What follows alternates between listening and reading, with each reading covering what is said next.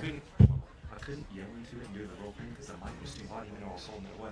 Hey, do me a favor. Can you just shoot me a text? Your opponent, Can you just turn the channel 15 in about 30 David Clary back here along with Alex Myers here at South-Doyle High School, probably about 10 minutes away from the start of the ball game. The Wildcats of Oak Ridge and the South-Doyle Cherokees. The Wildcats, as I mentioned, this is only the third time the two teams have ever played. The Wildcats and Cherokees are tied at 1 apiece. They did play Doyle, they did play South, and they did play Young over the years, but that really doesn't count.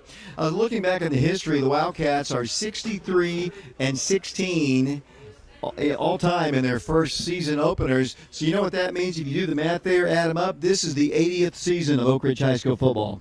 It's big time. That's big time, and there's so much history, David, and you know, I'm not quite 30, but I've lived through a lot of that history, but just generations. One of my favorite things about Oak Ridge football in general is going to the stands when I was a young kid, seeing 80, 90-year-olds at the game, seeing 40 and 50-year-olds, and then seeing the little kids and seeing how this really connects generations together.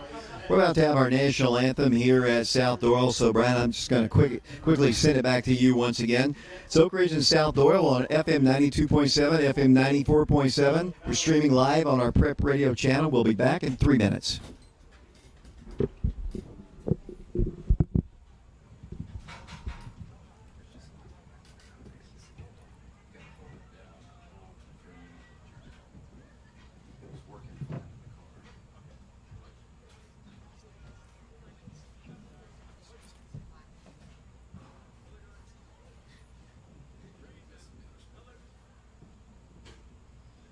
At this time, please remain standing, and gentlemen, remove your caps as the South-Doyle High School marching band plays our national anthem.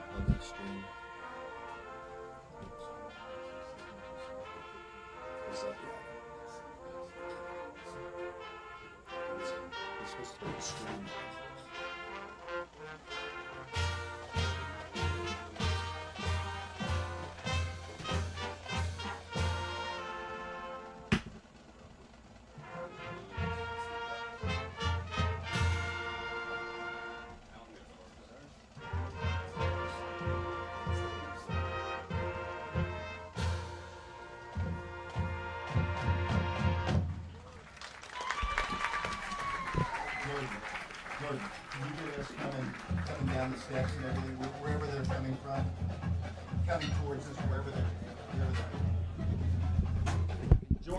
Jordan, I think it's down that by the cheerleaders. Can you look on your phone just so you can see the screen? You see that? Okay, are we ready? I don't like this phone deal.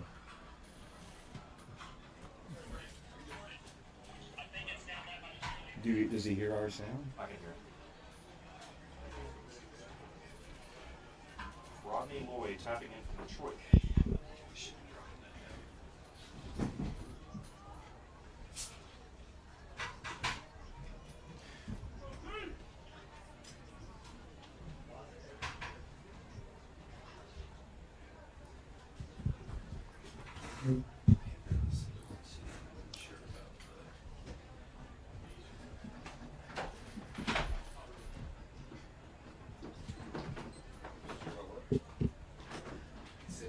Welcome back once again to the Fox Insurance Group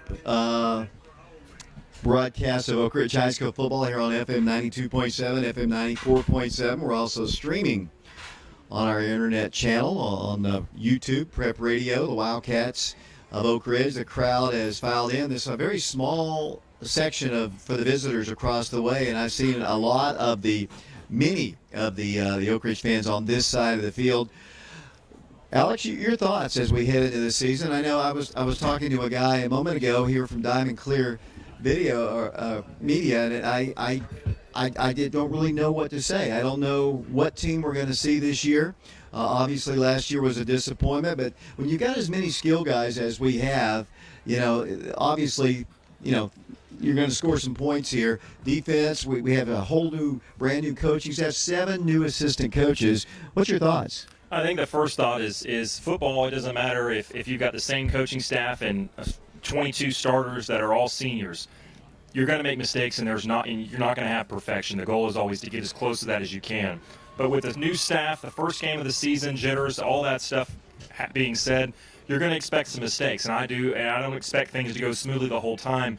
The goal is obviously to overcome those mistakes and make few enough mistakes and the right type of mistakes. And what I mean by that is not the ones that kill you. Maybe you make a mistake and maybe you give up an extra 5 yards, but don't make the mistakes that kill a drive or take away a turnover or something like that. And I don't expect perfection, but I expect guys to go out there and play hard. And I think from a skill position standpoint, like you said, we've got the athletes and we've got the ability to make plays.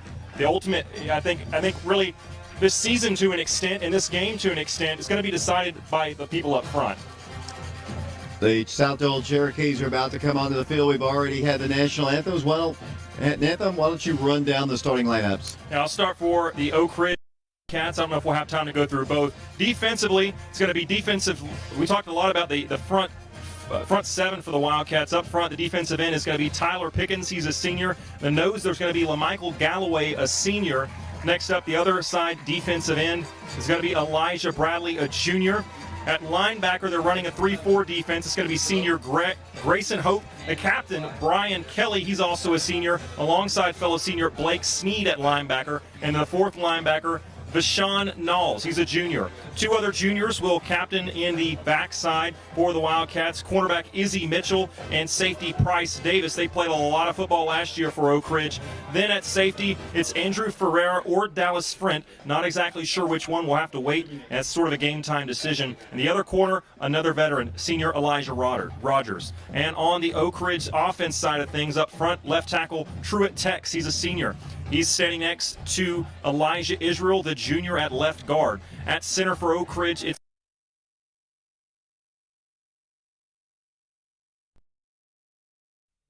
he stands next to right tackle junior Lane Malcody. At wideout for Oak Ridge, it will be senior Elijah Rogers and junior Brandon Hayward, alongside Will Presley, who's a freshman. He's been a guy who's made a lot of plays over the summers, opened some eyes, a young body, but a lot of talent with Will Presley as a freshman. 2 running backs, Jai Hunley, who's a senior, also will split time with DeJavis Dozier, among others, and also the quarterback. David, I'll let you take care of that one. It'll be Peyton Sharp here getting his chance to start as a senior player, and obviously he was a backup last year and played a little defensive time for the Wildcats, little receiver, but he's going to be the guy behind center. He's an experienced quarterback, but you have to go all the way back to his freshman year when he started at a small single-A school in Middle Tennessee. He hasn't been a starter since that time, but he's been working, he's been going to camps, and he's ready for his big night here tonight at South-Doyle. Good news is right now we don't have any rain, but as I look towards the Smokies a little bit to our right, it is really dark over there, and hopefully that will stay over there, and we will be able to get through this ball game. We are streaming this game on our YouTube channel, Prep Radio. Dyron Birdwell is tuned in right now, and we thank him for tuning us in. The captains for the 2 teams are out on the field. The Wildcats will have Jai Hunley. Looks like Brian Kelly is 2 of them. And I'm kind of shielded by the others. Looks like, if you'll help me here with the other captains on the right side, is here come the Wildcats onto the field here at South-Doyle. Here comes Roll, Wildcats Roll, the Wildcat Band, performing the fight song across the way. And you can probably hear them here at South-Doyle, and we're just moments away from the kickoff of the 2022 season. It's Jai Hunley, Brian Kelly, Brandon Hayward, and also for the Wildcats, number 55, and you'll have Elijah Israel. Elijah Israel, excuse me, I didn't have my paper turned over. Those are the 4 captains for Oak Ridge. Really nice turnout for Oak Ridge. The stands across the way as we're looking towards the opposite side where Oak Ridge's fans are. The band's taken up almost half. Everyone else in that section is shoulder to shoulder. There's a lot of Wildcat fans standing around the track. There's no fence or anything. Really good contingency of Oak Ridge fans here. Yeah, in fact, there's more Oak Ridge fans than the stands will hold right now, so there's a lot of people, as Alex said, standing around the track. We're just moments away here. We're on FM 92.7, FM 94.7. As I mentioned, the last time I was here calling a ball game, 1981. Long time ago, Alex, and hopefully the Wildcats won that ball game. That was against Doyle High School. Been a long time here, and I'm just excited for another season here on FM 92.7. I appreciate all of our sponsors. Most of them have been with us for years and years and years, and we appreciate them. And of course, if you hear them during the course of our broadcast on FM 92.7, and I'll run them down too on the stream, and you can probably see them on the top left of the screen. Those are our sponsors for this year. Please tell them you appreciate them. As the two teams are coming out on the field, it'll be the South-Doyle Cherokees kicking off to the Wildcats. They'll be kicking from right to left. They're wearing all white football pants, navy blue jerseys, white numerals, a little bit of red, and of course they've got a blue and red helmet. The Wildcats are wearing their road white jerseys with cardinal pants, and we're about to get set here, Alex. Boy, the Wild Band is loud, and they are playing a lot of stuff right in our ears, and boy, David, they sound incredible. I'm getting chills over here listening to you talk about the game, listening to them playing. The crowd on both sides are starting to get into it. Not much like Friday nights in East Tennessee, David. Elijah Rogers, number 1. Almani Rimbert back to receive the kick for the Wildcats. They're kicking from right to left, and this season is just about to get underway here. The ball is put down on the tee. The kicker for them is number 36, and he is ready. And we're about to start the season here. Jonah Mitchell to kick. And here's the kick. It's going to be a little squib kick fielded by up back at the 15 to the 20, up to the 25-yard line. Breaks free at the 30 to the 35 to the 40-yard line. And the return man is Terrence Anthony. Terrence is 5'7". He's 170 pounds. He is a senior. A flag on the play. Yeah, I didn't see where the flag came in. It was near the end of the run. It's at the 38, and Terrence had the ball down to about the 42. In Wildcat territory nearing midfield. We'll see what it is. I would assume it's probably against the Wildcats. It sounds like it's a holding, David. You know, one thing that I thought Terrence did a good job, the ball kind of squirted towards him. He could have very easily put his knee down on, but he was able to keep it above the turf area here. Got a nice return, but unfortunately the penalty yard is going to step back to around the 29-yard line, and that is where Oak Ridge will take over. First down, 10 yards to go, just underway here from South-Doyle High School. The Wildcats and Cherokees. The quarterback is Peyton Sharp. Peyton for the Wildcats is 6'1". He is 190 pounds. He is a senior. Jai Hunley is a running back with him to his right. Men comes in motion, and he gets the handoff. Moving the ball up the field to Jarvis Dozier. He's across the 40-yard line, and that's an Oak Ridge, 10 Bank of Oak Ridge first down on the first carry for the junior running back who last year tallied 471 yards. Yeah, and it's another running back in the backfield, a senior, Jai Hunley, who set the edge. Jai lined up next to Peyton Sharp. DeJarvis came in motion, and without that ceiling blocked by Jai on the right edge, that run goes nowhere. Will Presley split out to the left side. He is a freshman. The Wildcats have Elijah Rogers, Brandon Hayward to the right. Low snap, screen pass to Jai, and he is dropped right at the line of scrimmage. Wildcats tried to get Elijah Rogers to do the block for Jai, but they came in really, really strong and dropped him for a loss of a yard. Yeah, it was a really, really nice play on the outside by Avery Westfield, the defensive back, the left side cornerback for South-Doyle. Not a big guy, but he ran through a potential Oak Ridge block, and it's hard to take Jai down in open space, and that's exactly what he did. Loss of a yard on the play. Second down, 11 yards to go. 10:59 and counting here in the first quarter. The Wildcats and Cherokees. 3 receivers split to the left of the quarterback. As the Wildcats move from left to right, handoff goes to Hunley. Hunley at the 40, at the 45, lowers his shoulder and buries a man right at the 49-yard line. About a yard short. It'll be third down and a yard to go for the Wildcats. Really nice play there by Hunley, David. He had a man that he could have tried to bounce it outside and tried to get back to the line of scrimmage. Instead, he put his foot in the ground and basically pivoted right at the 40, got straight upfield, north and south, didn't waste any time, and turned what could have been a 1 or 2 yard gain into a 9-yard gain. Brian Kelly, number 33, comes into the ball game. He'll be in the tight end position. Looks like he's going to line up in a slot. The Wildcats have 2 receivers split to the left. Sharp has the play from the sideline. The offensive coordinator is the head coach, Scott Cummings. Third down, a yard to go. Slot man is Brian Kelly. The handoff goes to Huntley. He's got a first down and more. He's across the 50-yard line, down the South-Doyle sideline, pushed out of bounds at around the 29-yard line, but there's a flag down. Knox County officials here at South-Doyle. It'll be probably coming back. Yeah, really nice job on the right side of the offensive line by Austin Hill, who pancaked his man and was able to spring the Oak Ridge running back for that carry, but I believe they might have got another Wildcat on the line for holding, unfortunately. Yeah, they're going to call this one back. The flag went down right at the line of scrimmage. That'll be a 10-yard step off. So a great run by Huntley. The Wildcats will have it 3rd and long. And I would really like to mention, though, even though the play got called back, I love the call. You line up back there and you say, mano y mano, I believe that my offensive line, I'm confident in them, that they can get a yard when they need to. And unfortunately, there's a penalty, but I like the mindset from Coach Cummings. As you mentioned, calling the plays as the head coach. 3rd down, 12 yards to go after the penalty. Presley's back in the ball game. Out of the game will come Brian Kelly. Brandon Hayward, Elijah Rogers split to the left side. The Wildcats have the freshman Presley split to the right. Huntley in the backfield. Wildcats was sharp at quarterback. Whistles blow, and it looks like we're going to have a timeout called, I think, or is it delay a game? It is delay a game. The Wildcats a little slow getting their personnel set. And you see those kind of things in the opening ball game. Wildcats looked a little confused on the personnel they wanted in the ball game. So now it's 3rd down and 17. Yeah, and a play like this, he's not a veteran, even though Peyton's a senior. This is his first year as a starting quarterback. I wouldn't be surprised to see something quick, a screen, or just a deep pass. I wouldn't expect anything over the middle right here. You don't want to make a mistake backed up in your own territory.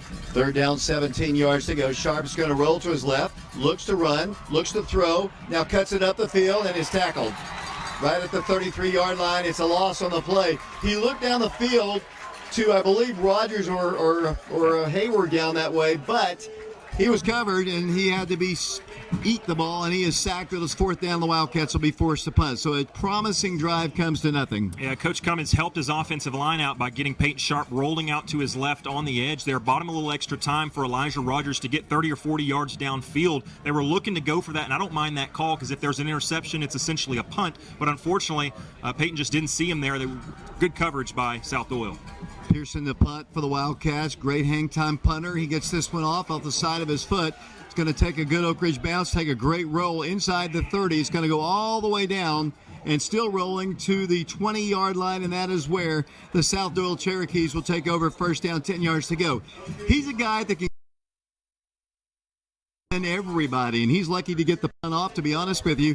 And he got a great roll because they had sent everybody. They had the one guy back, and he let it roll, and it's a great punt for Pearson. Yeah, Pearson's going to be a weapon for this team. There's no doubt about it. And there's going to be games that are going to be probably decided this year on field position, and Pearson is a guy that you are happy to have on your side if you're a Wildcat fan. I believe he's nationally ranked, isn't he, David? He is. He's 6'5", 250-pound punter. Now on defense go the Wildcats for the 1st down. Time in the ball game. The Cherokees, you'll help me with the quarterback and the numbers here. And there's movement right at the line of scrimmage. We're going to have an illegal procedure call against the Cherokees. Yeah, it's Nolan Brang, the 5'10", 170-pound senior quarterback, as we're going to get a false start on South-Doyle. So interesting, both teams start drives with a penalty to start the game. It's the first ball game. Although they've all had scrimmages, you got to have nerves. There's always nerves in the first ball game. 5-yard step off. It'll be 1st down, 15 yards to go. 9:02 to play first quarter. Here from South-Doyle, no score. Oak Ridge and the Cherokees. Once again to the line, one lone running back, 3 receivers to the right. Quarterback's going to hand it to the back. Boom! He's knocked behind the line of scrimmage. Back at the 9-yard line. The Wildcats came in really strong with Tyler Pickens, 6 foot, 210-pound player from a transfer from Hardin Valley Academy. It's a big loss on the play. You want to talk about a guy that looks the part. He is a big, tall, lengthy defender out there on the end of the defensive end, and that's a guy on your end, on the defensive line, rather. That's a guy you want. You can break up passes, but right there, playing strong in the run game. They're going to pass. A little screen pass is going to be caught, blown up nicely by Elijah Rogers behind the line of scrimmage at the 5-yard line. The Wildcats all over that one. Absolutely. Rogers, not only did he make the tackle, but he really kind of tackled 2 guys. He had a blocker, and he didn't shed him. He just shoved the blocker and carried that blocker all the way back into the ball carrier. And now the same thing that I mentioned a moment ago for Oak Ridge, you don't want to make a mistake deep in your own territory. you've got South-Doyle inside their own 10. You don't want to do it, you don't want to give up anything long, but more than likely South-Doyle is going to want to play this safe. Ball's to the 9-yard line. He's going to pass. A little screen pass is going to be caught up the sideline. Elijah Rogers is going to try to make the tackle. He does make the tackle, but not before they pick up close to first down yardage, but he'll be shy by about 5 yards. And then a late penalty flag. We might have a unsportsmanlike conduct against the Cherokees. We'll have to check. But it was a late flag, came in after the play, and they were pointing at blue shirts. He did not get the first down, and the penalty is yet to be signaled by the officials. 7:54 to play here in the first quarter, and it is a penalty against South-Doyle. Yeah, and I was going to say, I was assuming the penalty was, I don't know if it was jawing or what, but there was about 4 or 5 blue jerseys around the official that threw the flag, and Oak Ridge's guys had already gotten away from the play, so I don't know what it was, but my assumption would be it was jawing of some sort. It's right in front of the South-Doyle sideline. And the penalty was declined. The Wildcats will drop back Brandon Hayward along with Almani Rippert once again for the to receive the punt. They'll be punting from their own end zone. Yeah, it's actually accepted, but I believe because it was after the play, it's a dead ball, so they don't get to replay third down. And this is important because now the punter is now where he would have been standing around the 10-yard line. He's now in his own end zone. So if Oak Ridge wants to get a little play a little gambling match here and try to bring some pressure, you never know. First game jitters, you might try to rush it and maybe get a block punt. Stiff wind beginning to blow here into the press box here, and the clouds are getting a little bit darker. Unfortunately, they'll be punting from the end zone. As I mentioned, Rimbert and Rogers back. Play clock down to 18 seconds. It's fourth down and about 17 yards to go. Movement on the line. And they're going to, I guess, fake it. And the Wildcats are going to recover a fumble. Wildcats at the 10-yard line. And I took my eye off of it, either the snap was bad or it was just. The snap was bad, and everybody kind of stopped and moved, but there was no flag because the ball moved, so that's a live ball. And who was there? Ben Birdwell in there, and now Oak Ridge has got it 1st and 10 at the South-Doyle 15. And the Wildcat offense right at the 10-yard line, back onto the field for their second drive. We have a scoreless ball game. That is the Wild Band of Oak Ridge playing across the field there. The Wildcats have it. First down, a goal to go. The ball right at the 10. 7:52 to play here in the first period of play here from South-Doyle. Elijah Rogers, senior, splits off to the left side. Wide to the right side for the Wildcats. Will go for Oak Ridge, number 8. That is Izzy Mitchell. Backfield split. Dozier and Hunley. And once again, there's movement on the line. And let's see. They're going to say what? I think they're saying timeout Oak Ridge, but none of Oak Ridge's coaching staff's coming out there. I don't understand. The only thing I can imagine, there was some shuffling among the South-Doyle defensive line, and at that point, Oak Ridge tight end moved in motion to his left, and it was almost, I wonder if the officials thought it was offsides instead of motion, because there's no flag, but Oak Ridge didn't call a timeout. And maybe the officials are getting the first game jitters. I was about to say it's the first game for them as well. First down, goal to go. The ball's at the 10. They're resetting it once again. Wildcats look over to the sideline once again. Peyton Sharp, senior quarterback for the Wildcats, trying to get Oak Ridge on the board early. 7:52 to play first quarter. We've got a scoreless ball game. Hunley in the backfield. 2 receivers to his left. In motion for the Wildcats will go Blake Steed as Peyton will pitch to Hunley in the backfield. 5-4 into the end zone. Flags are down again. Another flag down on a big play by Oak Ridge. He went into the end zone, but they're going to call a penalty against the Wildcats. That's that play. I'm guessing it must have been a holding or something on the edge. Oak Ridge had several blockers on the outside.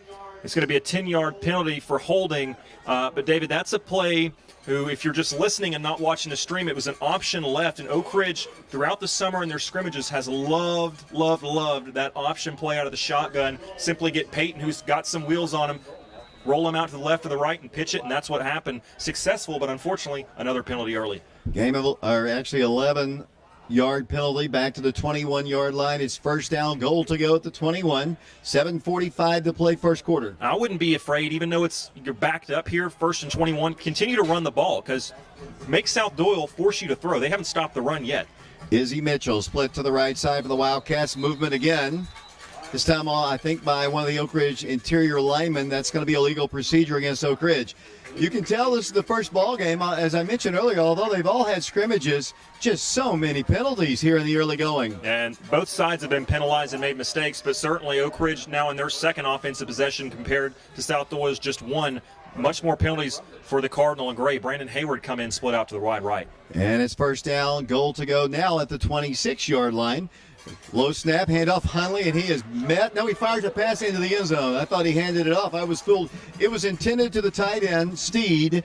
Pass a little bit overthrown, incomplete. It'll bring up second down, goal to go. The ball at the 26-yard line. And he was thrown high, and Oak Ridge lucky it was an incompletion, because if that ball was a little bit lower, it was right in the hands of a South-Doyle outside linebacker who had dropped back into coverage. Quite frankly, the Wildcats lucky that one just fell to the turf. 7 minutes, 41 seconds to play first quarter. We have a scoreless ball game on FM 92.7, FM 94.7, prepradio.com, and Oak Ridge Schools Television Channel 15. Sharp once again, Dozier and Presley split to the right side. Hunley in the backfield. Second down, goal to go. Straight drop. End zone, pass, there, man there, touchdown, Oak Ridge! That's an Oak Ridge High School class of 1989 touchdown, and the Wildcats are on the board, 6-0 our score. Elijah Rogers streaking down the left sideline, shades of that throw to Brandon Hayward in the scrimmage at Carson Newman last week. Beautiful throw. Rogers with some nice separation at the end with some physical play at the wideout spot. Credit the offensive line, Dave. They protected him and gave Peyton enough time to deliver that throw downfield. Junior David Wilson, 5'10", 150-pounder, in to attempt the extra point. The Wildcats line up in that strange procedure, and the Wildcats are going to try to get a two-point conversion, and they are going to be denied right at the goal line. They try to push the pile forward. The whistle finally blows. No signal. They did signal. That's a two-point conversion for the Wildcats. They lined up. Well, I'll let you explain that after the break. We'll take a break. 8-0 Wildcats. We'll be back with a Wildcat kickoff in 60 seconds.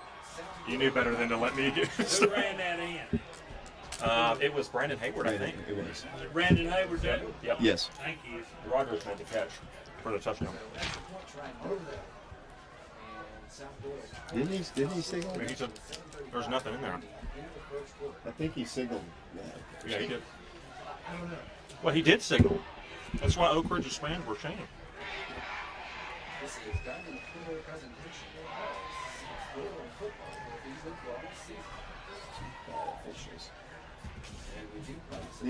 The two-point conversion was good. The two-point conversion was good. Just to let you know. Okay, whatever. And now they're saying the two-point conversion was good, and we have a little video. So we're going to hold our breath and hopefully we'll have video all night long. What do you like the quarterback's name? You have a pen? Welcome back once again to South-Doyle. The Wildcats of Oak Ridge will be kicking off, and obviously a penalty on that particular play. The Wildcats will be kicking off from the South-Doyle 45-yard line. The Wildcats will be having Pearson to kick in. The Wildcats lined up, and we'll talk about that formation in a moment as Pearson will kick off. Let's see if he splits the uprights. He hits it high, hits it deep, end over end, and I believe off to the right side, but it is a touchback. It'll be South-Doyle taking over. First down, 10 yards to go. So the Wildcats recovered a fumble at the 10-yard line, were penalized all the way back to the 26, but just a beautiful pass thrown by Peyton Sharp, and the Wildcats get the two-point conversion. I'll let you explain it now. So Brandon Hayward lined up in the shotgun formation behind two or three offensive linemen. They had a couple linemen, a couple players split off to the left, a couple players split off to the right. In that formation that you see a lot of times in Middle Tennessee and at different levels in high school, rarely in college, where they look like they're going to go for it, and almost every time they end up bringing the formation in and letting the field goal kicker kick the extra point. But they do that in case they don't line up to defend it correctly, the defense. South-Doyle didn't line up correctly, apparently, because Oak Ridge saw something they like. Hayward signaled to snap it, and it was basically 2v2 on the offensive line, and Hayward just had to beat a guy into the end zone, and it was a struggle, but he got some help from those offensive linemen who came in late, pushed him over the line, and because of that, Oak Ridge now leads 8-0. And obviously it was a little help from the officials because they didn't blow the whistle right away, too. So It'll be first down, 10 yards to go for the Cherokees. The ball at the 20-yard line. 7:35 to play first quarter. Oak Ridge on top, 8-0 here in the first ball game of the 2022 season. Here, we'll check the secondary and line here in a moment. Handoff goes to the running back. He tries to elude the man. He is tackled right at the line of scrimmage. A lot of white shirts there as the Wildcats once again come in really, really strong. That's the numbers. Great offense. We talk about the line play, David, for the start of this ball game for Oak Ridge. Both sides of the line, offensive lines had some struggles with some holding and just some being penalized, but especially the defensive line, they have held up remarkably early on to start this game. Quarterback's going to pass is incomplete. Knowles defending for the Wildcats here. 7:04 to play. It is now third down, 11 yards to go, facing the Cherokees. As I'm kind of discombobulated here, Alex. I'm having to hold the phone. We've got rosters blowing around here, but interesting start for the Wildcats. Oak Ridge's defense is just manhandling their offensive line. Yeah, they really are. The defensive, Oak Ridge running that 3-4, but the front three, especially that nose guard and the two ends, really, they've been playing remarkable. Quarterback back to pass, fires a pass. Brian Kelly and company drop him right at the 20-yard line. Wildcats will stop him right at the 20, where it'll be fourth down and 10 yards to go. Brian Kelly is a fast guy. He ran track for the Wildcats. He had a little help and no place to go. It's fourth down. Yeah, Kelly made the tackle, but Izzy Mitchell and Price back there as well both came into swarm in case that tackle was missed. He had no shot of breaking that one for more yards. 6:31 and counting. It's fourth down. Officially 8 yards to go. They'll be punting again from the 10-yard line. The Wildcats with a couple men back here at the 45-yard line. The last snap they tried to punt was bad. This one's better. No pressure. Wildcats set up and look at a great punt here. Dropping back to receive it. Brandon Hayward needs a block. Moves the ball up the sideline. 40, 45, to the 50, to the 45, to the 40-yard line, and that is where he is tackled. It'll be first down, 10 yards to go. Really might have outkicked his coverage there, and then another late flag comes in. Either some kind of taunting, could be on Oak Ridge, could be on them. There's a lot of jawing going on between these two teams, but really nice return. Once again, got around the corner, he was able to pick up big yardage. And part of great returning and great blocking in a weird way is not blocking. What I mean by that, Brian Kelly was coming backtracking and had a really close call where he almost, if he put his hands out, it would have been a block in the back. It would have negated the great return. Instead, he keeps his hands in and just kind of gets in the way with his body. And because of that, there was no penalty called. And it looks like there was a penalty called later, you mentioned and you brought up, and that is going to be against Oak Ridge this time. Dead ball foul. It's going to be a personal foul penalty against the Wildcats, so they'll step it back across the 50-yard line once again. 8-0. The Wildcats are in the lead. We're on FM 92.7, FM 94.7, streaming live on our YouTube channel, Prep Radio. So the Wildcats will start this drive, their third drive of the first quarter, Alex. They'll start this drive right at the 44-yard line. We got 6 minutes to go in the opening quarter. Oak Ridge already with 5 penalties that have been accepted. And I think if you're Oak Ridge, Peyton Sharp's got some confidence, but the only time you've been stopped, even on the ground, is when you've stopped yourself with penalties. I wouldn't be surprised to see Oak Ridge just continue to play smash mouth football. We've got a plethora of options back there, a lot of horses in the backfield, and so far, South-Doyle has no answer off their ground game. Very tight formation about to be in place for the Wildcats. Oak Ridge has Caron Pendergrass, 6 foot, 150-pound junior in. Wildcats with, once again, Hundley in the backfield. Side by side with the quarterback, Peyton Sharp. In motion comes Brandon Hayward. He gets the call with blockers across the 50 to the 45, down to the 43-yard line. No answer for the Wildcats. Oak Ridge doing what they want to do on both sides of the ball. And this is a coach's dream, because I mentioned the amount of weapons you have in the backfield at running back. That time, two of your more veteran guys, Dozier and also Jai Hundley, not only can they carry the ball, they're unselfish blockers. They were downfield leading the charge, blocking for Hayward, and there's another flag. Dead ball foul. It's going to be too much talking.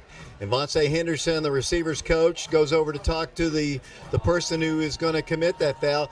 You make a good play, you just go back to the huddle.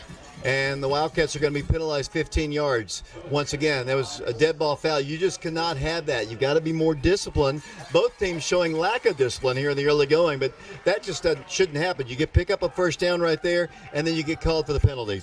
You've got to be more disciplined, and we talked about at the beginning of the game, what were you looking for? And I said not perfection. You're going to make mistakes, but you can't make mistakes that hurt the team. And that's one of them right there. You have a first down, you get the drive, first play of the drive, you get a first down up near midfield, you got the momentum, and then all of a sudden you shoot your own self in the foot. And now you're backed up again. It's going to be first down and what are they calling this? First and 10 again? Right. Because it was past the sticks. So you're not, it's not an awful penalty, but it's an awful penalty, David. You just, at some point, you got to settle in, and the nerves have got to go away. You just got to go out there and play sound football. Dozier and Hundley in the backfield. The Wildcats have Pendergrass split to the right. The Wildcats also have, Knowles to the left side along with Izzy Mitchell. The Wildcats coming to the line. The center for the Wildcats, Jermaine Blair. The quarterback is Peyton Sharp. Left to right, first and 10. Low snap, handoff, Hundley, and he fumbles the football. And South-Doyle say they have it. But I have seen no signal officially from the official. The Wildcat offense staying on to the field. It looks like the Wildcats will have it second down at about 3, although it is second down, although one of the Cherokees is yelling, it's our ball, but it is not. Blue, red, white, and blue. It's Oak Ridge, second down, 8 yards to go. I think Oak Ridge caught a break that time because when the pile was uncovered, there was a blue jersey that came out of there with it. They must have said that the play was dead before it happened, but Jai Hundley was being tackled as he was given the ball, so you can't give that ball up right there, but the offensive line's got to give him a chance to get the ball cleanly. Second down, 8 yards to go, 5:14 to play first quarter, 8-0 Wildcats. Oak Ridge with their third drive of the quarter. Peyton Sharp back to pass, has some time, fires a pass, is incomplete. Intended out here to Dozier. It'll be third down, 8 yards to go. They got a lot of pressure right up the middle against the Wildcats. It'll be third and long. Peyton's got to be careful. I've noticed it a couple of times now. The snap, I don't know if the snap's a little bit later or if he's just anticipating, but he's starting to kind of fall out of his shotgun stance there as he's starting to sort of rock before the ball's actually snapped. If he takes a step there, can end up calling him for a false start, and obviously you don't want that. Third and we'll say a long 11, close to 12 here, David. Obviously a passing situation. It all starts up front. I know I'm a broken record, but you got to give Peyton time to throw. They have done that early on. Let's see if they do it here. Two receivers to the left side, and play is halted, and we've got a timeout call by Oak Ridge. We'll take it with them. 8-0 Wildcats. First quarter action back in 60 seconds.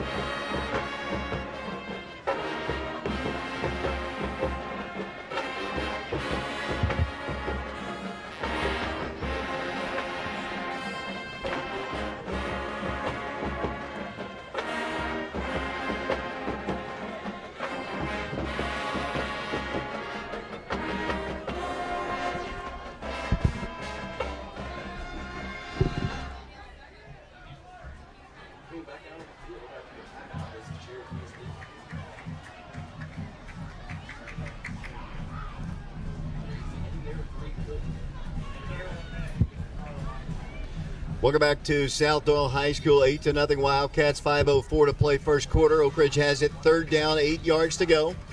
The Wildcats working from the 44-yard line of Oak Ridge. Two running backs, Sharp hands it off right side, running the ball. That's Rimbert. Rimbert is going to be caught. I thought that we might have had a face mask, but we didn't see a flag come down. They're going to stop him after a gain of about a yard. The Wildcats will be forced to punt. You know, I don't think it's a rule anymore. In college, there used to be the 5-yard variety of a face mask and a 15-yard if you were to hold on to it. That face mask, to me, looked like it was held for about 5 seconds as he almost cowboy-style wrangled the Oak Ridge ball carrier out of bounds. I'm not sure the official was right in front of it, but they wasn't called, and Oak Ridge is going to have to punt now. We talked about the punter being a weapon. Here's a chance with that strong leg of his. If he can get a bounce, get a roll, maybe you can pin him back deep. Pearson to punt here. I'm looking at a really ugly cloud to my right here, getting closer and closer here to the field. Lots of time. Here's the punt. It's end over end this time. It's going to take another good Oak Ridge bounce. Actually kind of rolls dead and now starts rolling up the field again. It's going to go all the way down to the 10-yard line, and there's another flag all the way across the field, away from the play, all the way across the field. Could have been a coach, somebody, and the official coming over to talk with Oak Ridge, and he put it down at the 30-yard line, and they're talking with the Oak Ridge coaching staff across the way there. I don't think this had anything to do with the play on the field, just something on the sideline. And it's a sideline warning, so more than likely that means the get-back man for Oak Ridge, whatever coach that is, has got to do a better job. It probably means either the coaches and or the players were a little bit too close to the field. Longest first quarter in the history of high school football. 4 minutes, 43 seconds to play here in the first period, 8-0. The Wildcats in the lead. They're going to start this drive. The Cherokees will at the 9-yard line. And once again, they'll come to the line. The quarterback is Nathan Brang, I believe. Nolan Brang. Nolan My Brang, I'm handwriting is sorry. not very good. I'm sorry, that's my fault. One running back, a tight formation. He's going to drop back to pass. He's hit as he delivers it. Pass is almost intercepted by Dallas Frent. Dallas didn't see the ball coming his way. The Wildcats got great contact there on the quarterback. Yeah, great.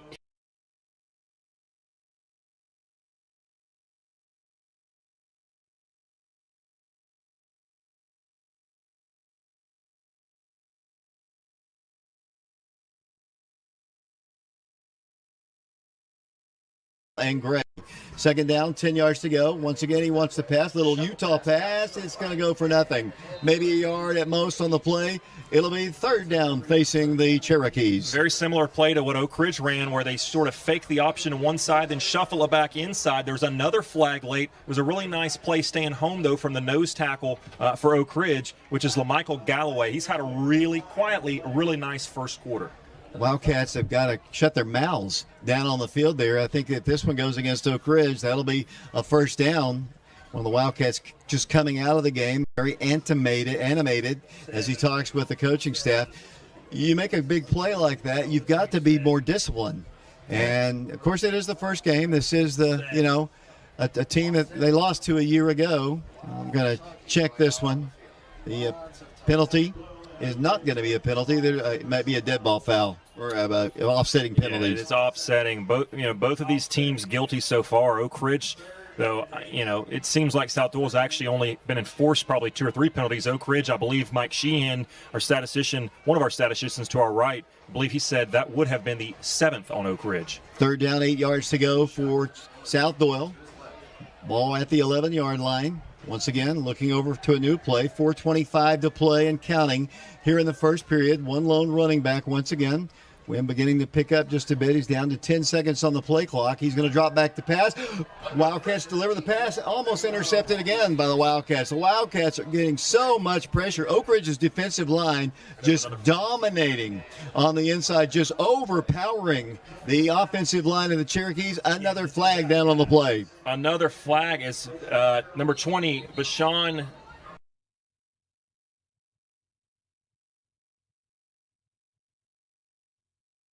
More guy protect him. Oak Ridge is penalized. This will be the 8th penalty for the Oak Ridge. 15 yards. I was talking, so I didn't hear what the penalty was for, but it looked like it came in around the quarterback. I wonder if it was a late hit, perhaps?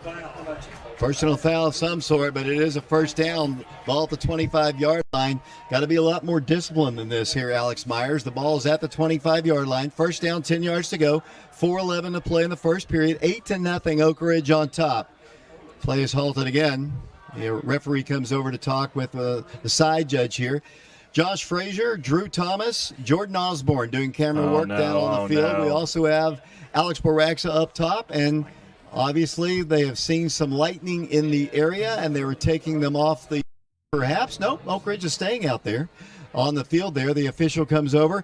Oak Ridge has an 8-0 lead. There is lightning. Yep. And so what we have seen so many times recently in the opening ball game, Alex, is rain delays, lightning delays, and looks like we've got another one here at South-Doyle. Yeah, that's what happens when you're playing football at this time of year. It's still, it literally is still summer.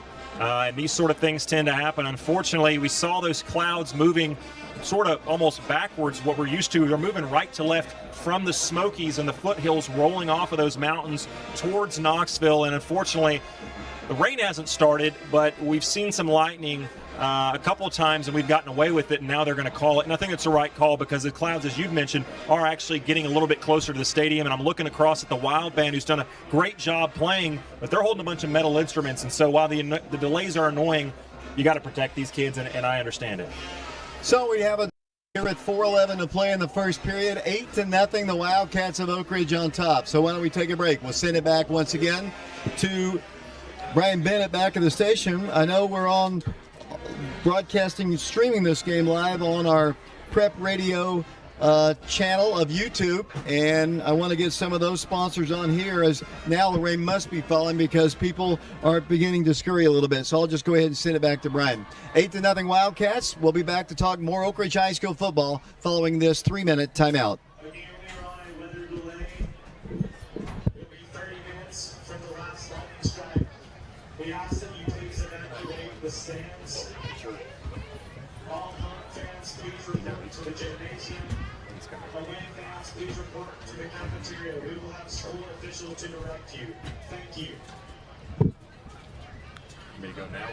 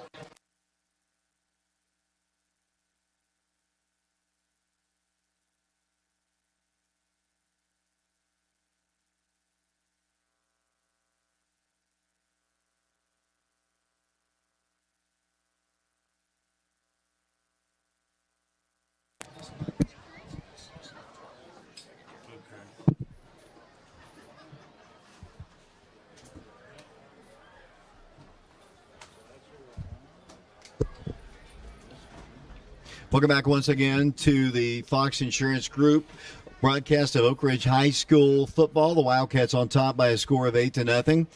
We are in a lightning delay right now. Mike Sheehan has joined us here. Mike, a member of the Oak Ridge Wildcats back in the 60s, and has followed a lot of Oak Ridge High School football games over the past several years, and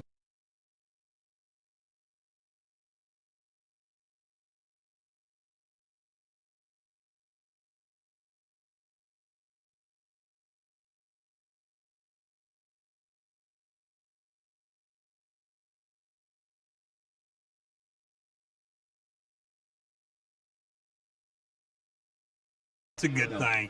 You know, I've seen people get killed by lightning before. It's not funny. It's very dangerous, so I understand it, but it really is aggravating, especially when you're a radio broadcaster. You keep getting put off all the time like this. But it's just part of the game, part of the year. You know,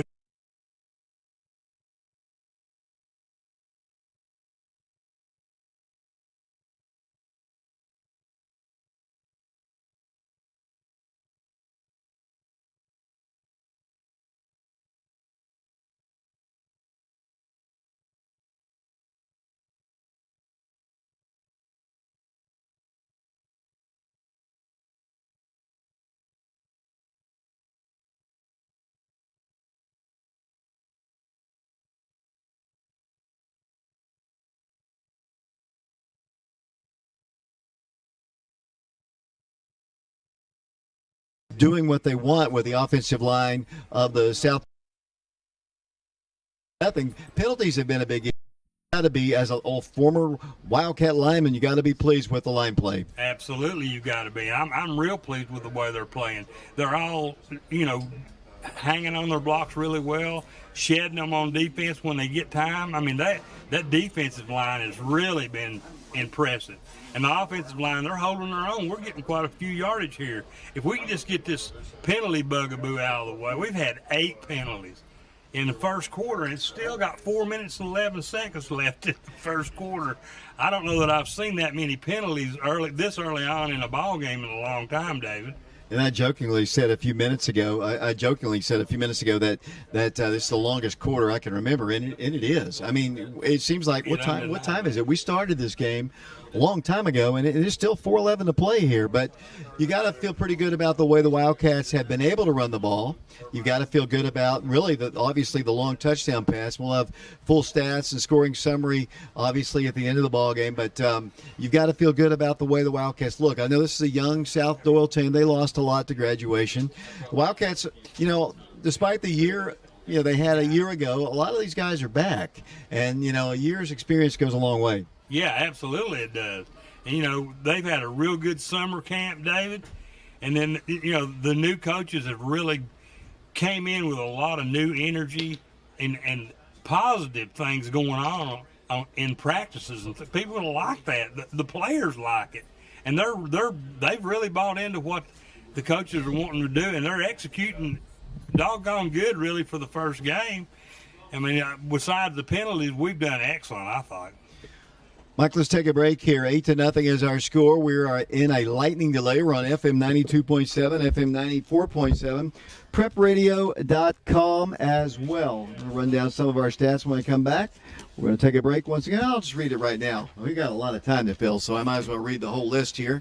The Fox Insurance Group is our corporate sponsor. We appreciate them, along with Mortgage Investors Group, along with Ortho Tennessee, Sexton Automotive of Oak Ridge, East Tennessee Spine and Sport, Dr. John B. Burgess, DDS, Jim Norman with Joyce, Meredith, Flitcroft, and Norman, attorneys at law, Nathan Miser with Shelter Insurance, 10 Bank of Oak Ridge, the Oak Ridge Utility District, Service Pro Loop Center, the Jackson Square Barber Shop, TK Wheeler Jewelers, the Oak Ridge Pharmacy, Cook's Comfort Systems, Betsy Coleman Realty, OBGYN Associates of Oak Ridge, Dr. William Lenahan, DDS, MacArthur Animal Hospital, and the Oak Ridge High School class of 1989, our newest sponsor this year. We're going to send it off to Brian once again. We're in a lightning delay here. We're on FM 92.7. We'll take a break. 8-0 Wildcats. We'll be back to talk more in a moment. Yeah, this has got to be. They're telling me that there's no sound.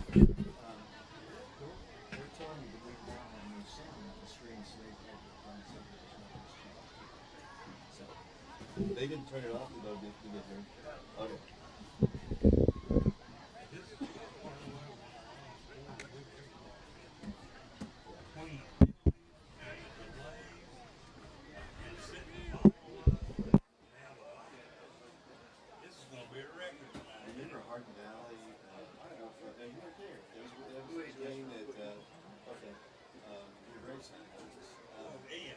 Yeah, and it rained, and we was 2 hours. We didn't start back up in the second half, but it happened at the end of the first half. We didn't start the second half until 10:30.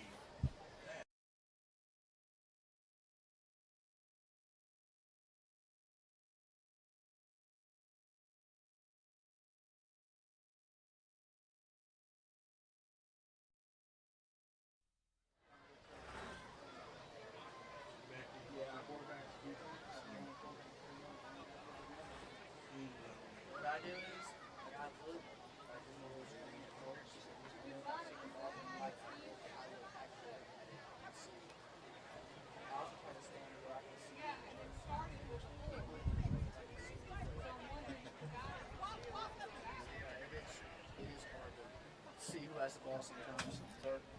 Track it. I got a couple good shots.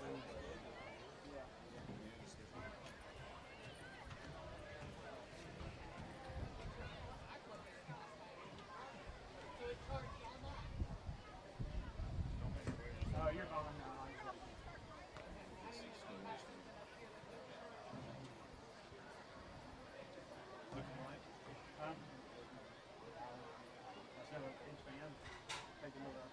I told them too, and they were like, "Oh, we're good." Yeah.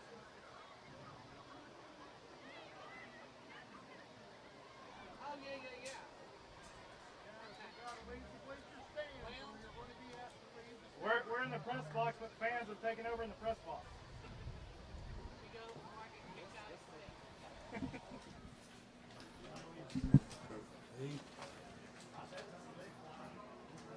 We got Bearden next. We got a big game. And of course, we got the Dragons after that. Come on. Go out here for a second. Come on, this thing's not coming out.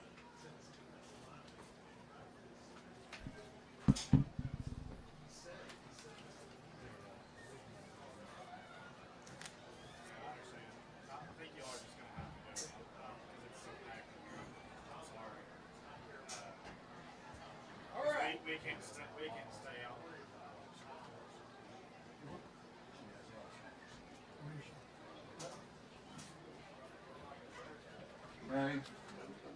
Mary, they're going to make us. CoachT.com. Well, welcome back once again to South-Doyle High School. The Wildcats in a lightning delay with the Cherokees. The Wildcats leading 8-0 with 4:11 to play in the first period as we get ready for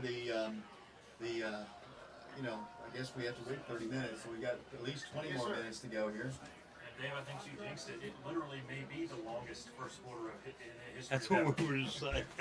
We're going to check in with some other scores of other ball games coming up. I want to make an announcement right now. We will have our coaches show. It's called Down the Steps with Scott Cummings. Beginning this Wednesday, it'll be live from Okies. That'll be at 7 o'clock, so we'll have a live audience once again. We've been many places over the last several years. The last couple of years, because of COVID, obviously we had it at the in the studio, but we will be having our show beginning this coming Wednesday, the week of the Bearden ball game, at Okies, and I'm looking forward to that. Coach Cummings will be joining us. We'll have highlights of this game if we get to resume, but it's going to be a challenging schedule, just like last year, Mike. The Wildcats had a tough one, and the record, indicated really how tough it was. The Wildcats only picked up 3 wins, and that's obviously not a great year for Oak Ridge High School. But once again, a really, really tough schedule. Yeah, absolutely. Over here at South-Doyle, nobody's slouch. They're a young team, but they've got some obviously very good players on this team. And obviously it's a highly contested game, 8-0 here in the first quarter.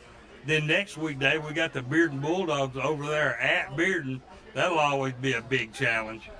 And then 3 weeks from tonight, the Wildcats will have their season opener. It'll be against the Clinton Dragons as the Wildcats take on Clinton in a regional ball game. Clinton has really played some really good football last year. The Wildcats took care of business, and the Wildcats have taken care of business against the Dragons over the years. But this is a much improved Clinton team. I was told by former Wildcat player and former coach of the Wildcats that they're coming for us this year, he said. He thinks that this might be the year of the Dragon. We'll have to see 3 weeks from tonight at Blankenship Field. Well, I know they've got a good, experienced quarterback.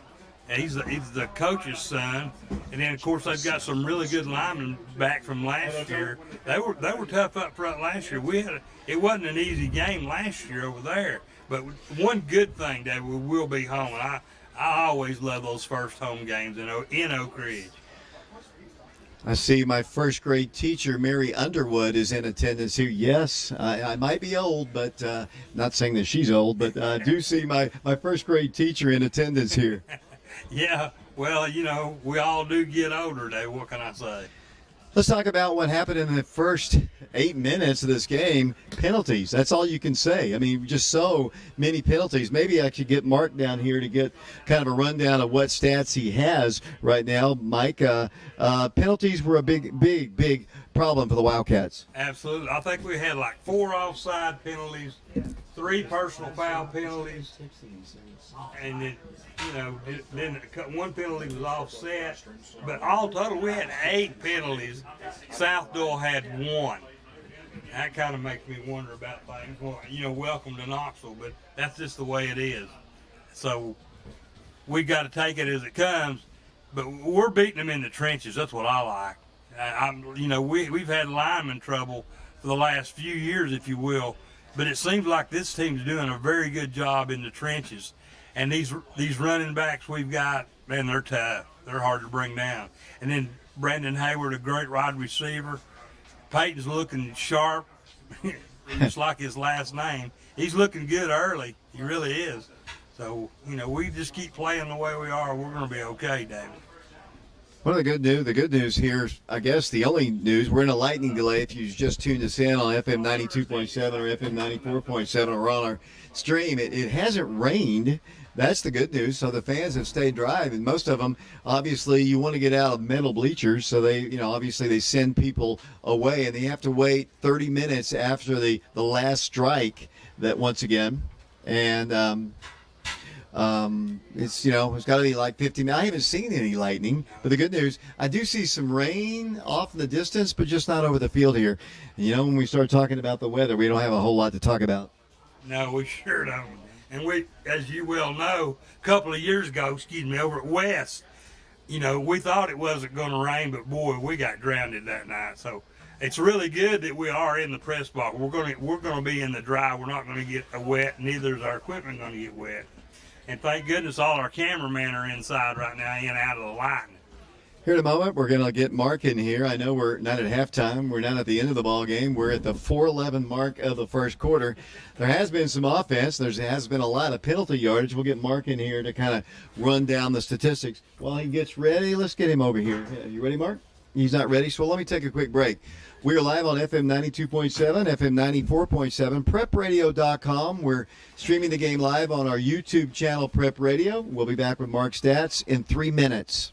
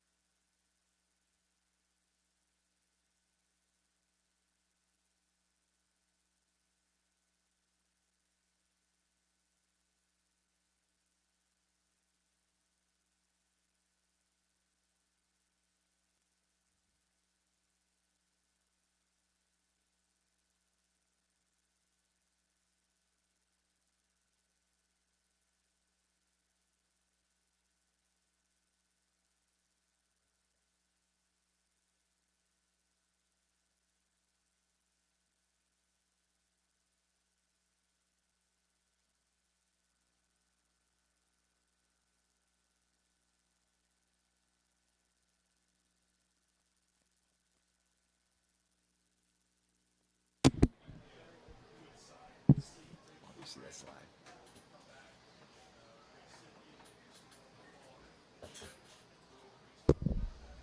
I'll bring it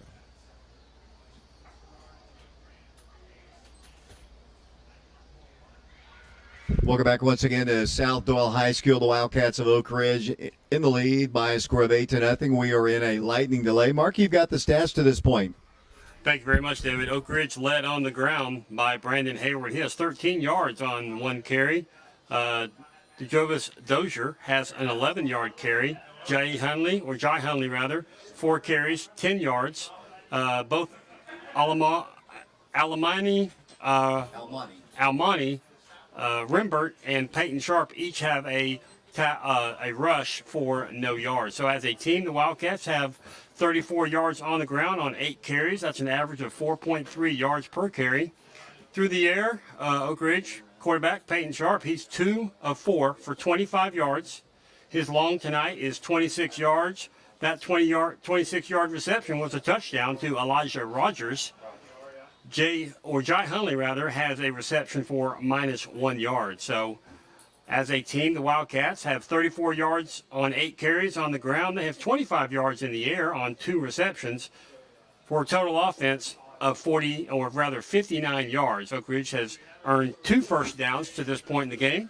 They've been penalized 8 times for 85 yards. Now looking at South-Doyle, they're led on the ground by number 6, Dosha Kleber. He has 1 carry for 2 yards. Number 27, Tajon Owens, 2 carries netting -5 yards. So as a team, the Cherokees have 3 carries netting -3 yards. Passing, quarterback who started for the Cherokees, Nolan Bragg, he's 3 of 4 for 18 yards. His long tonight is 17 yards. That 17-yard reception was by Tajon Owens. He has 2 receptions, totaling 20 yards. Also receiving 1 pass was Rolando Phillips. He's number 7. That was for -2 yards. So as a team, South-Doyle on the ground, -3 yards on 3 carries. They have 18 yards through the air on 3 receptions for a total offense tonight of 15 yards. 1 first down for the Cherokees. That was provided by the Wildcats on a personal foul that gave them the first down. They've been penalized 3 times for 30 yards. So looking at the team side by side, rushing yards, Oak Ridge 34, South-Doyle -3. Passing yards, almost even. Oak Ridge with 25, South-Doyle 18. Total offense, Oak Ridge with 59 total offensive yards, South-Doyle with 15. First downs, Oak Ridge has 2. South-Doyle with 1. Penalties, the big story. Oak Ridge 8 penalties for 85 yards, South-Doyle 3 penalties for 30 yards. Again, this is Marquez, where we are in a lightning delay. First quarter with 4:11 remaining on the clock. Oak Ridge leads 8-0. And we'll be back after this 3-minute timeout. Stay out of the stands. Again, home fans and report to the cafeteria.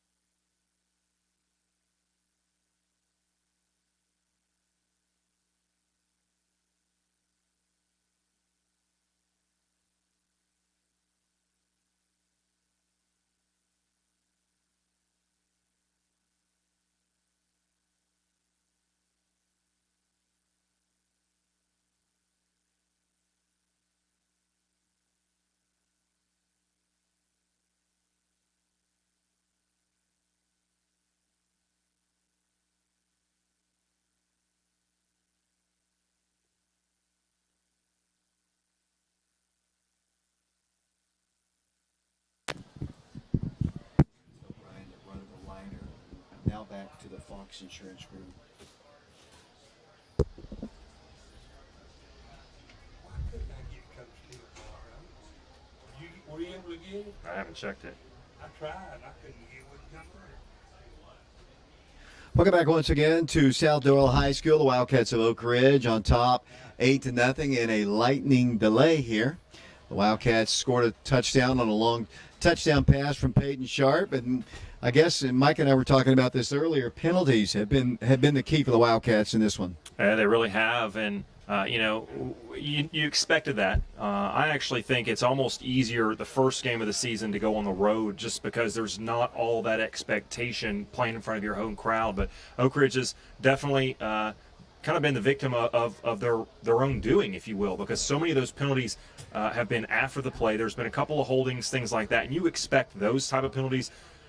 You can't always prevent those. Those mistakes are going to happen. The frustrating part about it, I think, David, for Wildcat fans out there, has got to be the self-inflicted ones, the after-the-play jawing. And I heard somebody from South-Doyle in the press box a few minutes ago, in not so exact terms, basically just saying if Oak Ridge could just keep their mouth shut, they'd be dominating this game right now because physically they have been dominating it. But like you said, David, penalties are a part of the game, and if Oak Ridge is going to commit them, then South-Doyle is going to take advantage of them. And so far, Oak Ridge has looked good, and the only time they've really been stopped has been when they've stopped themselves. Looking at the scrimmages, the Wildcats dominated Fulton. This is not the best Fulton team that we have seen. The Wildcats held their own against a Maryville team that last night just annihilated Heritage. I mean, Maryville's Maryville, but, Oak Ridge played pretty well. Last week, the Wildcats scrimmage, it was not really much of a scrimmage. It was a jamboree against Anderson County, ended up 7-7. Kind of hard to get much out of that. You didn't have the ball that much. You had running clock, especially in the second quarter of that one. But honestly, they have looked good in their scrimmages here. And they didn't have what we're seeing here tonight, and that is the penalties that we're seeing tonight. Of course, this is the first ball game, and for real, they're a little bit more lax in scrimmages, to be honest with you, because they're trying to get their feet under them. But in a real ball game, they're going to call things, and obviously, and I have seen just by the body language of both teams, you can see the jawing that's going on, which is interesting. It's not like we're playing Dobbins-Bennett or Farragut or Clinton. We're playing a team we've only played 2 times ever in the history of the program, but there's a lot of jawing going on. Well, but I think one of the parts about that, David, is the fact that you spend all spring practice going against your own guys, hitting your own guys that you go to school with, you work out with each and every day. You're seeing those guys line up across from you. And then you get a little bit of a break and you come back in summer workouts and you're seeing your own guys and you're seeing your own friends. And you put the pads back on in summer practice at the beginning of it, fall camp, whatever you want to call it, and you're playing against your own guys and you're hitting your own guys and you're getting reps against the guys you know. And all of a sudden you get a couple scrimmages, but this is the first real game where they're getting a chance to go out there and show those emotions, play physical, hit other guys that aren't the guys they've been hitting for 6 months now. And so there's a little bit of that natural, I don't want to say testosterone, but those emotions that flow, and you're finally playing against some guys that you're not familiar with. And so I think that's part of it, but certainly part of it or not, you got to be better. And Oak Ridge right now to this point has not been able to control their emotions. But I tell you what, I'd love to be mic'd up right now in the locker room, because I'm sure that's something that Coach Cummings and that staff is preaching is, guys, we're playing well if we just control our emotions. And I think I'd be interested to see when Oak Ridge comes back out here if there's almost a flip of the switch, David, to see how those emotions may flip. Next week, the Wildcats will be on the road once again. They'll be taking on the Bearden Bulldogs, a 6A school that beat Oak Ridge for the first time in almost 40 years. Last year at Blankenship Field, the Wildcats starting, as we remember, they lost the first 2 ball games. They lost to this South-Doyle team 28-20. They lost to Bearden in a close game, in a game, honestly, they should have won. They just could not find any offense. And Bearden, if you remember, beat them on one big, long play, if you remember, at the end of the ball game. And then the Wildcats, they knocked off Clinton in the 3rd ball game for their first win. But that's kind of a tradition, honestly, to be honest with you, Alex. But I've been told, Don Colquitt told me the other night, Don, former Wildcat, former coach at Oak Ridge, he says they're coming for us. and they've got a good team, and we'll see them. That'll be our first home ball game 2 weeks from tonight at Blankenship Field. But Mike and I started to talk about the schedule. You still have Farragut to play. You still have Greenville to play. You have Dobbins-Bennett to play. Obviously, Carnes, new quarterback. You've got Campbell County. You've got, I'm forgetting somebody, Lenore City. They've got a new coach. We'll have to see how strong they're going to be. Carnes, like I said. And, so you've got a tough schedule. It's the same schedule we had a year ago. Just flipped. We're playing them. If we were at home last year, we're on the road. Obviously, most Oak Ridge fans know that. It's just, but as Mike said, I'm going to say this once again. Home games, 7:30. Away games, 7. I have said that till I was blue in the face this week. And people say, that's not what the schedule says. Okay, trust the printed word or trust the voice of the Wildcats for 50 years. I mean, it's your choice, to be honest with you. But 7:30, except for the Carnes game, 7:30 are the home games. The Carnes game is at 7 because that's a Packer ball game at Blankenship Field. The rest of them will be at 7 o'clock. And talk about the schedule. Yeah, it's a grueling schedule. It's one that Coach Kim is going to have to navigate because, like we mentioned, this is not the deepest of Oak Ridge teams. The numbers aren't the highest they've ever been. So these teams by themselves in a one-off situation that Oak Ridge is playing, a lot of them are going to be very tough, very physical, very talented, and a lot of them are well coached as well. But when you stack them back to back to back to back to back like they are, depth becomes an issue, and that's one of the biggest question marks we talked about up front on both sides of the football. One of the biggest questions is not necessarily talent, it's the depth. And so, for Oak Ridge, you want to stay healthy throughout the season as well because it's a grueling schedule, as we mentioned. And, it's 8:08 now as I'm looking at the phone. David, the last update we had, find some wood to knock on, they said 8:24 was the scheduled restart time. Remember, it's 30 minutes from the last seen strike. It's starting to brighten up a little bit, but honestly, I haven't seen lightning strike in well over 30 minutes, but hopefully if 8:24 is the time, you would think we'd have to see the teams coming out to warm up here in the next couple of minutes. Let's talk about our crew once again. As usual, we have Mark and Shauna Hayes. They'll be doing our stats. You got a chance to hear Mark earlier. They're with us again. I guess this will be the 10th year, Mark and Shauna. Of course, Mark did stats for me a long time ago, back when we were in college. So we're talking about a lot of years ago, before you were born there, Mr. Myers. Alex Myers joins us in the booth. If you are accustomed to hearing James Branson the last several years, we've had Tyler Trent and some others in the last few years. James is now the tight ends coach for the Wildcats, so he's down on the field. Alex has rejoined me after his stint as a Knoxville media personality, but he's back in the booth here with me. Our camera personnel, we're going to have several this year. Matthew Charles will be joining us a little later on. He'll be his 5th or 6th year as a camera guy with us. Alex Baraxin in his 6th year as a camera guy. We got Drew Thomas here. He is in his 2nd year as a camera guy. We have Jordan Osborne tonight in his 2nd year. Josh Frazier joins us here. He's in his 1st year as a cameraman. If I'm giving the statistics on the camera guys, we are just trying to fill time. And Alex, you've been here with Mike Sheehan. Mike told me before the game that the first time we met was 29 years ago, when he was introduced to me by Greg Blenko, who was a former basketball player, and Mike's been hanging around ever since. And you know where Mike is hanging right now? He's at the 49, he's at the 50, he's at the 49 and the 48-yard line. That joke never gets old, and Mike's the guy that's full of jokes. And David, that's you could tell that 100 times. I'm gonna pop for it the 100th time. Mike, it's a blessing to have him back. I know he's had some struggles the last couple of years. He's got a couple of new knees, if I can say that, and he is wheeling and dealing up the steps at South-Doyle tonight. And boy, it is absolutely a pleasure to have you back with us this year. And Mike's not only just a great guy, but he's a genuinely funny and fun personality. And this guy bleeds Cardinal and Gray. I mean, he played back in the day. I'm not going to guess the number, Mike, but you played back in the day, and he brings such a perspective. David, you've been around this a long time, but he's been around Oak Ridge even longer. And so to have y'all's perspective and to be able to talk about the history and really just examine the program, the offensive and defensive line like he does, it's a blessing to have him back. And I'm happy to be back with you guys this year. Let me get Mike over here once again. This is something, we have the time to do this. We might as well. He needs to get closer here because he's going to have to. Mike and I have never done this. You know, Mike's a little bit older than me. I'll just say that. I mean, I don't mean to. Yeah, you're a little bit older than me, but so you've seen more teams than I have. But let's talk about the greatest football teams of Oak Ridge High School that you have seen. I'll say the 1979 and 80 teams were really good with Doug Martin, who went on to play quarterback at the University of Kentucky and went on for a long coaching career.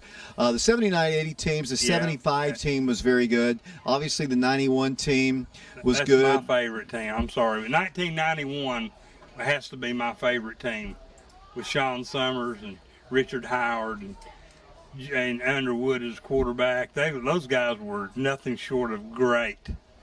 I don't know. I honestly, I do know how old you are. I know your sister.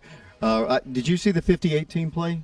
Yes, I did. As a matter of fact, Jackie Pope and that bunch, they were very good. Dick Truitt, some of those people, when they won the mythical national champion, if you will. I think I was 12 years old that year, David. But my dad and my sister, of course, she graduated in 1963. But we were there at those games, and we've seen some tremendous football games over the years. Let's talk about some of the great players. You mentioned Sean Summers.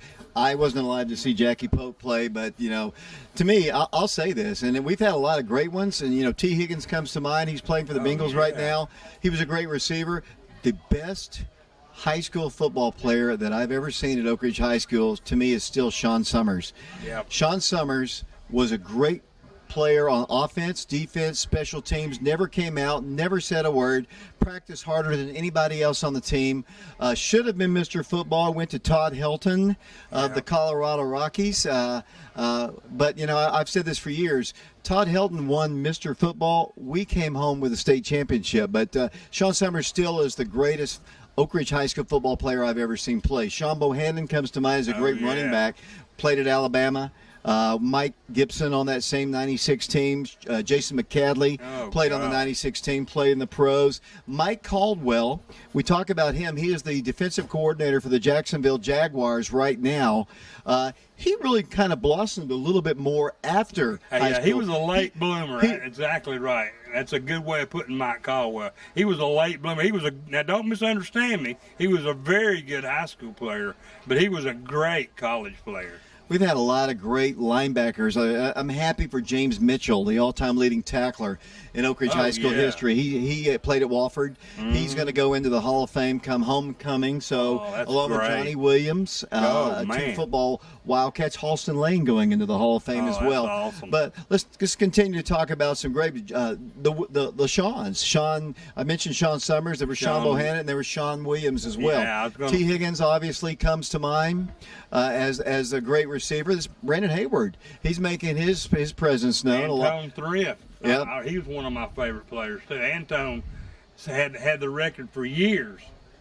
Scott Munger, Bill Zolliger, and those guys off of the 79-80 team. Yeah, Dean Nichols, the quarterback of the 75 team. Brian Roebuck, Craig Freeman. The state championship game in 75, they had three players that rushed for over 100 yards in those games in the 75 state championship win at Maplewood. That was down at Middle, and it was cold as all get-outs.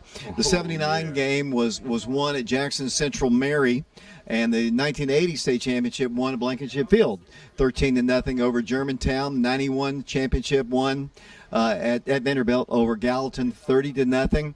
We've lost a couple state championship games since then. 2020 to Summit, 2005 to I've just gone blank here, Ravenwood in the 2005. You talk to those guys on that 2005 team. They were a team that now it's 8:44. They say is when the start of the game. So anyway, great. Well, we're gonna talk a little bit more. We'll go back a little bit farther. We'll start talking about offensive linemen. One thing that Mike does every year, he looks at the roster, and I've forgotten your number here, Mike. But what was your number? Number 68. And every year, Mike looks at the number to see if that 68 was equal to or greater than his ability when he was a lineman. And I'm not going to let you to compare this guy, but you've told me over the years they haven't always been the best. No, they have Nothing not. against them. I'm sorry to say they have not. that's just the luck of the draw, I guess. But yeah, sometimes they don't even start. But we've had a few good ones come through here. I tell you that Carson Francis was a really good one back in the day. If you know, he was Coach John Francis's son, and he was a really good high school lineman. I mentioned the fact earlier on, and we're still in a lightning delay. You just tuned in. The Wildcats are up 8-0 with 4:11 to play in the first quarter. I don't think it's rained to drop here, but No. the lightning has been in the area. It looks like just maybe 5 miles away I can see rain falling, but it is starting to brighten up and get really, blue sky. It's starting to clear out. I think we may get to play some football here in just a little while, I hope. I don't really know why they keep moving it back, because I'm like you, I haven't seen any lightning since that original flash, but obviously they're watching the sky closer than I am. Let's talk about some great quarterbacks. Obviously, the all-time leading passer is Mitchell Gibbons. And Mitchell was a great quarterback. I'm not going to take anything away from him. Bradley Zulliger, Mike Underwood, Doug Martin, Jared Tharp. Oh, yeah. I mean, you can just go through the list of quarterbacks that we've had over the last several years. You can look back at the 2005 team, Connor Goldmeyer. I would say, he was more of a kind of a placeholder. I mean, all he did was basically hand it off to his brother. And I love Connor to death. Connor's a great friend of mine. But, you got Spencer, his big brother, in the backfield. You're going to have a successful year. He threw the ball well. Other quarterbacks, I shouldn't have started naming the names. Dean Nichols of the 75 team. I mentioned Martin. There's just so many of them. But, the top ones have come statistically because of the offense. Back in the day, people didn't throw the ball as much as they do now. Obviously, now they throw the ball a lot with the spread offenses. Most of them have gone to that. We were always a running team. I mean, it didn't matter who the coach was. Single wing, that's right. We ran a single wing. That was a lot of it. Yeah, with Jack Armstrong when he was the coach, Jack Armstrong Stadium, obviously. He loved the single wing. He told me, and this was in the 90s, he told me that, this is Jack Armstrong telling me this, that if in the 90s, he would love to take a team in the 90s and run the single wing, and he said nobody could stop it because they don't see it enough, and he thought he could win a state championship with the single wing. I don't know about that, but he believed it, and obviously the single wing, they went to the T formation, I think, and people started kind of figuring it out, and people went to different offenses, and that's Jack Armstrong. He stayed with it to that very last year, and we weren't very good, honestly, in his first year, so they moved on to Emory Hale, and then what can you say about that? 3 state championships later. Emory Hale was a great coach, and he had some really good teams, and his players really bought into his offense, and that's how come them to win so many games. Let's see. I guess we haven't taken a break in a while. If you just tuned in and you're wondering why myself and Mike Sheehan are just talking, we are in a lightning delay here at South-Doyle. Kind of reminds me of that Hardin Valley ball game of a few years ago. The good news is this one did start at 7, so it won't be as late as it was that particular night. But the Wildcats do have an 8-0 lead on a touchdown pass from Peyton Sharp, I believe, to Elijah Rogers, I believe, was the 26-yard pass play. The Wildcats lined up for a 2-point conversion, got kind of no whistles blown, and Brendan Hayward took it in for the 2-point conversion. And that's where we stand with 4:11 to play in the first quarter. Brian Bennett is our engineer back at the station. Why don't we send it back to him once again? The good news is our commercial sponsors are getting a lot of time in. I hope people are still with us on the stream on 92.7 or on prepradio.com or on Oak Ridge Schools television channel 15. 8-0 Wildcats. We'll be back again in 3 minutes. Thank you, David.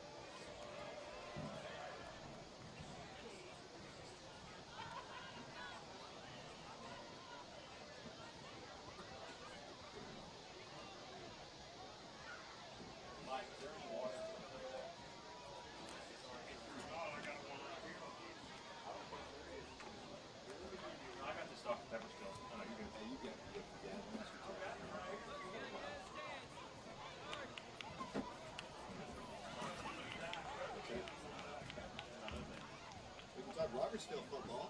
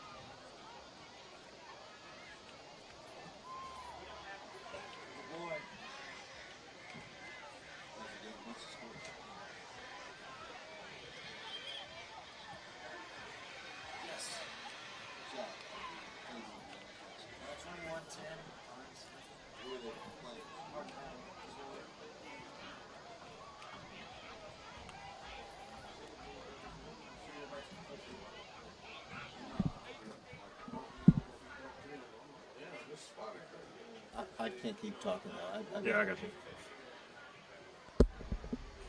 Got a few scores. Ladies and gentlemen, the new start time is 8:51.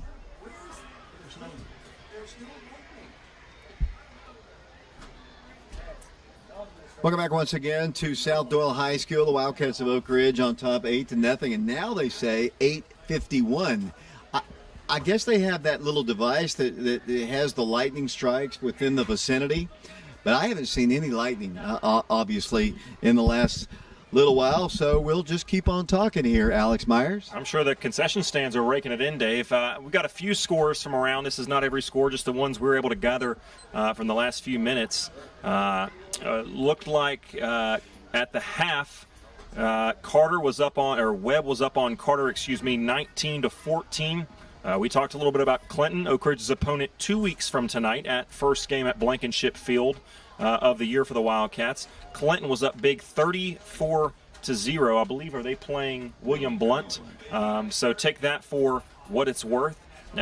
Gibbs was up on Halls, Coach Cummings' last stop, 17-0. A few minutes left before halftime there.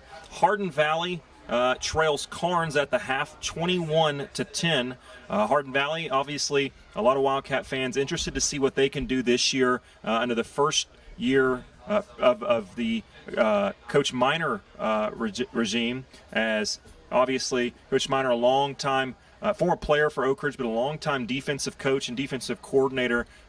Many of the really great Oak Ridge Wildcat teams over the last decade or so had really were strengthened by that defense of Coach Minor and him, Tyler Jarnigan, several Oak Ridge former assistants and players over there on that coaching staff. But Carnes leading Hardin Valley 21-10 at the half.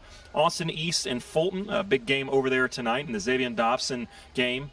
Fulton up 14-2 at the half, which is interesting. Not that we're playing either of those two teams this year, but because of the fact that Oak Ridge did have a lot of success over Fulton a few weeks ago. So Fulton up at the half. And then Greenville, future opponent of the Wildcats, up big. 8 minutes and 15 seconds to go in the second quarter. Greenville up on Central 35-0. David, some interesting scores there from around the area as high school football is underway. And I don't know how many other delays there are, but like you said, I haven't seen a strike in probably about an hour since the teams were actually on the field. But yet we just continue to have delays. Hopefully we'll get started soon. We're going to take a break here. We're live on FM 92.7, FM 94.7. We are streaming the game live on our YouTube channel, Prep Radio. We're going to take a break. We'll send it back to Brian Bennett. We'll be back in 3 minutes. There's not even a signal there.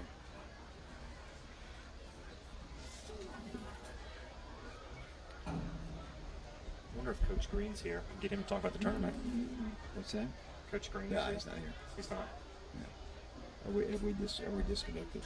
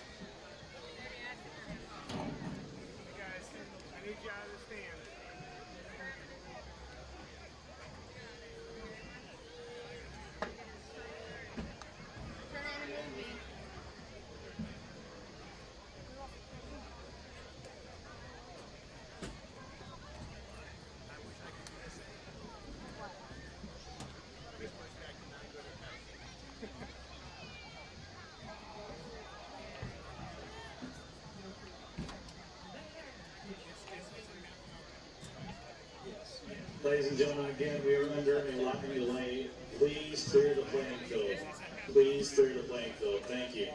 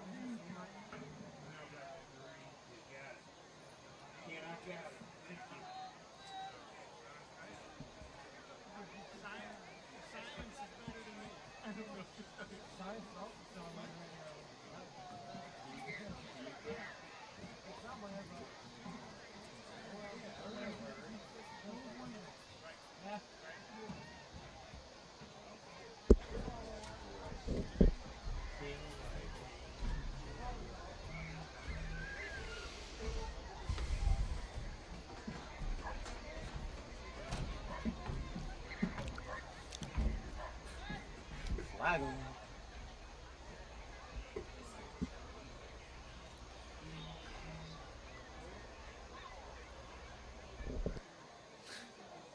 At least we're up.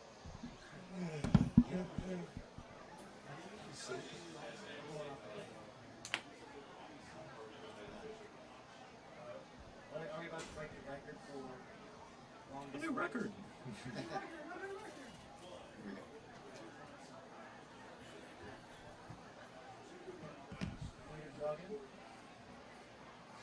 That's good if he's got us.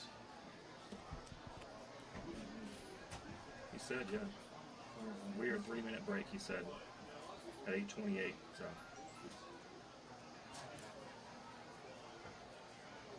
It's 2 minutes ago, so probably in the next minute.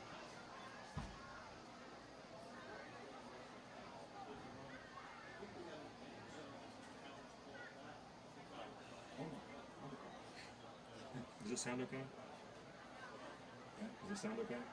Yeah, Did they put music in it? I like that actually. He put some crowd noise in Okay, that's good. Just as long as it was something. It had actually a lav mic.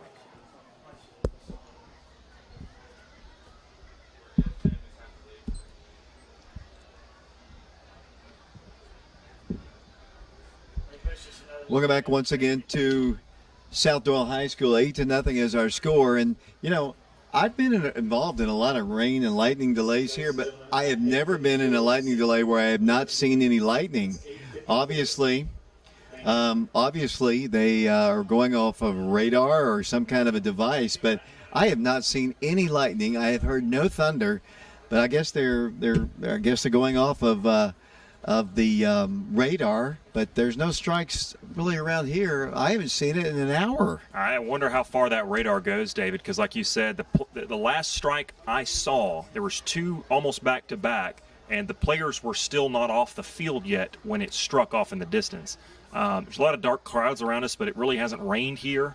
And they just announced the good news and bad news. The bad news is they delayed it again. The good news is only by 3 minutes. So now the projected start time is 8:54.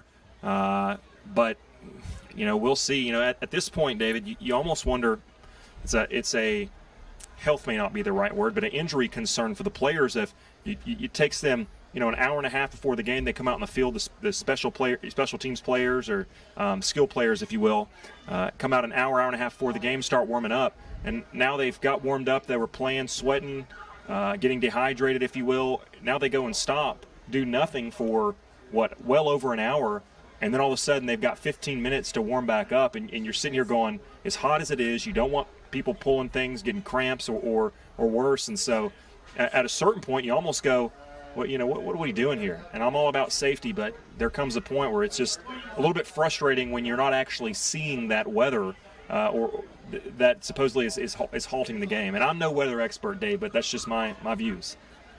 Hadn't rained a drop here at South-Doyle High School, but I guess there is lightning in the area, and there are threatening skies, but I have seen no lightning, honestly. But, well, that's their call, and it is for safety, so I get that 100%. But what I struggle to get is the games that are going on within the same county just a few miles away, and we've heard nothing, and I could have just not heard about it, but we've heard nothing about other delays, and so that's what's frustrating is that you know other games are taking place around the proximity, but yet you're just kind of stuck here. Okay, I'm going to ask you a trivia question here. And 1943 is the year that you were born? I was not born. That was more like that was Mike's graduating year in class. 1943 was the year that they say that Oak Ridge started playing football. And that is the case. That was during World War II. The Secret City came around that time. Officially, the other schools that we played that particular year considered those 4 games to be junior varsity ball games because they were played way late in October because there wasn't a school, there wasn't a city, there wasn't in 1943. But we played 4 games that particular year, played Clinton twice, played Maryville, I think TSD in those.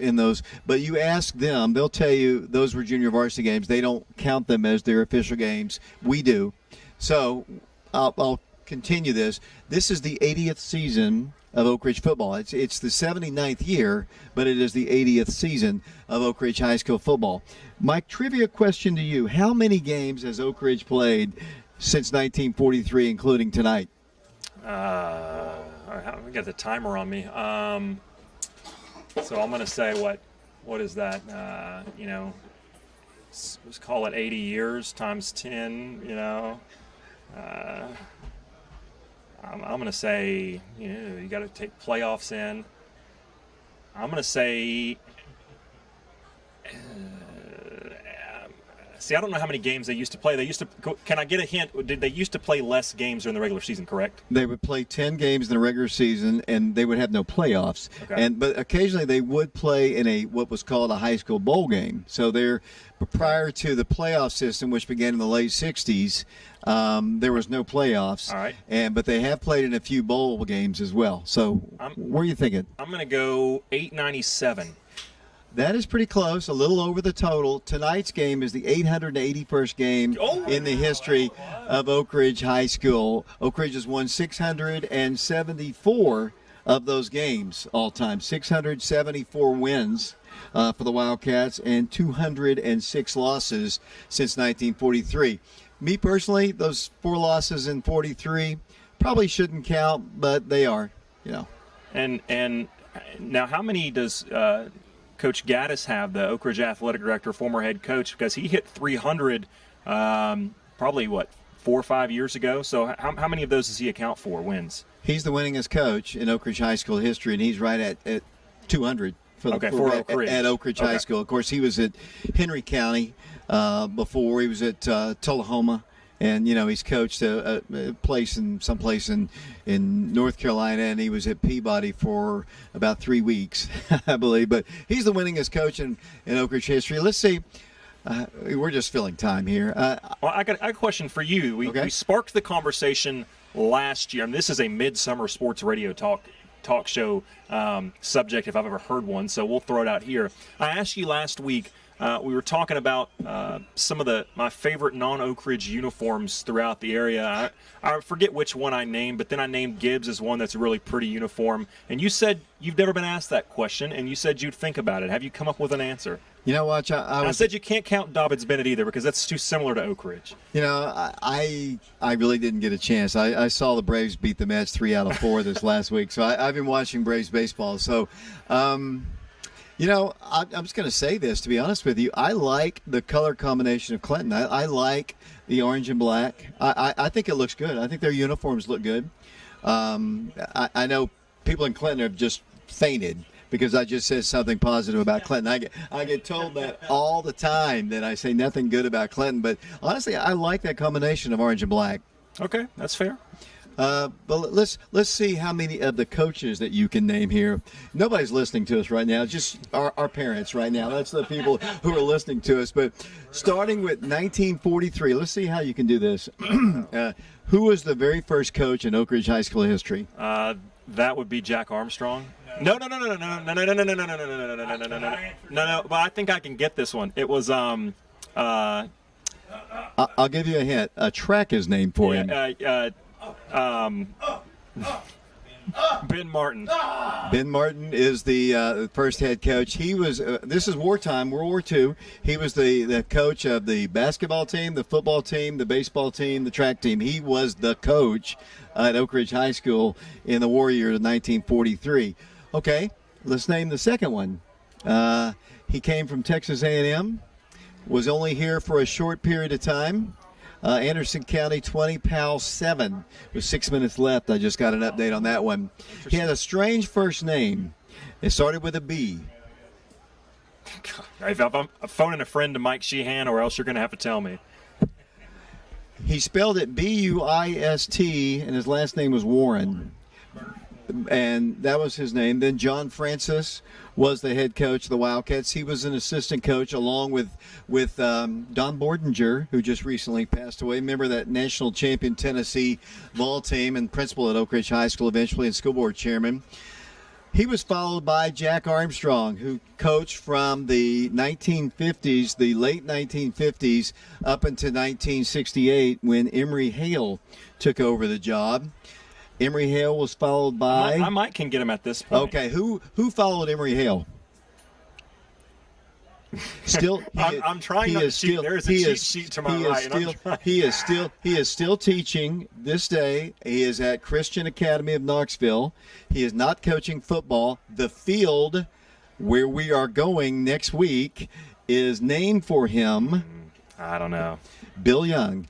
One of the last captains of the Tennessee Vols football and basketball team. I don't know if you knew that. Bill Young played basketball for the Vols, and he played football for the Vols. And he is still teaching, believe it or not. He's in his early 70s. Great guy. Superhuman being is Bill Young. And whenever I get a chance to talk to him, I just love it because he's just such a fine guy. I'll never forget this story. We have plenty of time. He was walking through the old B gym, and a basketball got loose, and he was at the corner of the gymnasium. He was at the corner of the gymnasium. A ball rolled his way, and he actually picked it up and launched about a 40-footer. Nothing but that, just kept on walking. Remember the Vols basketball and football program? Okay, this will be easier. Who followed Bill Young? I'm going to guess one Joe Gaddis. You are absolutely right. And don't look at his cheat sheet over there. I haven't. You can. And then after that would have been, because he had the Bohannon, the 91 team, etc. And after that would have been Bruce Lucier, correct? Correct.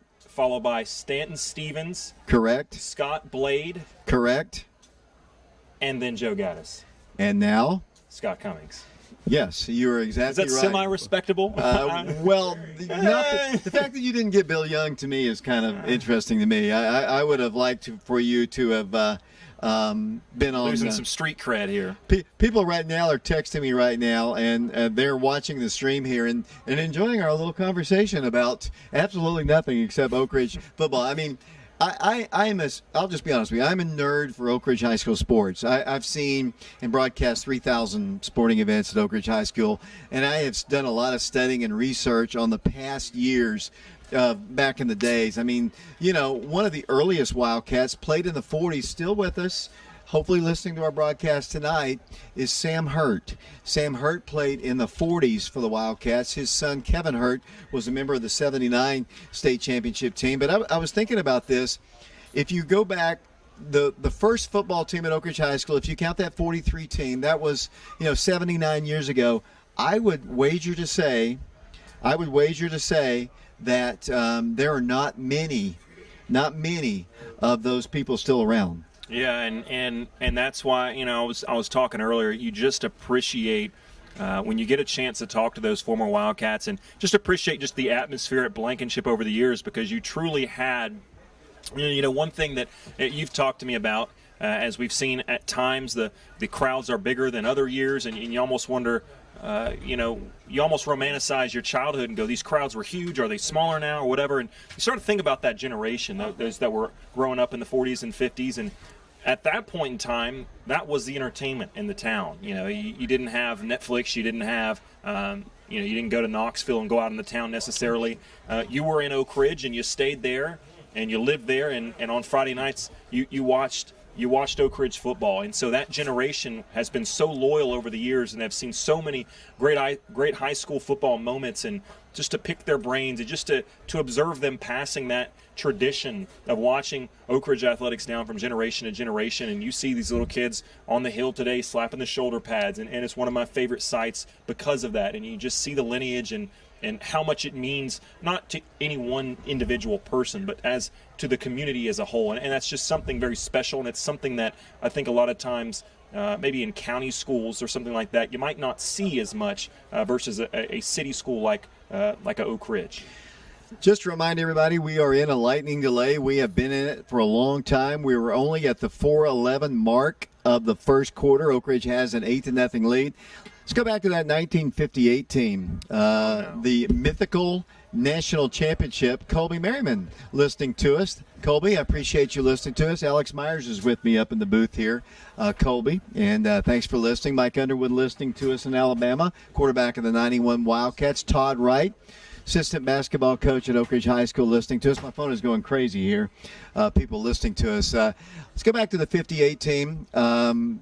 Skippy Brinkman was a part of that team, still around, still coming to Oak Ridge High School games. National champions, they call it mythical. I think they only gave up like 18 points the whole year. Jackie Pope averaged over 17 yards per carry. That to me is still the most incredible, one of if not the most incredible sports stat I've ever heard in my life, is when I found out several years back that his yards per carry, I mean, that's just, you play video games and you can't touch that. I mean, that's incredible for that to have been real life back then. Oak Ridge head coach Aaron Green, basketball coach, listening to us, and I wish he was here so we could interview him about basketball for a little while. But the 58 team won the national championship. Brent Gaylor, big Atlanta Falcon football fan, is listening to us, and Alex, Colby told me to tell you you're doing a great job. But the 58 team, they call it the national championship game.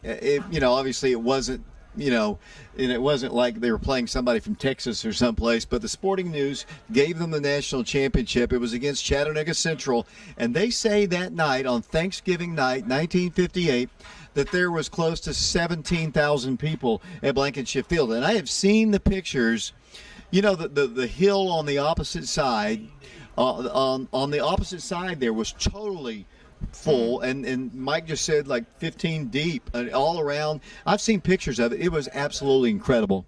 I haven't seen those pictures, David, and I would love for you to send me that, because that's just you think about that and how electrifying the atmospheres over the year have been in those big games against Dobbins Bennett, the Riverdales, the Clintons, and you think, okay, now let's about triple that, and let's pack every hill, not just the hill, and that's got to have been an incredible memory. And I don't want to change the subject, but I know we've got time to fill here. And talking about Coach Green listening, and I would like to say a special plug for him. And they've got the Oak Ridge basketball fundraising event, the golf tournament coming up at Centennial, but you need to get registered like yesterday. If you want to play in that, you need to let him know now. It's Sunday, August 28th. It's a 1:30 p.m. shotgun start, 4-man scramble, $100 a player. That includes lunch and a sleeve of golf balls. And so it's never too early. I know I'm a basketball hoops junkie, Dave, but it's truly never too early to start thinking about basketball, because here in a month and a half, 2 months, they'll start practice, they'll start gearing up for a season. And but going back to your thought about a packed Blankenship, that almost, again, like Jackie Pope's deal, that almost doesn't even seem real. But I would love to see the pictures from that. Coach Green just said thank you for plugging it. Joe Calfee, Billy Holbert listening to us as well. My phone's going crazy. We got listeners, Chris Boyd listening to us up in Washington, D.C. And there is look like as the Wildcats have now come out of the dressing room, and we're going to have some football, ladies and gentlemen. I hope that no officials listening to this radio broadcast, David, because I want to say something that's just very ironic. We sat here for well over an hour, not a lightning strike in sight, and about 5 minutes ago I looked over to Mike Sheehan away from the microphone and went, oh boy, because I saw a strike. And now they're back on the field. Now I'm not going to complain, but it's just, you can't make it up. Heat lightning, that's all it was. It just heat. Hey, it's something, I'll tell you that. Well, the Wildcats are out on the field. The fans are beginning to fill across the way. Wildcat fans, the Wildcat band is here. You have to see the South-Doyle Cherokees emerging. Our camera guy, Jordan Osborne, Josh Frazier, Drew Thomas, Alex Baraxa getting back into position, and we're moments away. Of course, they got to warm up, and that's one of the things you talked about, the concern that you have. It's 8-0 Oak Ridge, by the way. People keep asking me what the score is. We've been babbling for about 2 hours, but they keep asking me what the score is. We're in the first quarter, but your concern was some injuries. Yeah, and what you really worry about is that muscle fatigue, especially on a really hot night like this where, cramps are already an issue. You got to hope that the staff in there was providing them with some water, maybe some electrolyte drinks, maybe some oranges or bananas, something to kind of keep them going, because it's a very tough sort of issue where you don't want the players getting too high, because you can't ride an emotional high for an hour and 48 minute or hour and whatever it's been lightning delay, but you also don't want to get too relaxed. So you want them kind of relaxed, but you got to keep them sort of focused at the same time, and that's probably one of the most difficult moments as a coach, is when you're sitting there, because that's something you have no control over. You don't know when it's going to end, and now all of a sudden you get back out there and you got to try to fire the guys up and get them ready emotionally as well as get their bodies ready physically to go back out there and start playing again. Tommy and Martha Lee are also listening or watching our broadcast, whether on FM 92.7, FM 94.7. We're on prepradio.com. Let me tell you something about Facebook. I don't know, Alex, if you're a Facebook guy. I cannot put prepradio.com on Facebook. They say it violates community standards to put prepradio.com on Facebook when they have all kinds of terrible hate speech. That is an Oak Ridge-owned business. It has nothing to do with anybody except a local small-town business, which I own, and Facebook will not allow me. So I have to put Prep Radio, and I cannot attach the .com to it. That's how you can listen. Can you believe that? Well, I'll just say this. It's awfully rich for Facebook to start talking about standards if they're not gonna allow Prep Radio on there. That's all I'll say. We're streaming the game live on our YouTube channel, Prep Radio. We appreciate all of you who have had to endure this. Well, I thought it was interesting. Us. Yeah, that's a good way to put it. I appreciate Mike talking and Alex talking, and we're a few minutes away from the start of the ball game once again. 4:11 to play in the first quarter. Oak Ridge is on top, 8-0. Alex, should we take another break? I know we've got all our commercials in, but our sponsors are loving it. They are, and I say to give your voice, because people at home probably don't realize this, and they don't care, but it's hard on the vocal cords to do a game fully, especially the first one of the season when you're not into it. And so I pity you for your vocal cords. But then to do basically an extra hour and a half of nonstop talking, you're going to be sore in the morning. So let's give you a quick 3-minute break and let everybody kind of catch their breath, and let's get back to this thing. We'll be back in 3 minutes. All right. Yeah, let's play some football. I mean, seriously, it just. You don't want it? No. I don't want mine. Yeah, you want a burger? Is it?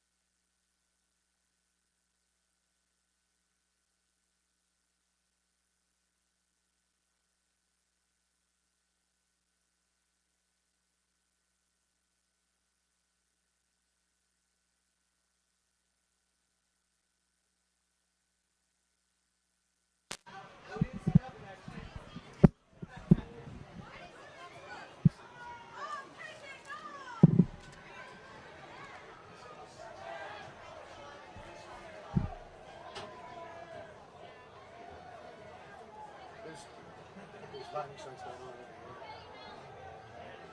here. It's just snapping 2 lightning strikes over here. Must be miles away then.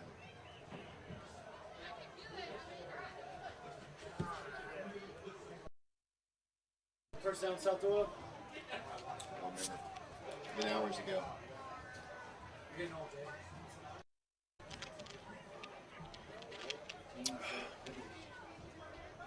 Warming up.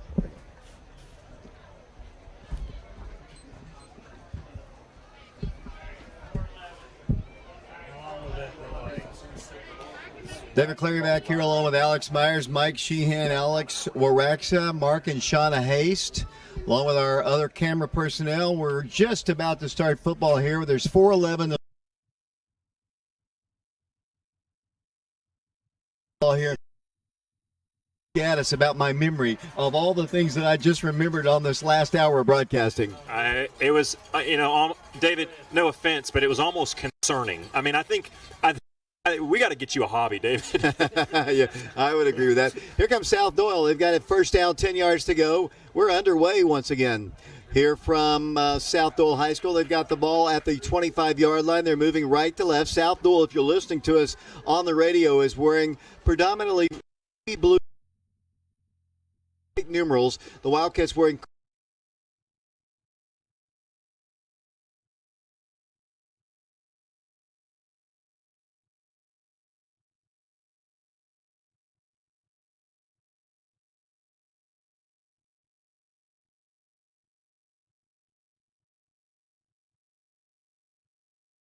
the first half.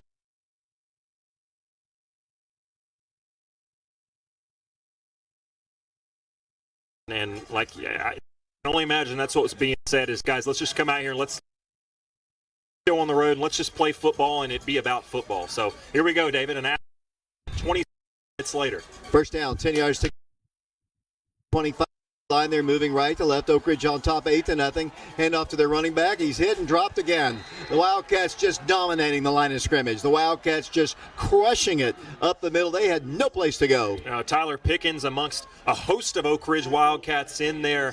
And more of the same. All we've seen all first quarter has been a domination up front on the defensive line from Oak Ridge. Second down, 10 yards to go. I see Elijah Rogers, Dallas Frent, Bryce Davis in the secondary, and I'll get the other in a second. The Wildcats on defense will set the line in a second. Second down, 10 yards to go for the Cherokees. Low snap, quarterback running for his life. Now we'll run up the field. He is going to be hit and moving the ball to the 30. Fine run. He paid for it. Best run of the night, really, for the Cherokees. I think they only have one first down, and that came on a penalty. It'll be third down facing South-Doyle. Brian Kelly, the initial hit on the quarterback, but he broke through the tackle and was finally brought down by Hayward. Interesting, Hayward, one of the rare guys that you'll see play both ways at times for the Wildcats. He's in there early on in this one. The other defensive back is Brandon Hayward. The linebackers is movement across the line. Knowles and Pickens come across the line. The Wildcats also have in there at linebacker Blake Steed. They have Brian Kelly, and that is a 5-yard penalty, and that is the second first down that they have gotten. There's more talking down on the field there. They better watch it or they're going to get another one. And it's just pointless. I mean, there's a penalty on the play, and the wide receiver for South-Doyle and the cornerback for Oak Ridge are just jawing. I mean, there's absolutely nothing has happened, and they're just continuing to run their mouths, and again, you're lucky there's not another flag thrown. 8-0 Wildcats, first and 10. Quarterback to pass, goes deep, pass intercepted by Elijah Rogers. He's got it at the 30, coming back to the left side to the 35 to the 40. Needs a block and gets it at the 50, cuts to the outside at the 40. Another block, he's at the 30, down the Oak Ridge sideline to the 20, down at the 20-yard line. First and 10 Wildcats. Terribly thrown pass by their quarterback, Elijah Rogers, an easy pickoff, and the Wildcats have it first and 10. And you know what? I don't usually try to call the players out by name when they're in danger of getting a penalty. Elijah Rogers was absolutely the corner that was jawing back and forth with the receiver, and I mention that because he backed it up that time. The very next play, he goes out and gets himself an interception and a phenomenal return. Great blocking by the Oak Ridge defense, who turned into offensive blockers to set him up for that nice return. Here comes the Oak Ridge offense with a chance to make this a two-possession game. 2:26 to play here in the first quarter. 8-0 Wildcats. The quarterback, once again for the Wildcats, is Peyton Sharp. Peyton is a senior. He is 6'1", 190 pounds. Rimbert and Presley split out to the left side of the Wildcats. Brandon Hayward to the right. The backfield consists of the tight end Brian Kelly and the running back Jai Hunley. Hunley gets the handoff straight up the middle. He's at the 5, or close to the 5. He's tackled closer to the 7-yard line. My apologies. It'll be for the Wildcats a 10 bank of Oak Ridge first down. Yeah, the senior linebacker Tristan Mullins with a touchdown-saving shoestring tackle there. From the 8-yard line, the Wildcats have it. First down, goal to go. Sharp hands it off to Hunley, bounces to the outside and goes down. He's going to lose about 2 on the play. It'll be second down, goal to go at the 10-yard line. Max Hull on the defensive line, as Oak Ridge tried to go with some pace there, he just blew that thing up. It had no shot. So now it's going to be second down and goal from the 10-yard line. Let's set the offensive lineman here in a second when we get a chance. Wildcats have it second down, goal to go at the 11. That's the Oak Ridge fans across the way making a lot of noise. 8-0 Wildcats, a minute 43 to play here in the first period. Rain delay, lightning delay. Well, actually, no, a rain delay. It never rained at all. Lightning delay here. Wildcats at the 11-yard line. Second down, Sharp will roll to his right. Turn it up the field, breaks one tackle, moves the ball close to the 5. He's pushed back at the 6. It'll be third down. Third down facing the Wildcats. Third down, goal to go. And from left to right on the offensive line, starting with the left tackle, it's Lane Malcody, Jermaine Blair, Elijah Israel at center, Truett Tex, and Austin Hill. Minute 9 and counting. Third down, goal to go. Oak Ridge at the 7. The Wildcats will split 2 receivers to the left, including Knowles. The Wildcats here on the right side as we're kicking it on down to 58 seconds and counting. Here's an interesting equation. If Oak Ridge doesn't get this, are you in 2-down territory? You got a great kicker. You could still make it a 2-possession game. But something to think about. If Oak Ridge thinks they're in 2-down territory, I wouldn't be surprised to see a run. 3rd down goal to go, Oak Ridge. Hunley in the backfield with Peyton Sharp. He rolls to his right, fires into the end zone, passes batted down. At the line of scrimmage, it's 4th down, 7 yards to go. And it was Nate Thomas, the junior defensive back, only 5'7", got his hands up. What that tells me, and it looks like that was true, it tells me by going for that pass there that Coach Cummings knew in his back pocket, I'm taking the points here, kicking a field goal, and that's exactly what they'll do as the field goal unit comes onto the field. And the Wildcats will send in David Wilson, 5'10", 150-pound junior. The holder is Nehemiah Elmore. I believe probably it's going to be Palmer, the long snapper. 8-0 Wildcats, 37.2 seconds to play in the first quarter. Waiting for the snap. The ball is down. The kick is on its way. It's up. And it is good. So at time of the field, our score, 34.5 seconds to play in the first quarter. The Oak Ridge High School Wildcats lead South-Doyle by a score of 11-0. And we'll be back with the Wildcat kickoff in 60 seconds.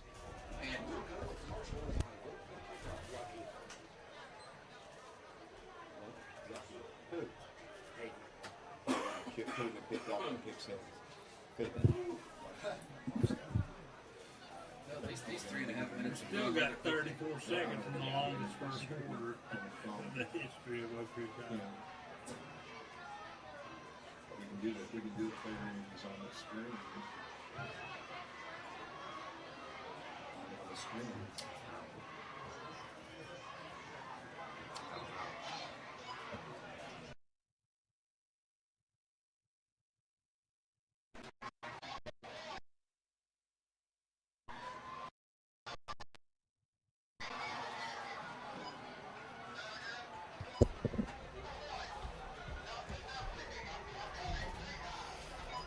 Pearson to kick for the Wildcats.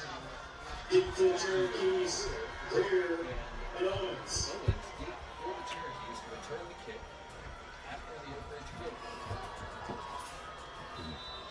Brendan Pearson to kick off for the Wildcats here.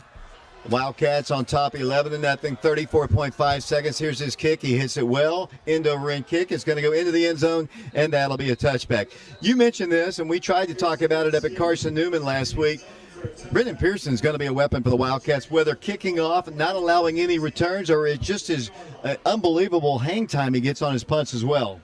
Yeah, I mean, a weapon exactly. And, there's 3 stages of the game, and it's corny, but it's true. A lot of times people just think about the first 2 phases, offense and defense, but a lot of times the game and the breaks are won in the kicking game. And Pearson is a excellent weapon's the best way I can use, a term I can think of for him, a weapon for Oak Ridge in the kicking game, because it's not often that you've got a guy with the sort of leg and power that he has as a high schooler.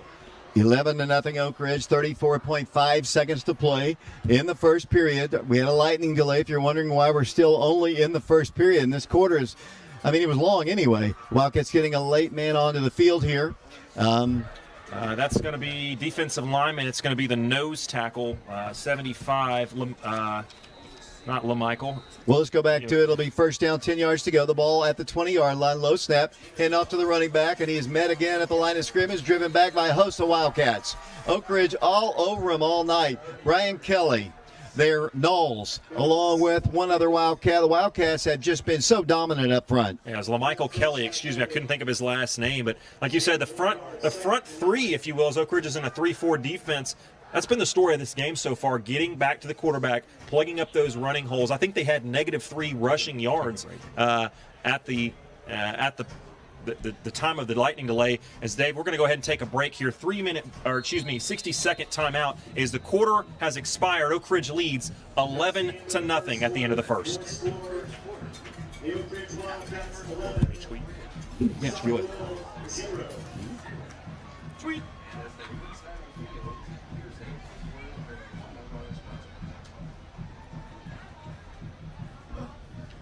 Yeah, that's why. Let's see if we can get a little bit more squeakified here.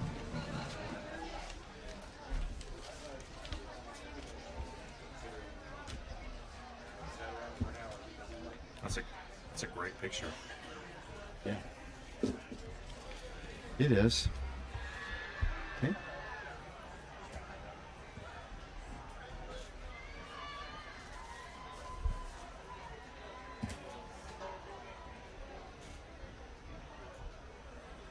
Baseball score 11 in there. What's the Braves score, by the way?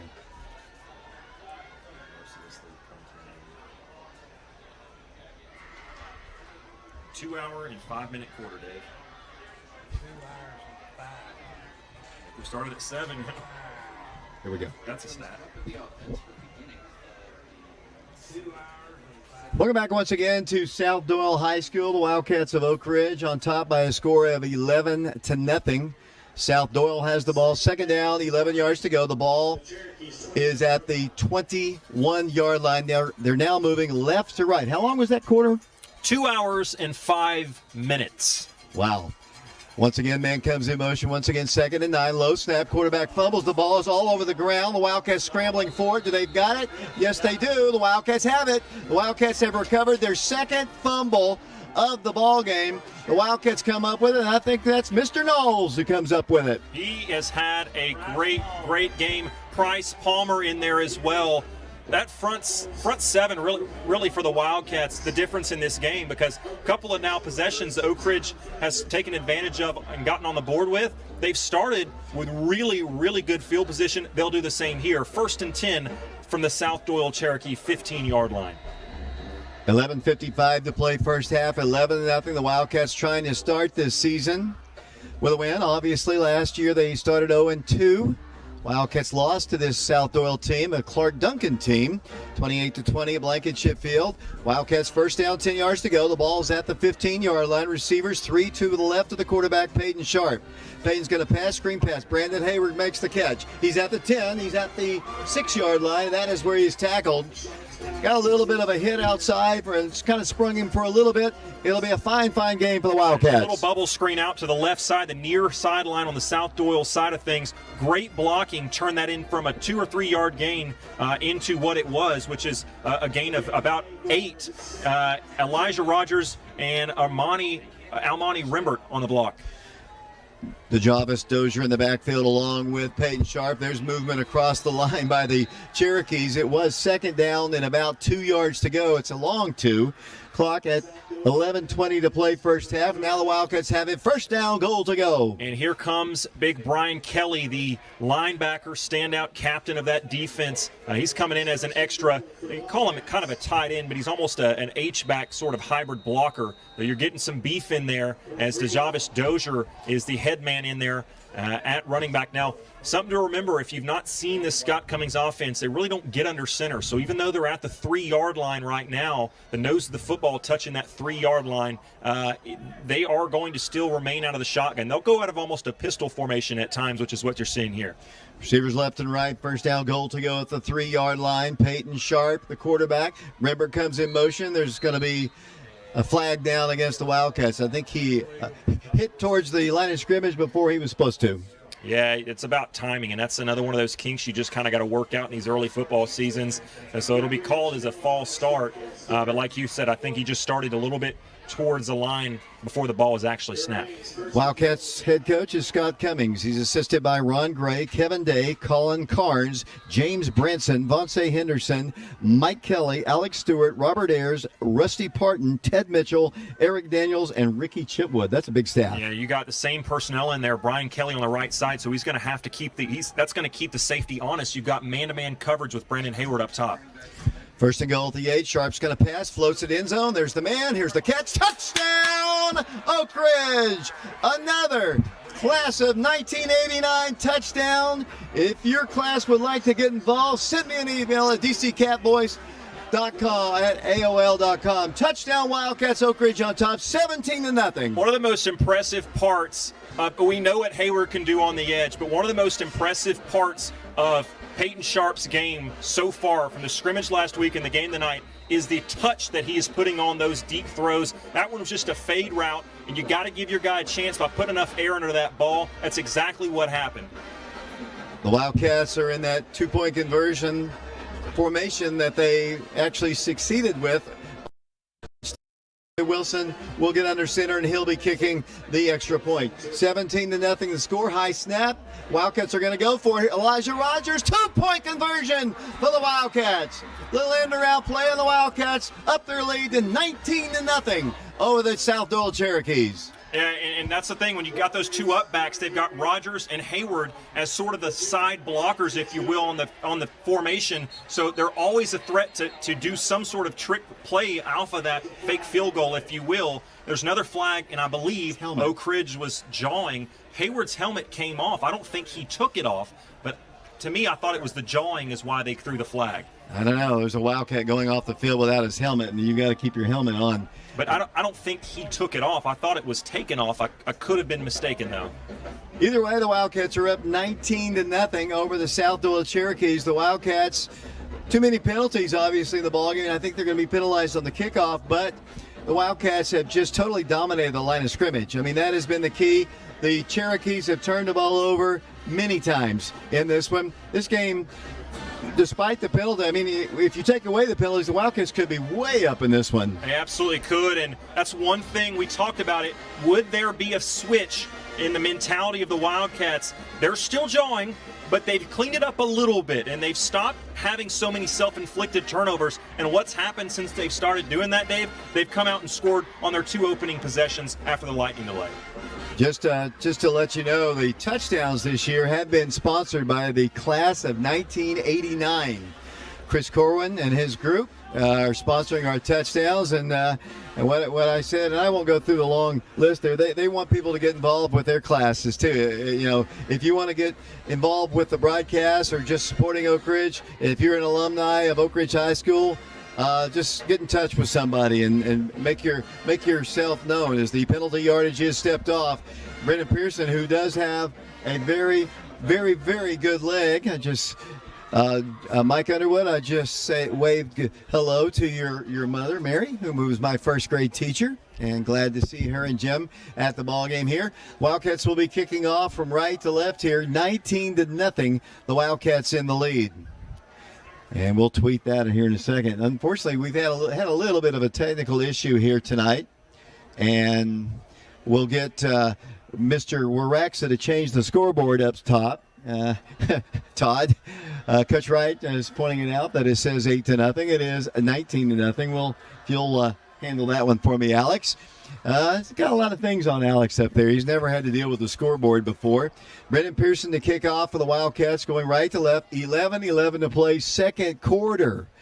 We got a lot of football to be played here. Yeah, a lot of football left to be played. Clearly, though, we're on the South-Doyle side. It's as quiet as a church mouse, as the saying goes. All the noise you're hearing, and I mean every bit of the noise you're hearing from the stands, is from across the way. The Wild Band is playing. The Oak Ridge students have some of the fans left, not many, but the fans that are over there, about half the stadium, it looks like, on that side of things, is students. They are loud, and they are rocking. Here eventually we'll have the kickoff. Another long delay here. I don't know what the delay is, but we have it. He's waiting for some signal. Now the referee comes over, and let's see. At this point, we're going to have to start having explanations when there's not delays. Now we're about to have the kickoff here. 11-11 to play, second quarter. It always seems to happen as the Wildcats lead it 19-0. Lightning delay. Delayed us big time in this one. Here comes Pearson's kick. His approach, he hits it well again, boots it all the way to the 10-yard line, to the 15, 20. Oh, what a big hit. Big hit on a block, actually down the field, and the tackle is made right at the 25-yard line, and another flag down on the play. And I think, based off the player's reaction and the South-Doyle coach who's in his face, I think this penalty is fine on South-Doyle. Boy, talk about Jai Hunley, how big of a physical specimen he is, impactful he is on the offensive side of the ball. He hammered the guy or in the third line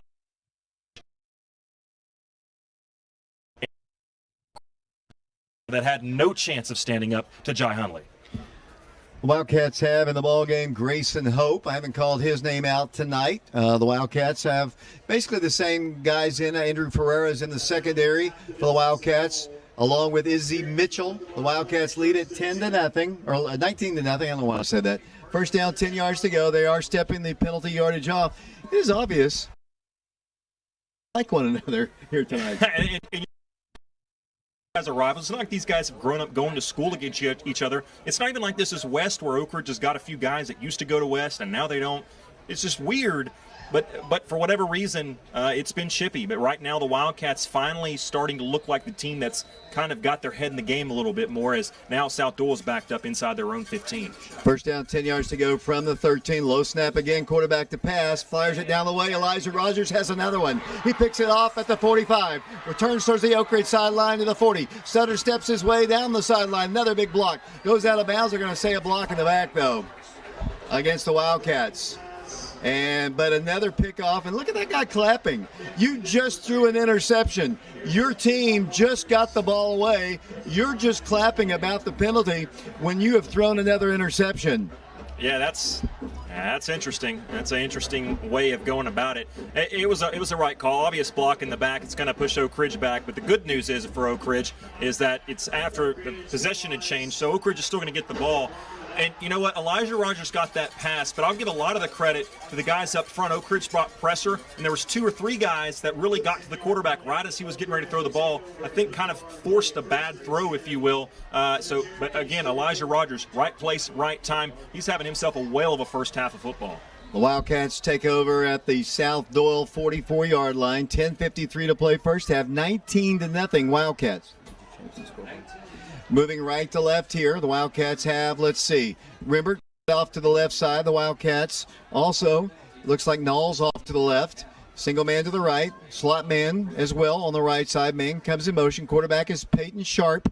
Man comes in motion. That's Rimbert once again. This time he's going to hand it off straight up the middle. Big hole. Dozier 30. He's a bulldozer. He's at the 20. 15, 10, 5. Touchdown!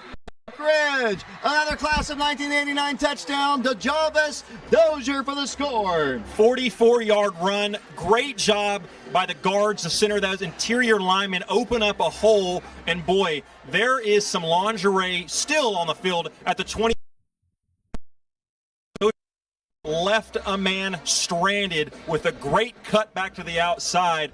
He's got power, but he's also got quickness and some moves. Oak Ridge rolling right now. 25-0 Oak Ridge. The good news is we could have a running clock maybe in the second half. That would be good to kind of get us out of here early. The way it's been going, their offense has turned the ball over at least 4 times that I remember. Is David Wilson yet to attempt. We're going to attempt another extra point here. Nehemiah Elmore to hold. The ball is down. Here's the kick. It's on its way. It's up.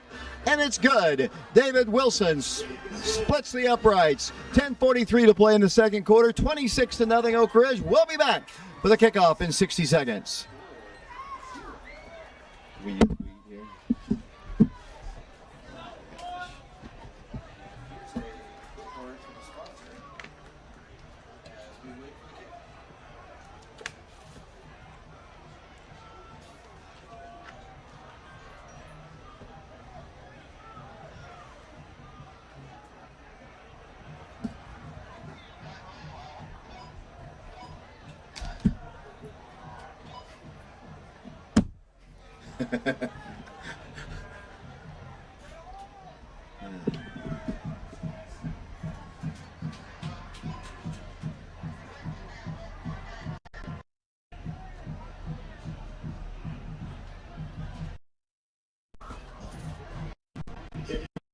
Wildcats. Pearson, deep for the Cherokees. Greer and McKenzie. Welcome back once again to South-Doyle High School. The Wildcats of Oak Ridge on top, 26-0. 10:43 to play here in the second period. The Wildcats, another kickoff here. And they'll lay a man onto the field. Here's Pearson's kick. He hits it well. Once again, it's going to go sailing into the end zone. Coaches, future coaches, when they watch the film of this ball game, they're going to see that Oak Ridge has a kicking game. Absolutely, and you know, I'll tell you one step further.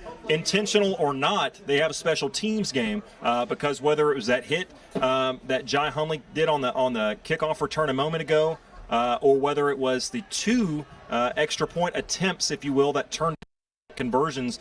Things are going very well on that front. It's really the one area of the game where there's not been any step backs or falsehoods, if you will, for the Wildcats. Let's check other numbers here coming into the ball game. The Wildcats lead at 26-0. 10:43 to play second quarter. I hope they don't have a long halftime. I hope they just kind of wander around a little bit and start playing again. 1st and 10 at the 20-yard line. The Cherokees going to hand the ball off. Now they're going to throw across the way. Pass is incomplete.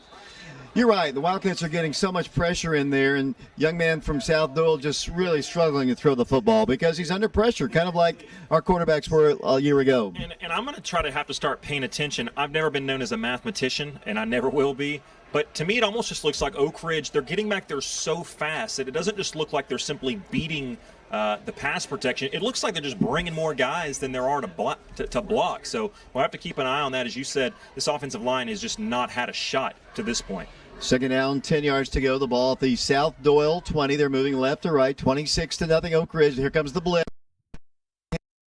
To get around the end, he's going no place. He comes, goes. Wildcats dropping back at the 13-yard line. Their line is just getting destroyed. That's the only way you can decide, and you got to give a lot of credit to the Wildcats.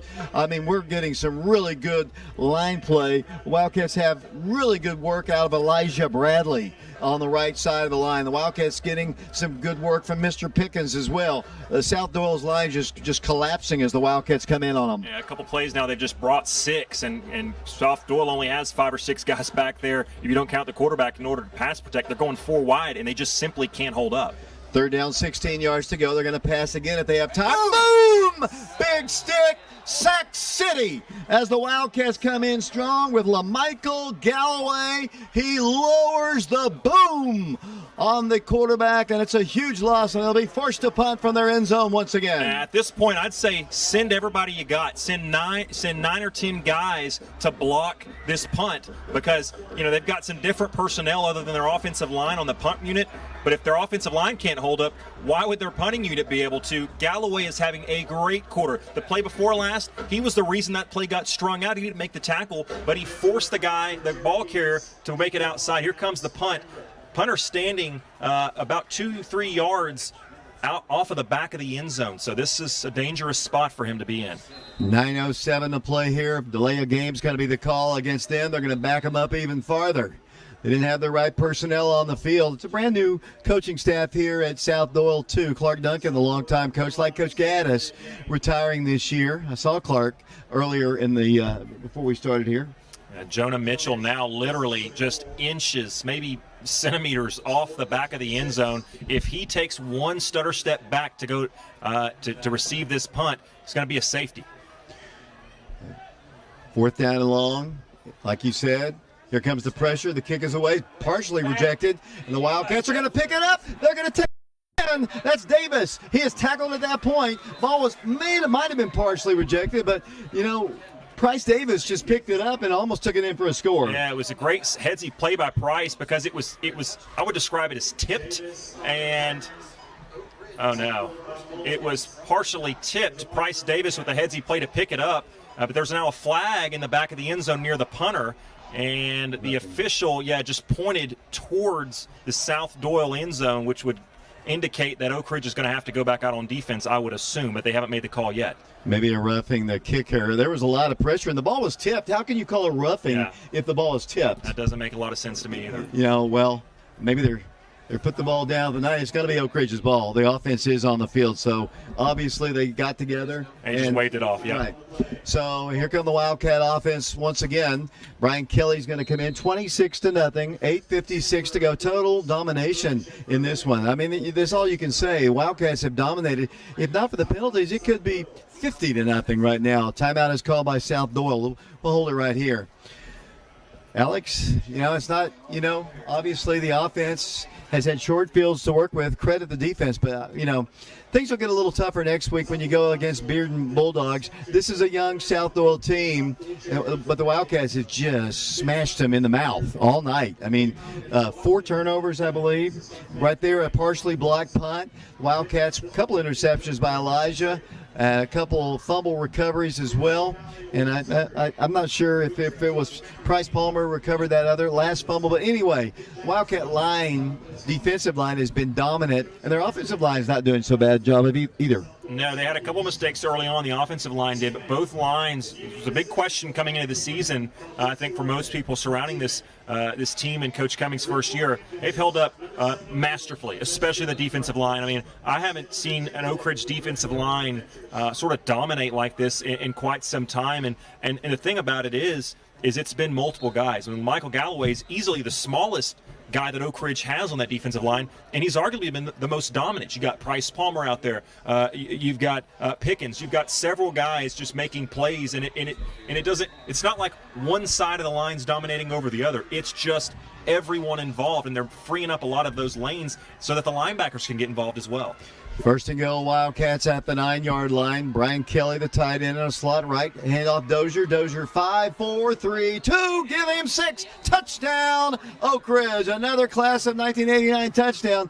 The Wildcats, DeJavis Dozier with his second score of the quarter, and Oak Ridge continues to roll up big numbers, 32-0 Wildcats. And I'll be honest, as the competitor in me does not like what I just saw, David. I don't know if you noticed that. Great from Oak Ridge's side, but South-Doyle, they called a timeout and had a big huddle. The coach was in the middle of it, I guess, trying to fire the guys up. And their response was they come out, and to me, it just didn't look like a lot of want to on the defensive side to tackle DeJavis Dozier as he was going downfield. David Wilson to attempt another extra point. Nehemiah Elmore, the holder. The ball is down. The kick is up. And David Wilson's kick is good. 33-0 Oak Ridge, 8:50 to play, first half. We'll be back with another Wildcat kickoff in 60 seconds. Pictures would be good if you can do that.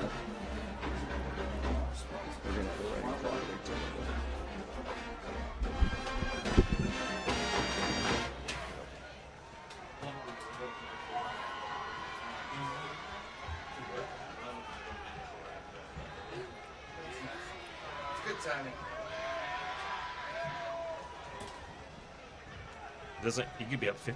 It still doesn't run to the second half, correct? Okay.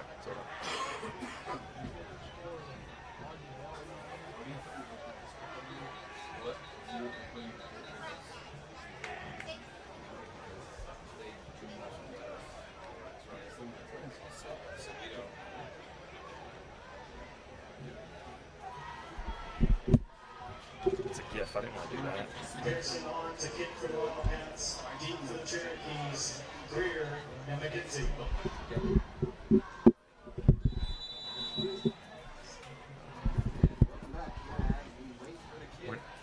I don't know what's going on.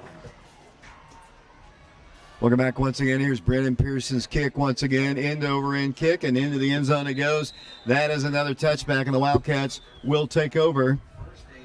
Wildcats will take over, leading 33-0 over the South-Doyle Cherokees. And back on the field will come the Oak Ridge defense.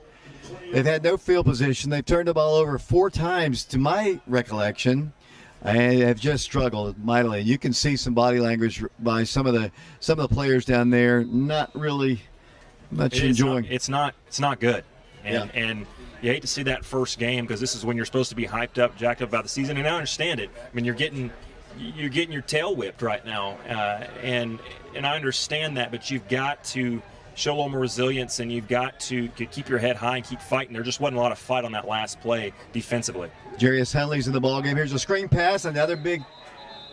I guess we're gonna have a legal procedure. Yeah, the whistle didn't come until after the ball was snapped. Well, after it was snapped, but they're blowing it dead as they're going to call a false start. So Bryce Davis was on the tackle. You may have heard Mike Sheehan say, but the tackle won't officially count as a stat because the play was halted, and it'll be now 1st and 15 as South-Doyle. Here they go again. I don't think they've got the ball even close to midfield once this game.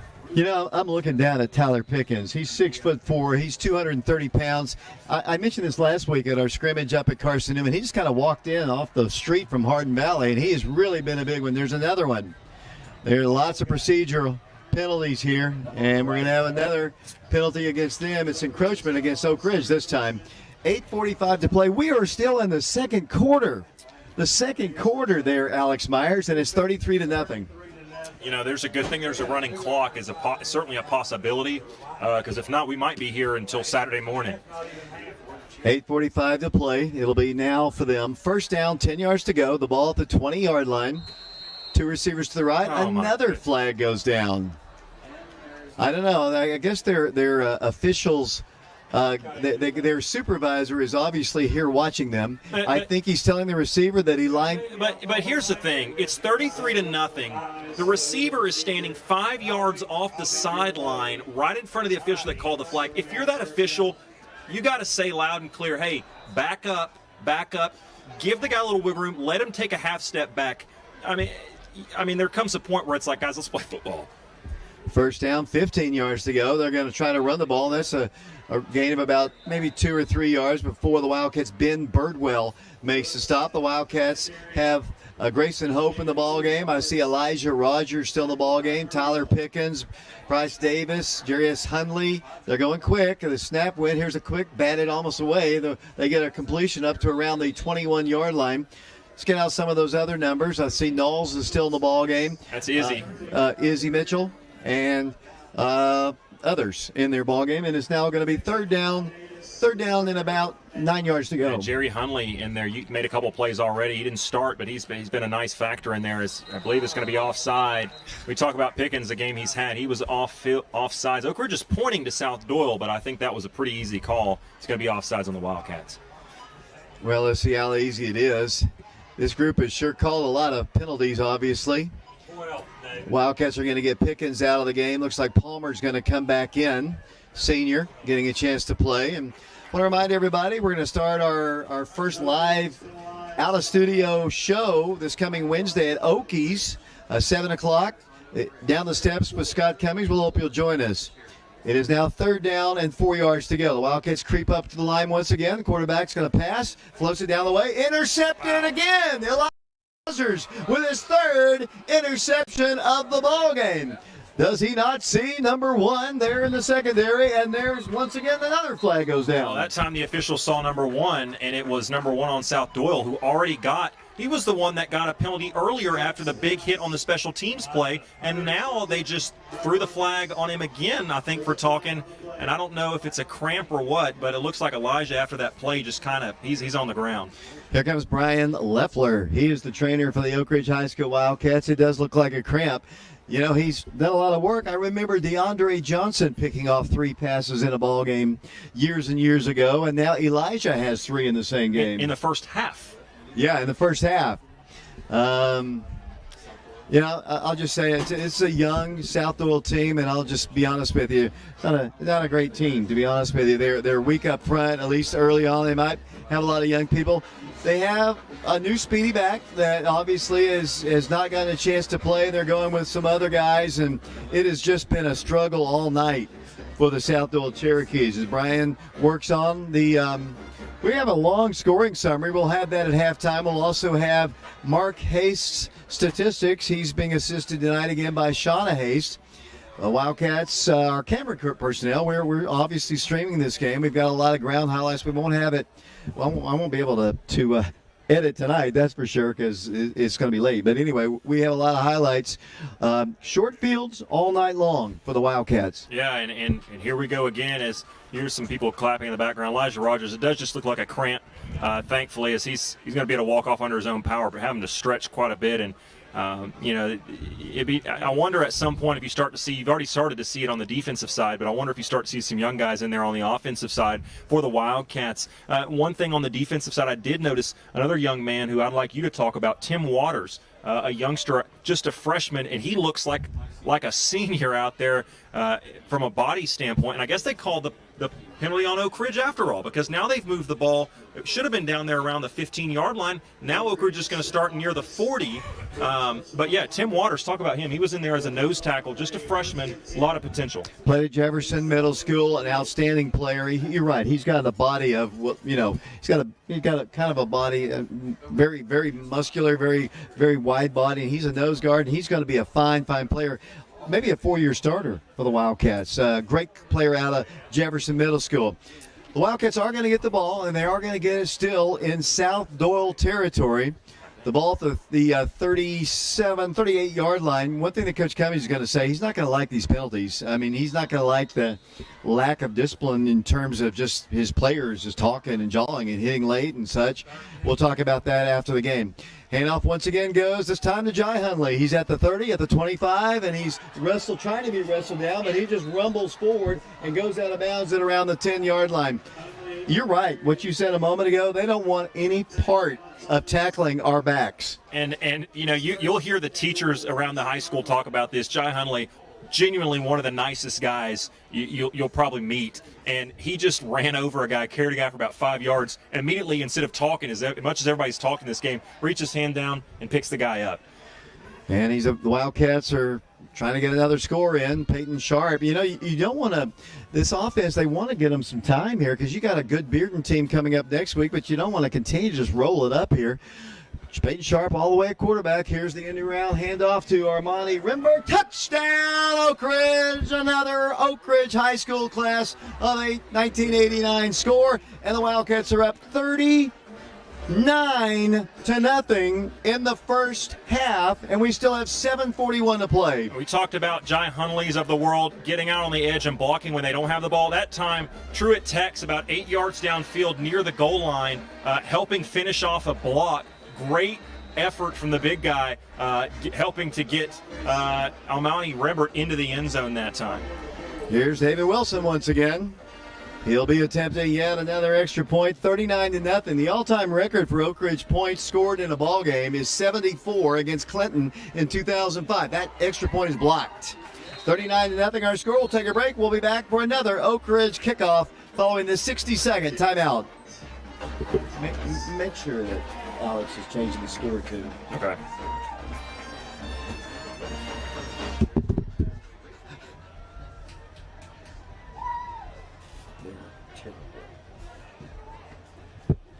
You agree?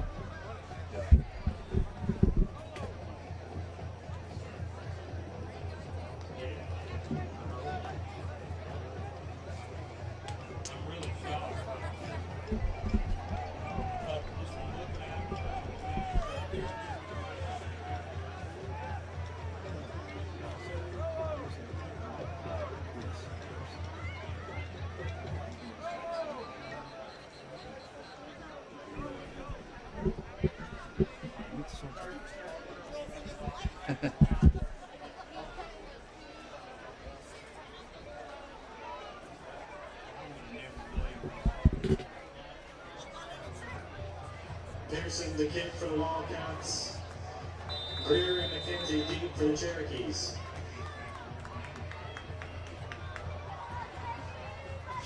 You know, our fight song says "Roll Wildcats Roll," and that's exactly what the Wildcats are doing here tonight.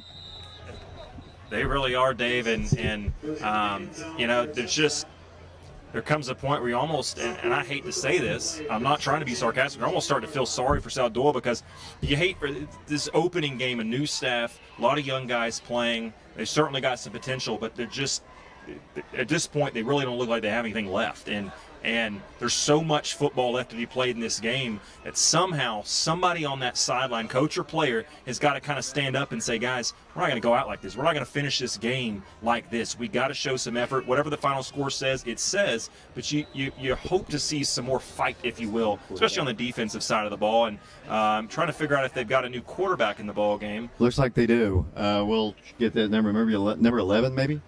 I think that's what it is, in which case it would be Maddox Cup, a junior, 5'10", 185-pound quarterback. Again, Maddox Cup, number 11, into the ballgame. 39-0, Oak Ridge, 7:41 to play first half. They're going to throw. No, he's going to roll to his right. Being pressured, lots of trouble. He's in a lot of trouble. He goes down at the 15-yard line. That's another Oak Ridge sack. Back at the 15-yard line, the Wildcats just all over this South-Doyle team. They just can't get anything going offensively. In some of the cases. Wildcats leading at 39-0, 7:12 to play. Mike? You know, the Wildcats have just executed much better than I thought they would. They really came out after this lightning delay determined to play great, and they are. Quarterback will pitch to the running back. He's trying to get wide. He does get some positive yardage, just got belted out of bounds by Price Davis. Pushed out of bounds at around the 21-yard line. Looks like Dallas Frent was around the play for the Wildcats. It'll be for South-Doyle. 3rd down and 8 yards to go. 6:53 to play first half. It's been all Oak Ridge. 39-0 Oak Ridge. The Wildcats in the lead. Yeah, and the defense just keeps playing great, David. They're really running to the ball. They're playing great team ball. They're playing well together early on here in the second quarter. 3rd down, 8 yards to go. High snap. Quarterback sets up a screen. Here come the Wildcats all over it. Oh, Nothing man. going at all for the Cherokees, the Wildcats. Grayson Hope, that guy had no hope. One of the Wildcats looks like Dallas Frent, looks like Ben Birdwell, looks like Price Palmer there. It's 4th down again, and they'll be forced to punt. This time, at least they'll be punting from outside of their own end zone, but the Wildcats are going to have great field position as Rimbert goes back once again. Rimbert is a transfer from Central High School, and he's back to receive the punt. And very impressive runner already. He scored a touchdown just a minute ago, 3-yard right down the sideline. Nobody even touched him. He was so determined to get in there. A man laid on the field for the Cherokees. The play clock is down to 7 seconds. You got to know you're on special teams. They down to 3 seconds, 2 seconds. They get the snap off. Here's the punt. It's away. Good end-over-end kick. It's going to be fielded by Brandon Hayward at the 50. That's Rimbert at the 45. Rimbert to the 40, 35, 30. Rimbert, 25, 20. Pushed out of bounds at around the 16-yard line, and another flag comes in right at the point of the tackle. Yeah, way late. I don't know exactly what that called. Maybe on South-Doyle this time. I hope so. But it came in late. But Rimbert, he showed a lot of acceleration there, David. I mean, he made up 20 yards in about 3 steps, looked like. Well, let's see if they're going to step it off this time. Most likely, well, it looks like they're pointing towards South-Doyle, so this goes against them. So they're going to put it down right at the 12-yard line. 39-0. Face mask is the penalty. 5:47 to play first half. 39-0 Oak Ridge. We're streaming this game on our YouTube channel, Prep Radio. We're on FM 92.7, FM 94.7, prepradio.com. And, of course, Oak Ridge Schools Television Channel 15. Had a lightning delay. Long delay. That's why we're so late. We're approaching 10 o'clock here, and we're not even at halftime.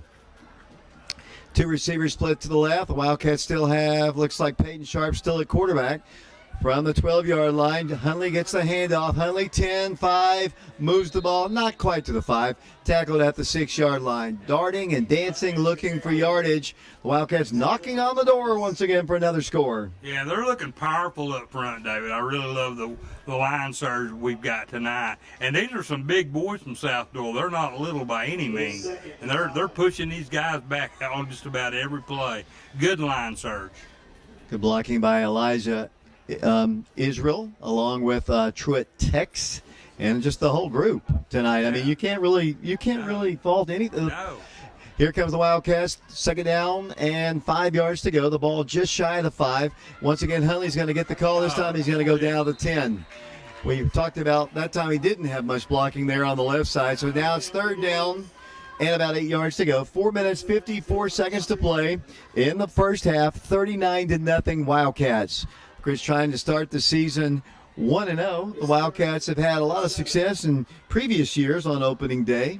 Wildcats on opening day in previous years have rolled up some good numbers as I'm looking for that. They're 63-16 on opening day since 1943.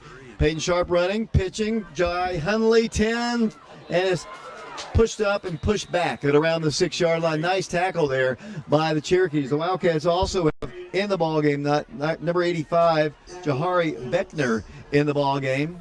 It'll be 4th down, 4 yards to go. I don't see any kicker moving this way. The Wildcats, you're up 39-0. I mean, field goal will be okay, but you got to work on your offense right now. Yeah, I think they're going to go for it, David. No doubt in my mind now. Peyton Sharp has gone all the way at quarterback, 6'1", 190-pounder. Kind of an interesting story with Peyton. As a freshman, he was a starting quarterback at a single-A school in Middle Tennessee. Came to Oak Ridge his sophomore year, had to back up Mitchell Gibbons and Hayden Tarwater last year, but finally, as a senior, getting a chance to play. Yeah, the Wildcats are going to call a timeout right here, David. And, they're going to decide exactly what it is they're going to do, whether they're going to kick a field goal or try to go for the touchdown. Well, I have an opportunity for those of you listening to the stream right now, and we've got for us to do what we do on the radio, on the internet, we have to have sponsors, and obviously we have the camera crew we have to pay. We have, I think I'm the only one who doesn't get paid up here, but everybody, please support our sponsors. The Fox Insurance Group has been our title sponsor for the last 3 years. We appreciate them. Mortgage Investors Group. Ortho Tennessee, Sexton Automotive of Oak Ridge, East Tennessee Spine and Sport, Dr. John B. Burgess, dentist. Coming back, he had a little setback illness, all-state linebacker on the 79 Wildcats, but he's back in business. He's a dentist. Jim Norman, also a member of the 79 state championship team. He's with Joyce, Meredith, Flitcroft, and Norman, attorneys at law. Nathan Miser's been with me for 10 years. Shelter Insurance, the 10 Bank of Oak Ridge, the Oak Ridge Utility District, Service Pro Loop Center, the Jackson Square Barber Shop, TK Wheeler Jewelers, that's Terry Wheeler, his son Ethan Wheeler, a fine receiver for the Wildcats, Oak Ridge Pharmacy, Cook's Comfort Systems, Betsy Coleman Realty, OBGYN Associates of Oak Ridge, Dr. William Linehan, DDS, MacArthur Animal Hospital, and the Oak Ridge High School class of 1989. Fourth down, 4 yards to go. The Javis Dozier, the bulldozer, is in the backfield with Peyton Sharp.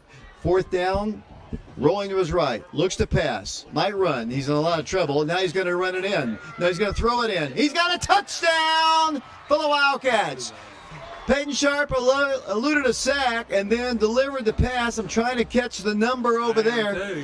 And not sure exactly, and I apologize for that. He is being congratulated by his teammates. Either way, it's another Oak Ridge class of 1989 touchdown, and it is 45-0, and we're not even in halftime. That's the Wild Band playing once again. We're dominating on both sides of the ball and in the stands. It is loud. The band is good. David Wilson trying to hit yet another extra point. 45-0 Oak Ridge. Let's see what Wilson can do. Nehemiah Elmore to Holder. Once again pressured. The kick is on its way. It's up. And it is good. 46-0 Oak Ridge. We'll be back with another Wildcat kickoff in 60 seconds.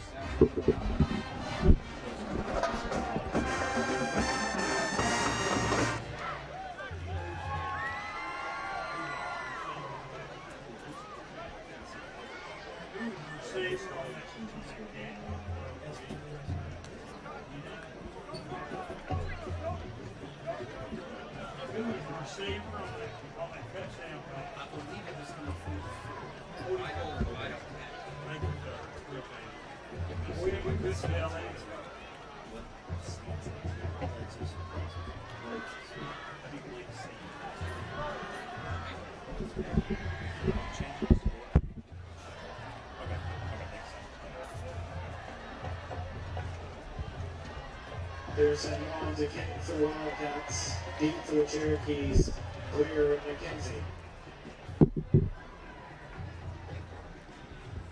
I apologize, Dave. I was trying the best I could to see it. Yeah. He was so swamped by other people. He's got a great leg.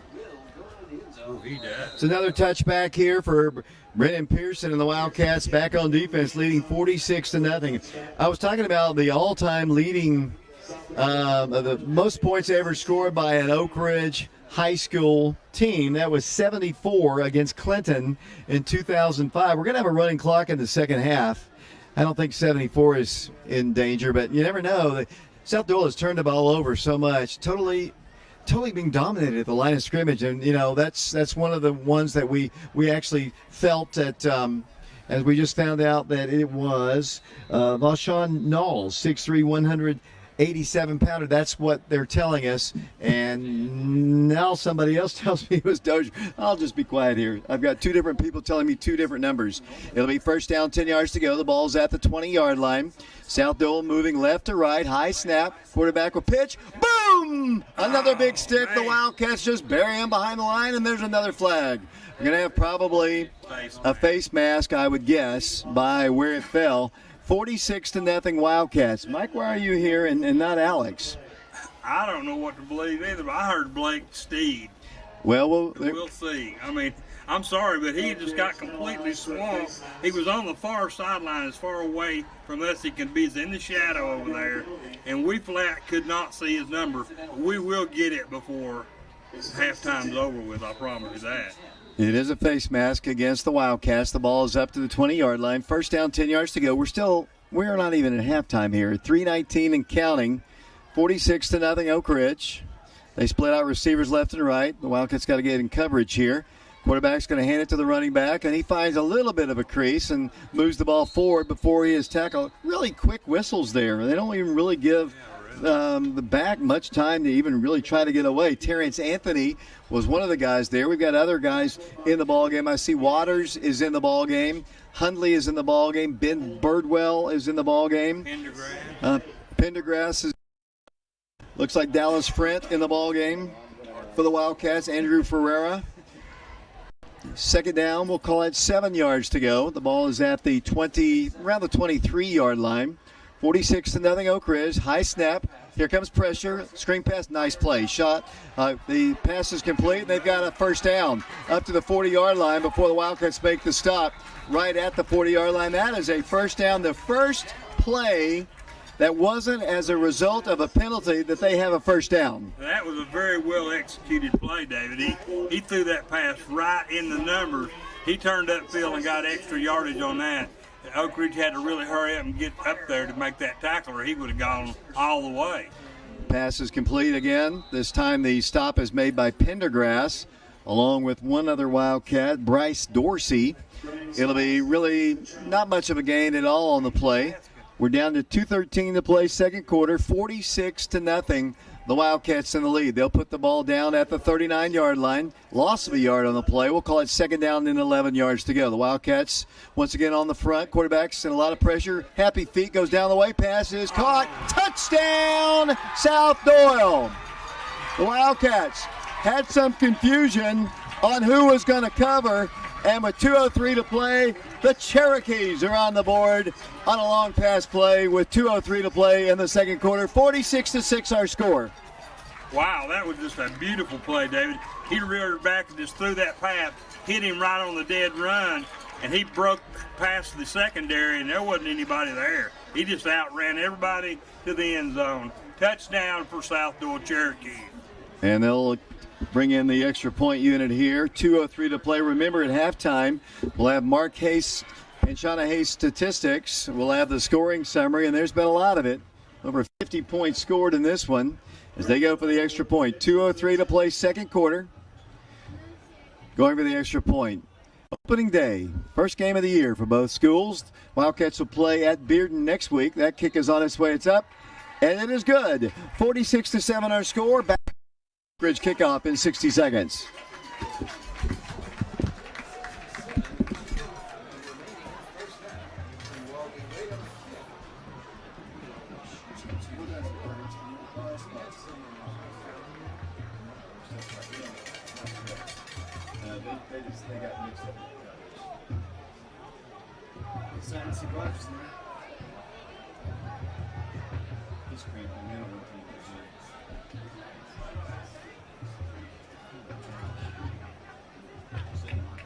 Let me get Alex back in here. Yeah, go ahead. Let me get it out of the way. I'm right now. You're doing fine. Okay.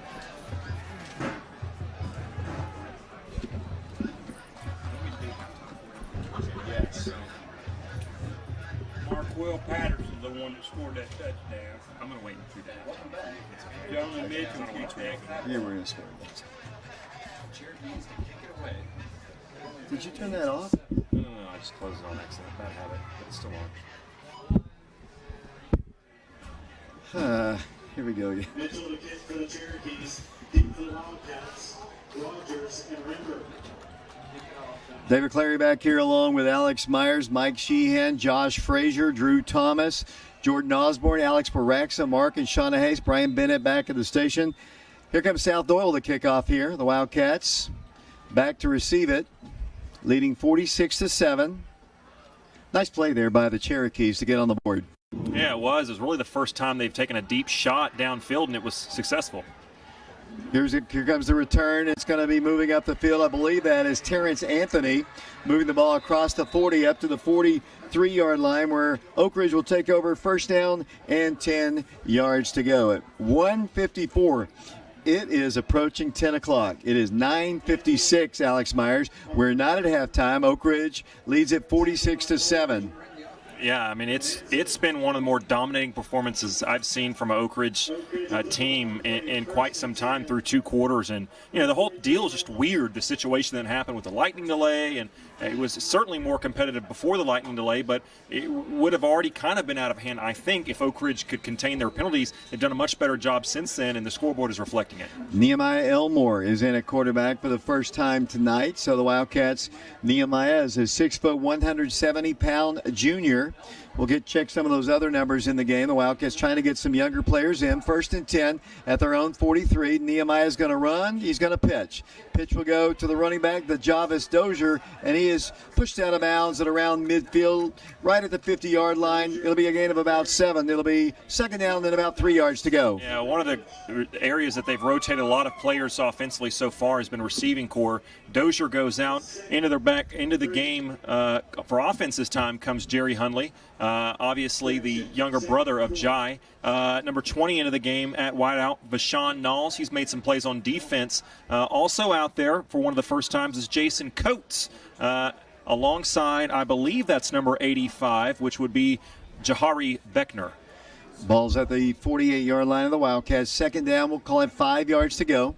Nehemiah Elmore at quarterback for the Wildcats. Handoff goes straight up the middle. Boom.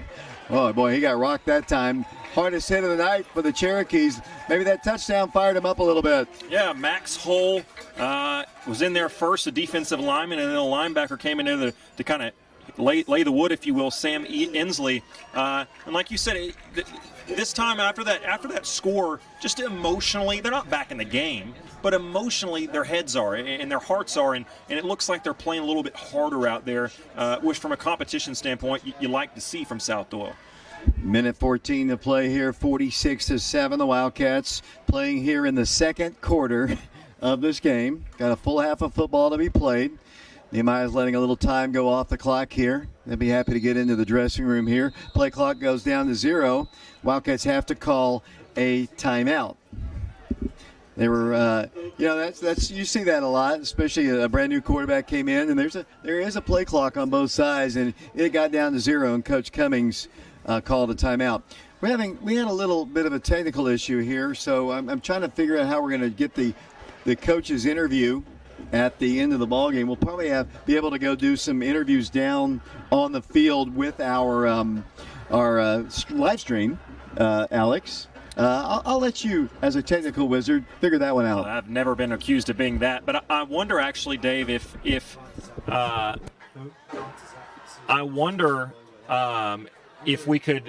add Skype on my phone, could I take the mic down, join the call?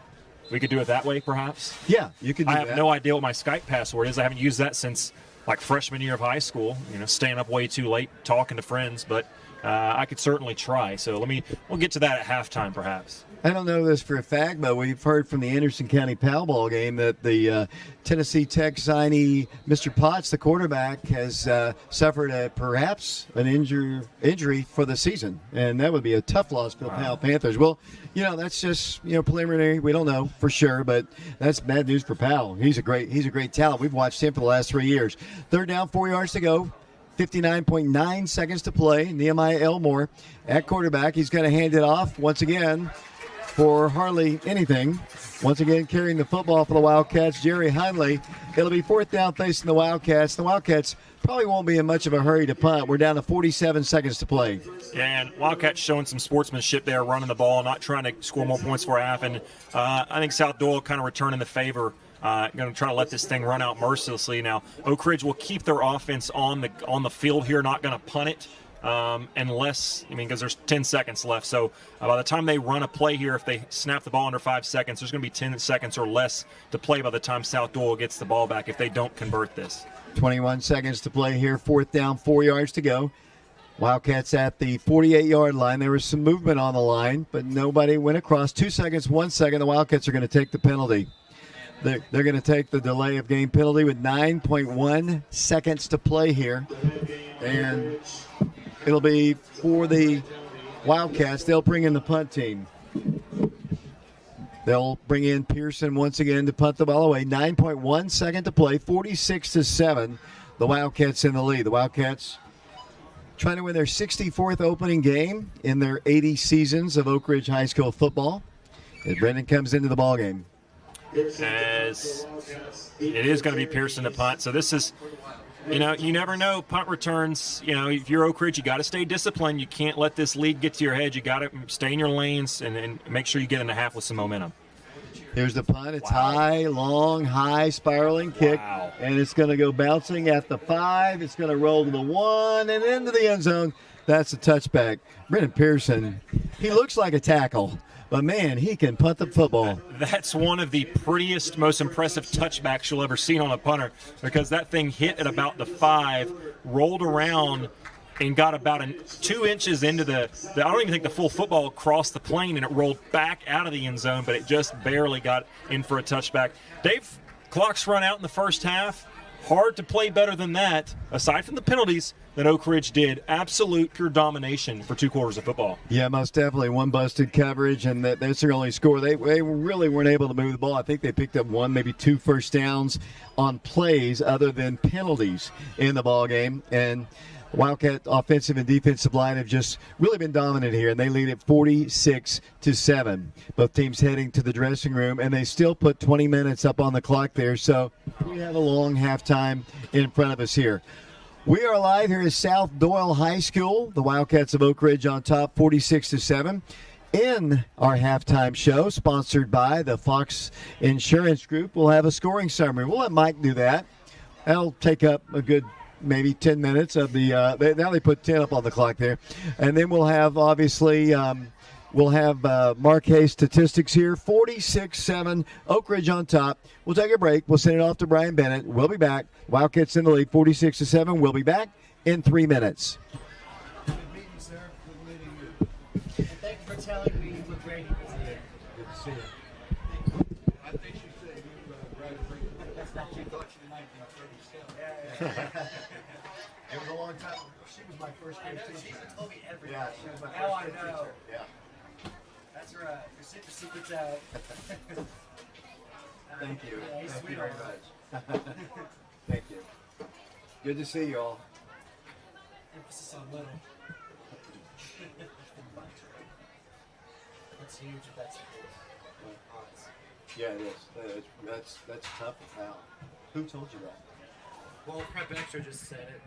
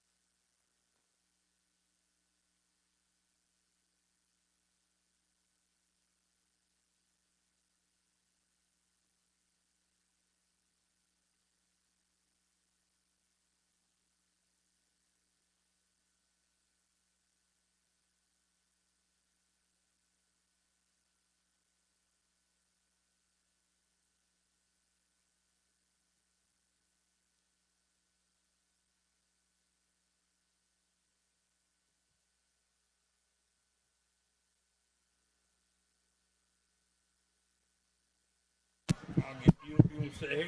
No, because I'm going to sit with this one. Oh, okay. We're going to give Dave a vocal cord rest. Oh, okay. That's fine. So you want me to sit in that chair? This one. Okay. I'm curious, Alex, who needed the card? Alex. Oh, really? He must not stop it during the just tap you on the back when it's time.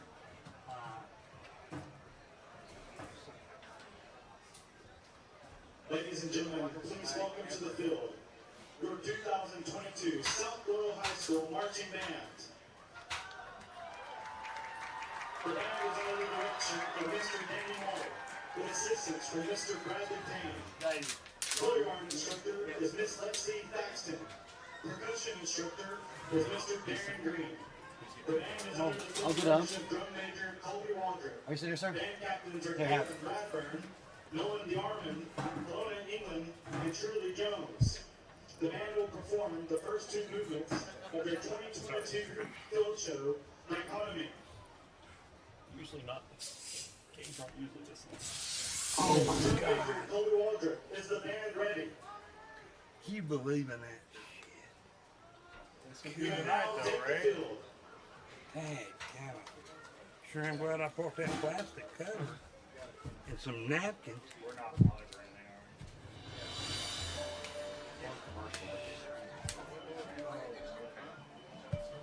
What a damn mess.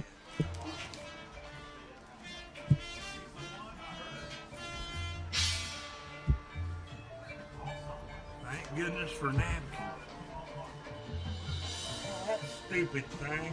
Welcome back to South-Doyle High School. Alex Myers taking over for David Clary during the halftime, give his vocal cords a much-needed rest. Alongside me now is Mike Sheehan. We're going to buy you just a second of time, Mike. I want to say a special shout-out. A couple of Wildcats listening and saying hello. James Powers, saw him out here earlier tonight.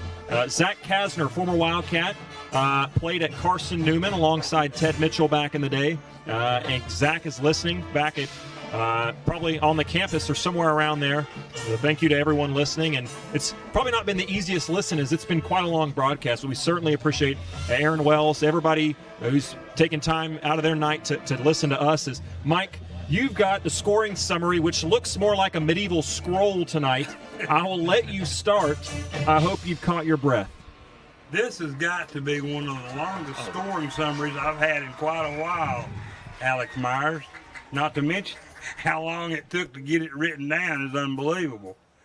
But the bottom line is the Oak Ridge Wildcats won this first half 46-7.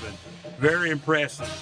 Start out with Peyton Sharp threw a 26-yard touchdown pass to Elijah Rogers, and the Wildcats went up 6-0 with 7 minutes and 35 seconds into the first half. Then we started getting penalty on top of penalty on top of penalty. But the Wildcats managed to get 2 points, extra point on the very first touchdown, because Brandon Hayward handed him off the ball on the inside handoff, and he ran into the end zone, and the Wildcats went up 8-0 with 7:35 left in the first half. Next, Oak Ridge scored on a Elijah Rogers 26-yard pass from Peyton Sharp, and the Wildcats went up 11-0. Then with 11:35 left in the second quarter, Brandon Hayward caught an 8-yard touchdown pass from Peyton Sharp, and the Wildcats went up 17-0. And then Elijah Rogers ran another 2-point conversion in, and the Wildcats led 19-0.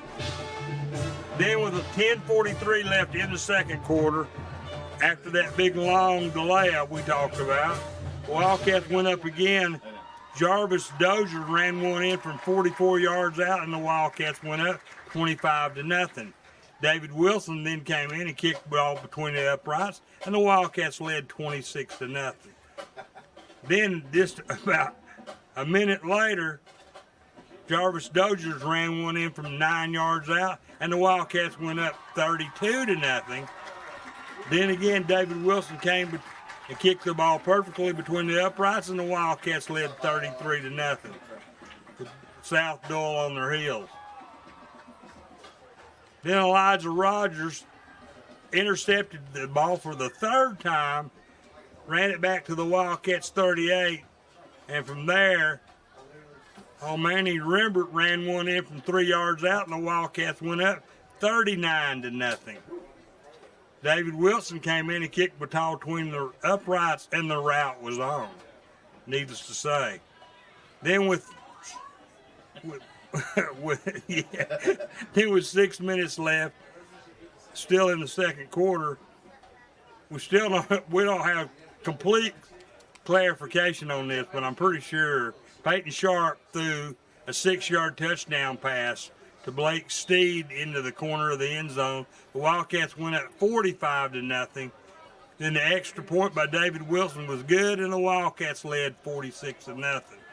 Then, but just moments later, Marquell Patterson took one in from 39 yards out and put the South-Doyle Cherokees on the board for the first time tonight. They scored 6-0.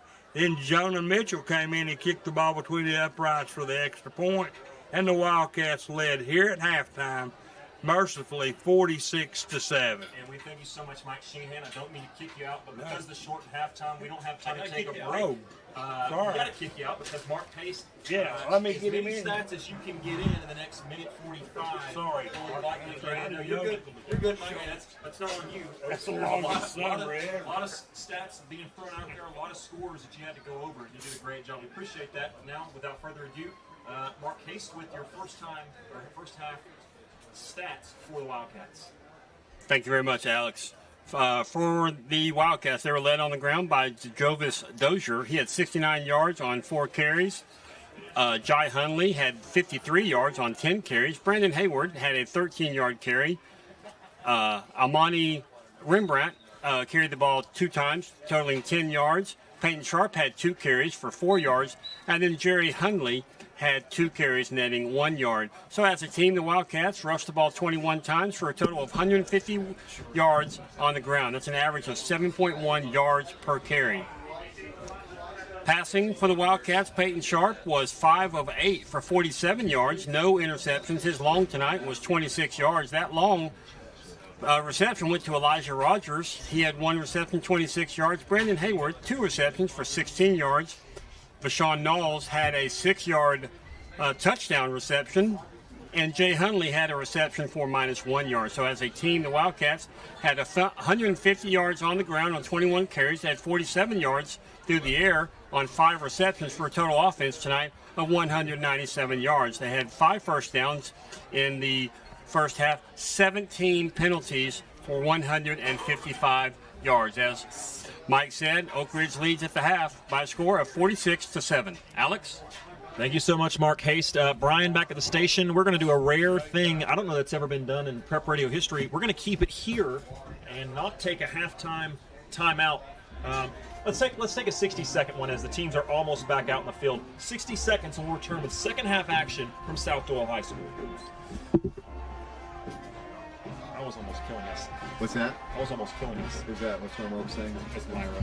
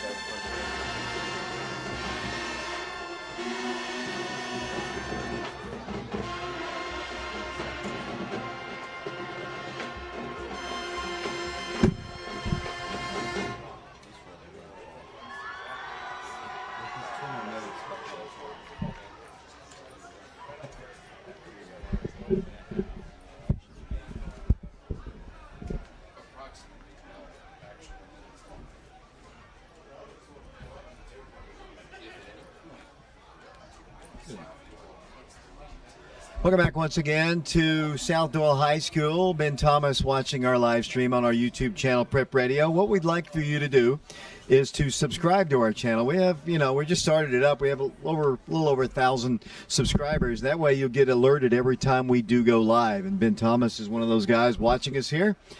46-7 our score.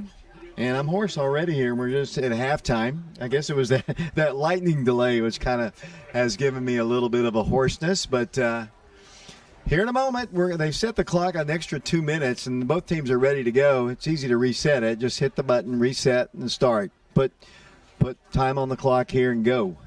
And it's 46-7. Total domination by the Wildcats. Yeah, that's pure domination is really the only phrase I know to describe this. And, what I do like from a standpoint, just as a fan of the game, I like what I saw at the end of that first half from South-Doyle. After they got that touchdown, I agree. Their defense came out, albeit maybe not against a full-strength starting lineup against the Wildcats. Their defense came out and they showed some fight. They showed some heart and grit, and I hope that this is much more competitive from that sort of standpoint here in the second half. We're going to get used to this. Just one touchback after another. A big collision down there on some blocking there.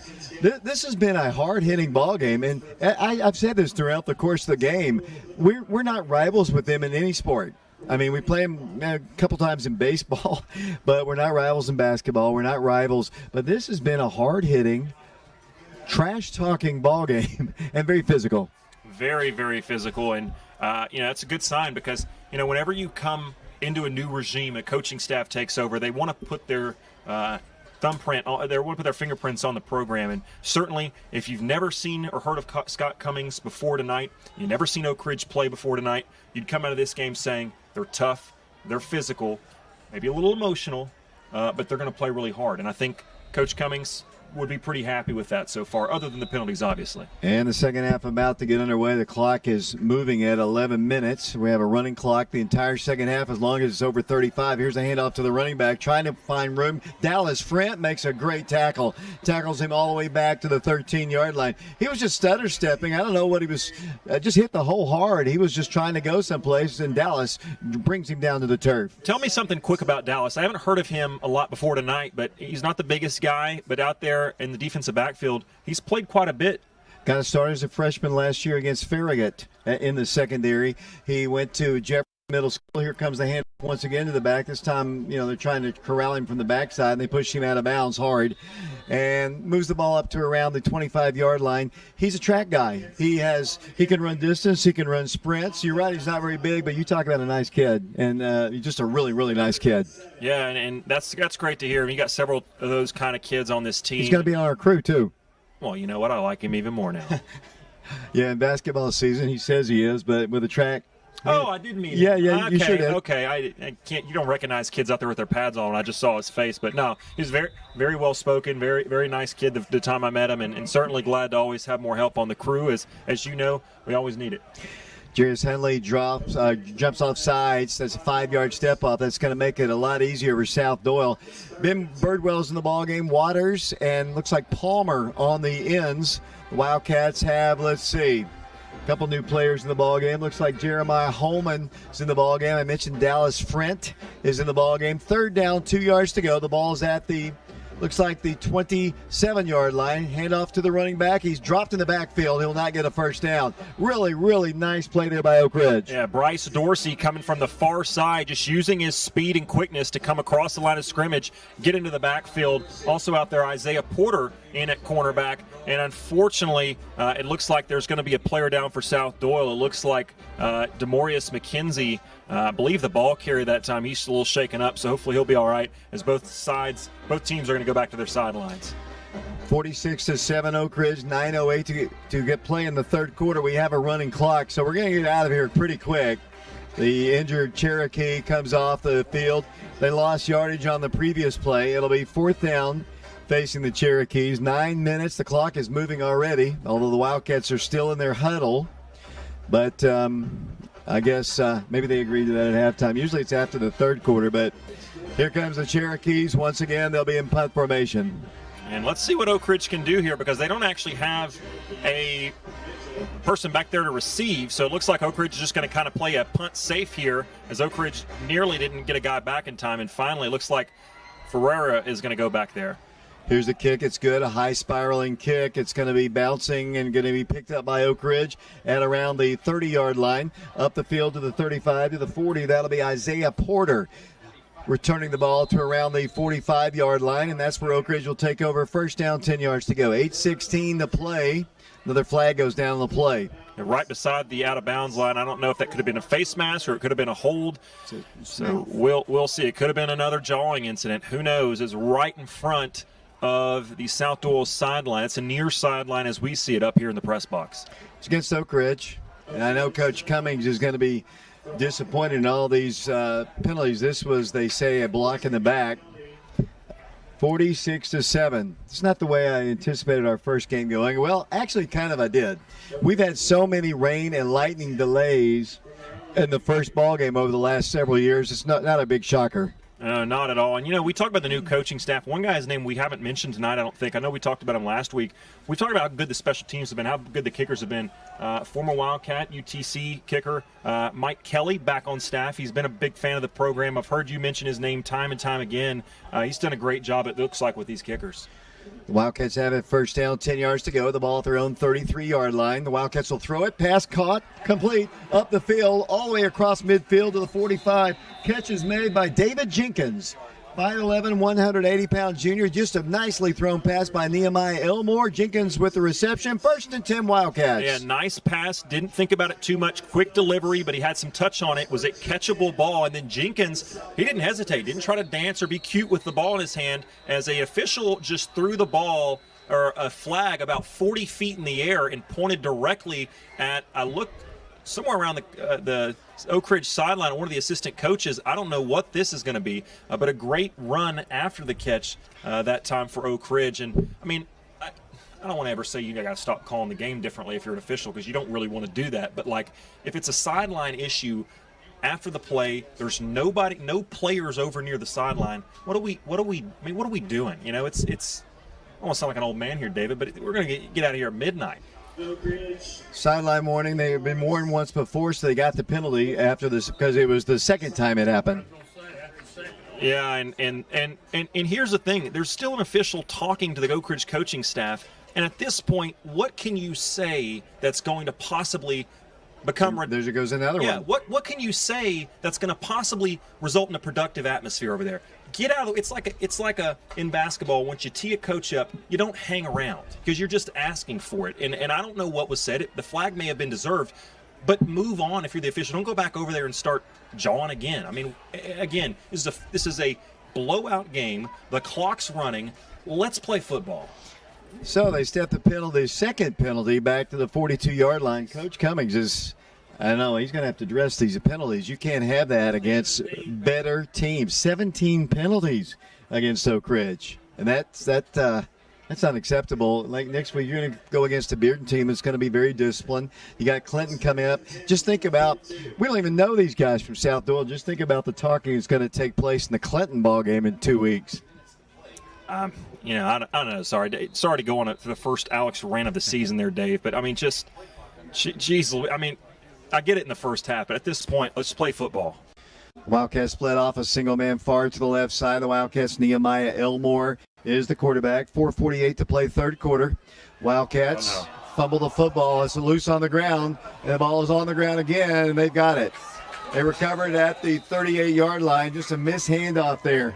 Looks like Jaden Begovich, the junior defensive lineman, 6'2", jumped on that ball, disrupted the play, and was the one that came out of there with it. Just not a clean exchange. The running back for Oak Ridge never really had it, started bobbling it, and he stuck his arms out to try to catch it, and essentially just kind of launched the ball into the defender, and it was just not a clean exchange, and you almost expect that. You don't like it, but you almost expect it with new running back and new quarterback into the ball game. 46-7, Oak Ridge in the lead, 4:05 and counting in the ball game. They're running the clock just without stopping it. Even at timeouts are not stopping it, so at least we'll get a little bit of a break and get out of here. I don't know if you know who this is, number 48. We don't have him on our roster, but it's, I think, his first time into the game, or one of his first times. I don't have him. That's not on the roster that I was given, so I apologize for that. And I saw a couple others that I didn't see, and here's another flag. It's going to be, they got down to one second, and they call a timeout. The flag went down. How did the flag go down from the back judge who's supposed to be watching the clock? You don't throw that until, usually there's a little bit of a delay, because you don't throw the flag until the clock hits 0. Then you look at the ball, and if it's not snapped, then you throw the flag. He threw the flag. The clock was still at 1. I mean, what? Back to you, Dave. I'm just going to let you run down our sponsors here. Fox Insurance Group, Mortgage Investors Group, Ortho Tennessee, Sexton Automotive of Oak Ridge. I know they've always taken care of you and the crew as a lot of these road trips aren't necessarily easy on the car. They've helped you. East Tennessee Spine and Sport, Dr. John B. Burgess, DDS, Jim Norman with Joyce Merdoff Flintcroft, and Norman Attorneys at Law. And we can get back to the action now, Dave. First down, 10 yards to go for the Cherokees at the Oak Ridge 38 following the Oak Ridge turnover. 3:35 to play in the third quarter. Quarterback's going to pass, feeling some pressure, goes into the end zone. Pass is going to be intercepted almost by the Wildcats. Porter just couldn't quite get to it. It's incomplete. And he was freed to go after that ball because there was great coverage by number 48, the guy we mentioned a moment ago. We don't have his name. But 48 had great coverage on the play, which allowed Porter to come off of his man and come over there and nearly come away with Oak Ridge's 4th interception on the night. Second down, 10 yards to go. 3:05 and counting in the third quarter. Quarterback's going to hand it to the running back, and he moves the ball forward. Hit by Birdwell. Looks like Anthony. Wildcats also hitting with, what's that guy's number? That is number 36 for the Wildcats. And that, of course, is Jeremiah Holman. It'll be for South-Doyle. Third down and 8 yards to go. 2:44 to play third quarter. 46-7 Oak Ridge. There's movement on their offensive line. That's going to cost them 5. Braves beat the Astros in a rematch of the World Series. 6-2 the final score. There was no trash can banging in that one. Dave, I want to say something about this quarterback. He's not the guy who started the game, and they haven't thrown a lot with him, and quite frankly, an offensive line hasn't really given them the option to do that because they're not protecting them for very long. But the few throws he's made, he looks like he's got a decent arm, has had some nice touch on the ball going downfield. I think this might be a guy that's got a little some potential. 3rd and 12, he's going to pass again down the way. Porter's, this one's going to go over his head, and they're going to go into the end zone for a touchdown. That time, Porter went up for the interception, got twisted, jumped maybe a little bit too early. A nice reception there by the receiver, and it's 46-13. Maddox Cup, who we were just bragging about, shows that touch again, floats one high, a catchable ball up to his tall, rangy receiver, and that was TJ Upton. Good-looking athlete, just a sophomore, but he's 6'4", 180, and he used that length and size advantage just to go up over the top of Porter, carried the ball down in, and kind of stumbled and bumbled his way across the goal line. And we talked about it before, and I'll say it again. The second half, the score may not end up being in their favor. The second half, and really the last drive or so of that first half, the South-Doyle team, their attitude looks totally different. And they'll go for the extra point, 1:58 to play. Now the clock is not going to be a running clock here. It's 46-13. They'll go for the extra point. Ball is down. The kick is up, and it is nearly blocked, but it is good. 46-14, the Wildcats in the lead. 1:58 to play. In the third quarter, we had a lightning delay. If you're just wondering why we're still on the air this late, and most of the other ball games completed, we'll get some scores. Why don't we run down some of the scores? The Wildcats, 46-14. I'll have to go look up some scores, Dave. I don't have an update, but I'll try to get that for you. Wildcats will take on the Bearden Bulldogs next week at a 7 o'clock kickoff from Bearden High School. We'll be on the air at 6:30 with our pregame show. I want to remind everybody, too, on Wednesday night at Okies in Oak Ridge, we'll have the first out-of-studio show in 2 years. Of course, COVID sent us to the studio, and we'll have Down the Steps with Scott Cummings live 7 o'clock on BBB Channel 12. That'll be at 7 o'clock live from Okies in Oak Ridge. 1:58 to play. Go ahead, Alex. Final scores: Austin East, Fulton blew out Austin East 41-22. AC all over Powell 48-4. Path over Chucky Doak Big. Gibbs over Halls Big 31-16 with 10 minutes or so left in that one. South-Doyle to kick off once again. I'm losing my concentration level. Let's go. I'm getting fired up again. Minute 58 to play in the third quarter. 46-14 the score. Here comes the kick by South-Doyle.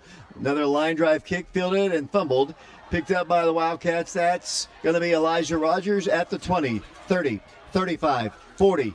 Elijah Rogers to the 45. Stumbles forward and is tackled finally at around the 47-yard line, and that is where Oak Ridge will take over. First down and 10 yards to go. You are going to give the East Tennessee Spine and Sport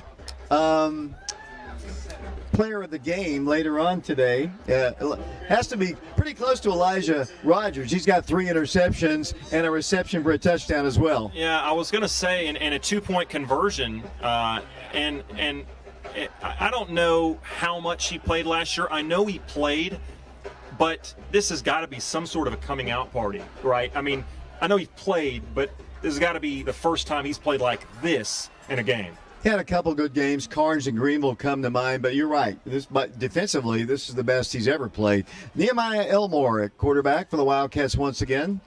55 seconds to play. Handoff goes to Hundley.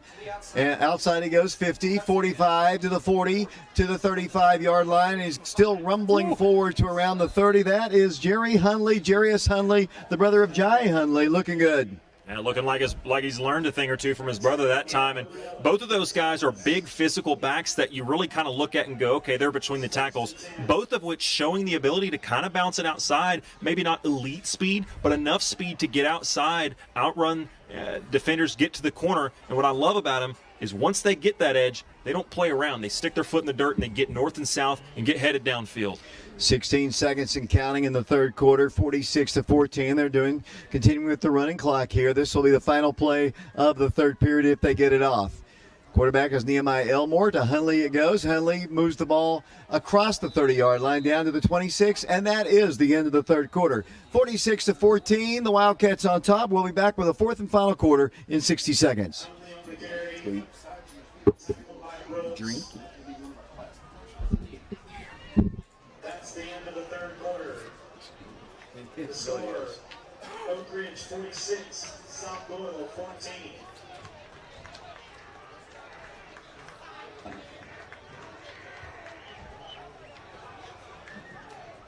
Again, South-Doyle High School would like to thank these sponsors for their support of the South-Doyle Cherokee football team. Benchmark Physical Therapy. Breakthrough begins here. Tennessee Valley Football Surgery. Church Life Family. Commonplace Coffee. Get back and relax at Commonplace Coffee. Cookie Kids Daycare. A proud supporter of your South-Doyle Cherokees. T-Man. If you need assistance with financial planning, call Jesse London at T-Man. Report pictures. Number 71. Let's check down your efforts. Schedule your trip today with your Variety Adventures.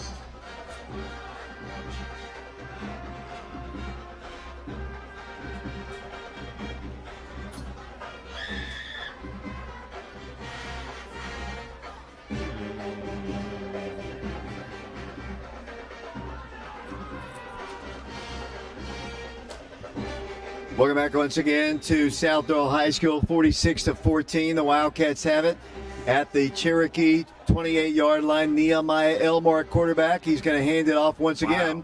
Once again, Hundley breaks the first wave of tackle. Lurs moves the ball to the 25-yard line where it'll be third down. Well, I really want to commend Parker Searle, who's, I hope I'm saying that right, who is in at right guard right now. And they just ran that little off-tackle play to the left, and he was a pulling guard coming across the backside of the center, beating the running back to the spot, and just plowing through a defensive lineman. Things like that don't necessarily show up in the stat book, but it was an athletic play, great hustle for him to get over there in time, and if he doesn't make that block, that run's not successful. Hickson is in the ballgame on the line for the Wildcats. Here comes Oak Ridge splitting out a single man far to the right side. I believe that'll be Beckner once again. The Wildcats also with a receiver to the right. Hundley still in the backfield. Man comes in motion once again. That's Jason Coates. The snap goes way over their head, and Jason's going to try to pick it up, and he does, and he goes down at the 50-yard line. It'll be fourth down and very, very long for the Wildcats. That snap just sailed over Nehemiah's head, and the Wildcats will be forced to punt. And you know, that's you're not going to get many opportunities for Nehemiah and some of these maybe younger guys up front to get real live game reps from this point on. And this is at the varsity level. And so while you hate to see things like that, you would rather them happen now than if something happens and they've got to get real meaningful minutes down the road. You'd rather the kinks be worked out now. Hayden Malcody in the ball game for the Wildcats. I was mistaken. I thought it was 4th down. They said 3rd down, and indeed, here comes the punt team. I thought it was 4th down. And here, interesting, this looks like pretty much the first team unit as Brian Kelly is back into the ball game. Izzy Mitchell back into the ball game. So it doesn't look like Oak Ridge is playing those younger guys, at least on the punting unit at this point. Right. He told me that he's going to play his frontline guys on special teams. That's what he told me. So Junior Adams is in the ball game for the Wildcats. 4th down, 29 yards to go. Play clock down to 0. But honestly, I don't know that I would penalize them here. They didn't reset the clock. They were the ones who signaled it was 3rd down. So the Wildcats were just going back out there. Now they put 20 more seconds on the clock here. Wildcats. This is a highlight opportunity for the punter here. You know, he's already got one really pretty punt and almost pinned him back deep. Let's see what he can do here. Low snaps, going to pick it up and punt it.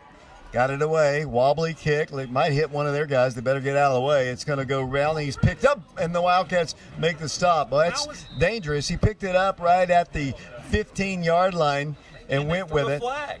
I mean, the play lasted from when he picked the ball up literally maybe a second, and they managed to call a flag on the play. How many penalties now, Mike, do the Wildcats have? 17. Well, that's 18 if it's on Oak Ridge. Yeah, it's 18 now. It is indeed against, well, let's see here. They're going to wipe it off, it looks like, I guess. They called a fair catch. Okay. Yeah, so that's a penalty on them. Oh, that makes sense. Because I was wondering, I'm like, it wasn't like he was trying to fight through tackles and there was a face mask. I mean, it was so quick. I'm like, how could there have possibly been a penalty? I didn't see him fair catch, though. So we've been streaming this game on our YouTube channel, and we will probably, a lot of schools don't allow us to stream all the ball games. We're going to try to do as many as we possibly can, obviously. 46-14 the score, 8:20 to play in this one, and mercifully it's getting close to the end here, Alex. As the Cherokees have it, 1st down, 10 yards to go, the ball at the 11-yard line. And nearly a high snap. Pass is going to be incomplete. Dropped it around the 15-yard line, 8 minutes and counting, 46-14, the Wildcats in the lead. So, while the Cherokees try to run their offense, let's talk about the positives. I like the defensive line. I thought the poise tonight of Peyton Sharp looked really good. The Wildcats ran the ball quite effectively. That means the offensive line had to be doing something well. The secondary, which lost 2 starters in the last scrimmage. Here comes the quarterback throwing down the field. Intercepted Oak Ridge. The Wildcats pick it off down the floor with Riker Arms, the freshman. He cuts to the outside. He's at the 24-yard line. Riker Arms, Jefferson Middle School, and that is another turnover by the Cherokees, and the Wildcats will take over again. Excellent play. I'm not sure. I think he may have been in there at linebacker. For him to drop back into coverage that far downfield, almost like a punt return, kind of getting up under that football because it was a high arching underthrown pass. Really, really nice play from the freshman. I didn't realize he was a freshman. That's something that typically in the past Oak Ridge hasn't had a lot. I mean, if you play for Oak Ridge as a freshman, typically you're big time. You took about the Spencer Goldmeyers, the Corey Bookers, the T. Higgins of the world. And this roster, maybe a little bit of it's because of it's a little bit depleted, but this roster, we've seen multiple freshmen out here not only playing but making plays while they're playing. Ethan Eubanks is in the ball game for the Wildcats. We have some numbers that we just don't have, and now the Wildcats with 6:35 to play are going to have to call another timeout. They're trying to get all the young guys in, and let's try it. We'll hold it right here. I see several new players in the ball game, including Julian Marario and also Richie Ferreira. Not in there now, I don't think. On defense, Ryan Cherry was in there in the defensive backfield on that last play. A lot of young names, a lot of new faces out there getting some meaningful playing time. Because, the fact of the matter is we talk about how tough and grueling this Oak Ridge schedule is going forward. There may not be a lot of other blowout opportunities one way or the other for the Wildcats this year. So it's good that these guys are getting this experience, because you never know when somebody's going to go down or be out, and you got to rely on one of these young guys. Alex Myers, people say baseball is too long. The Braves played a baseball game and finished a baseball game in the same amount of time we have played this football game. Well, I mean, if you include the lightning delay break, the first quarter on my math was about 2 hours and 5 minutes. So here comes Oak Ridge, first down, 10 yards to go. Let's see if we still have Nehemiah in at quarterback. New quarterback in the ball game. Let's see who that is going to be, and that is going to be Life Goins. And another flag down on the play. Life Goins is a guy, he's a younger guy, I believe. You talked to Coach Cummins about it on your show a couple weeks ago. Tell me what you can tell me about him, because most people that are Wildcat fans, casual fans, probably don't know much about him. Yeah, he throws the ball okay. He runs the ball very well, actually. The Wildcats also have Ethan Garza as another quarterback. He's been kind of suffering a little bit of an injury here. Penalty against South-Doyle. The ball's at the 18-yard line. Life's going to pass. Fires a pass. It's going to be batted down at around the 15-yard line. 5:50 to play here. And, it is that the Wildcats are trying to rub it in. They're just trying to get these young guys. This is the first game for everybody. They want them to get a little experience in game-time situations, not just handing the ball off. And I like the play. The receiver, really credit the defensive back for tremendous effort. The receiver, which was Jahari Beckner, nice little route and got away with a little bit of a shove off, but that's football. You got to take your advantage where you can give it. Ran a nice route, created some separation, but the throw was just a tiny bit late, and a really nice play by that cornerback to get back involved in the play after there had been some separation to break that thing up. Here come the Wildcats, second down, 5 yards to go, 5:13 to play in the ball game. Goins is going to roll to his left, looks to run, 15, runs into his own blocker and goes down right around the 15-yard line, where it'll be third down and about 2 yards to go. 86 out there with a pretty nice block. It's another number we don't have, but 86 kind of pointing at Goins afterwards and going, my bad. Kind of got in the way there, but, hey, he's blocking. He doesn't have eyes in the back of his head, so good effort, though, downfield. Also, another guy into the game for the Wildcats, it was the running back. We mentioned him earlier. That's Julian Mararillo. Wildcats play out a single man to the right. We're down to 4.5 minutes to play. The Wildcats have it third down, a long 2 to go for a first. The ball at the 17-yard line. Goins is going to hand it off. Boom. Oh, a big hit that time on the Wildcat running back, and that was Julian once again, and he is going to lose yardage, but you're up 46-14. It's past 10 o'clock, almost 11 o'clock. The Wildcats are going to go for it, obviously. Ethan Eubanks in there as sort of the up back, if you will. Blocking that time, you still look at I don't know about the experience level of some of these guys for South-Doyle, but one thing you can't say about their defensive front is that they're small. I mean, they've got big dudes down there up front, and they sniffed that one out. They could tell all the way that was a run, and brings up about 4th and about 6. And let's see if they maybe go back to Goins. As Dave, I apologize, I did not download Skype. Shockingly, I got distracted and I forgot. 4th down, 6 yards to go, 3:37 to play. And flags are down once again.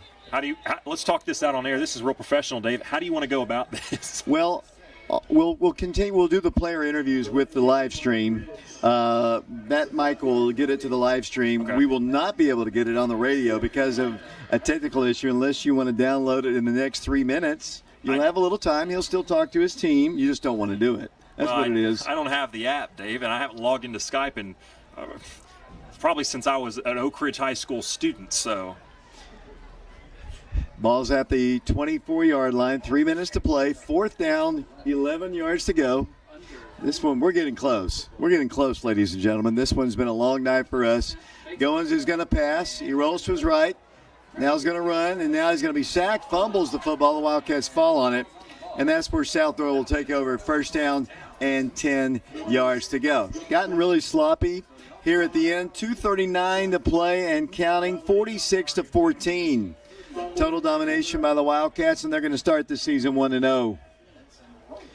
We're going to go down the field here somehow. We'll try to get the best we can. Junior Adams in the ballgame for the Wildcats. Oak Ridge also gets Dalton Allis in the ballgame. Number 34, Riker Arms, is still in the game for the Wildcats. Looks like Number 77 for Oak Ridge is in the game. That's another number we do not have. We'll have to take care of that here in the offseason before the next one. T.J. Hibben in the ball game for the Wildcats. 2 minutes to play in the game. First down, 10 yards to go for the Cherokees. Their third quarterback. The Wildcats have used 3 quarterbacks. We probably won't do the scoring summary again because that would take another hour to get done here. High snap, quarterback's going to pass, feeling pressure, cuts it up the middle, trying to get outside, 35-40, and then is run out of bounds, but not before he picks up a first down for the Cherokees. Before I head down there, Dave, the password I have, username and password for Skype, isn't working, so that's not going to be an option, unfortunately. So I guess I'll head down there with the live stream. I don't know. That won't make for great radio, but you can go ahead and take my phone, actually. That's how we're having to do it here. It'll be first down, 10 yards to go, and the quarterback hands it off to the running back, and he is hit. The running back is, but not before he gets across midfield, and they have the ball at the 46-yard line, 1:06 to play. He's going to talk to the team first, so you'll have time to get down there, and you'll just have to be out of breath as you walk down there. We're broadcasting one of our pieces of equipment that we've used forever since the days of Lucas Forstrom has gone out on us, so we've had to use my phone to broadcast here on as the quarterback's going to pass. Goes deep, down the way, could be picked off, and it's going to be caught again, and that is going to be another touchdown. Pass was up for grabs. He grabbed him. That should have been offensive pass interference, but at this stage of the game, who cares? And it's another touchdown for them. And I'm going to, as soon as they kick the extra point, we're going to take a break, and I'm going to hand you the phone off to go. Okay, and then after the interview, I'll just continue on air to just blabber away as I'm so good at doing until we get back up here. Then we'll finish the broadcast out. Yeah, we're patient with us. We're doing this on the fly. We were, 46-20. The score looks a little bit better, but Alex and I were talking about this during one of the breaks here. The Wildcats could have put as many points on the board as they wanted to tonight, if they had wanted to. And it's great the fact that both teams have gotten a lot of players in. It's a learning experience for both teams. It absolutely is. It's almost like intentional. Almost every single extra point that they've had, they're running somebody in late, South-Doyle that being. Kick is on its way, blocked. Nice play by Oak Ridge. I might have been Brian Kelly who came in there, or it might have been Grayson Oak. One of them blocks it, and the Wildcats lead it 46-20. So long, everybody, Chris Boyd says to me, the former cameraman and now a doctor up in the Washington area listening or watching us, whatever you might be. We'll take a break. We'll be back with another kickoff in 60 seconds. It's all you, buddy. Okay. I'm just going to look back at you in about 60 seconds, and I'll just point to it. Mike, you want to get over here? Sure, just 1 second. Are you getting tired, Mike? Yeah. Did you have to go to work today? No.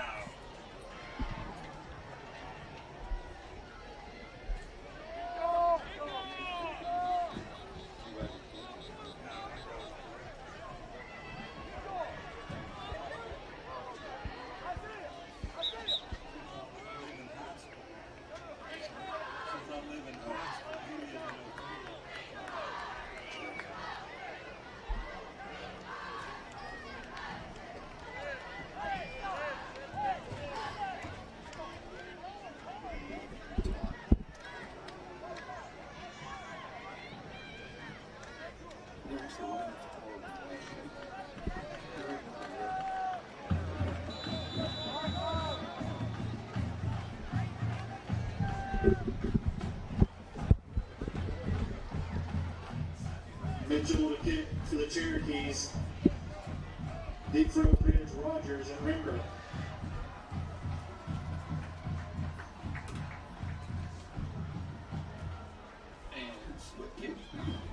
Squib kick picked up by number 44.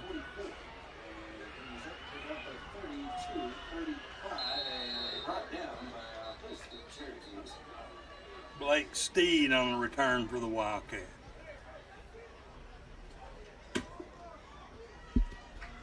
Steve on the return. Let's use both mics. Should be looking at victory formation for. Oak Ridge will put the ball in play 1st and 10 on their own 35-yard line. 35. Will be Goins in there at quarterback once again, and you would assume And with the 25-second play clock, if this play takes any longer than 3 seconds, you would assume that this would be the final play from scrimmage of the ball game for Oak Ridge.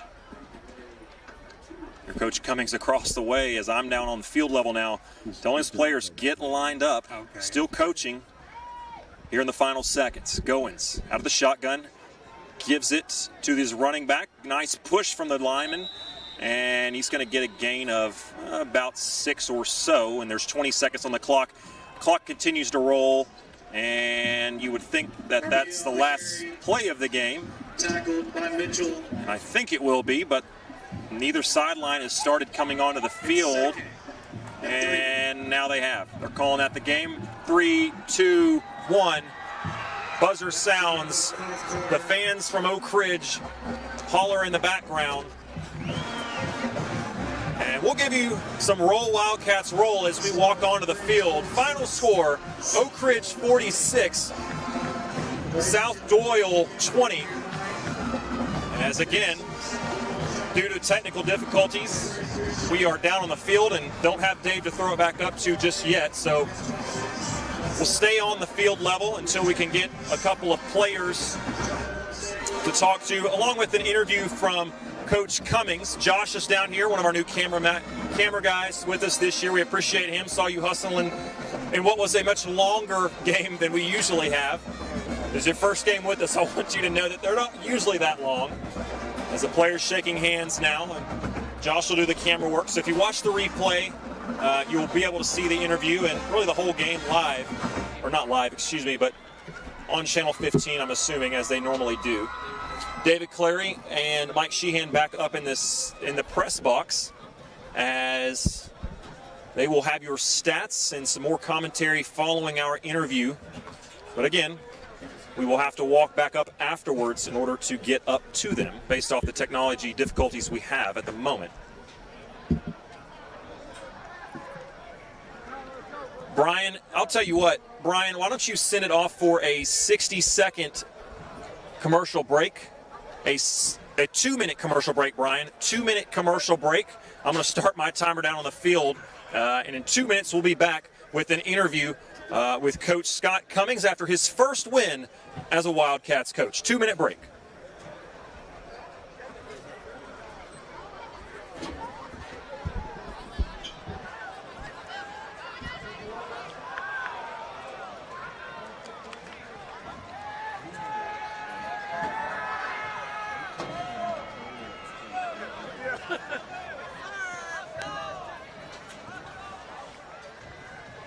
Coming out of the way, Alex. Oh, yeah. Oh, yeah.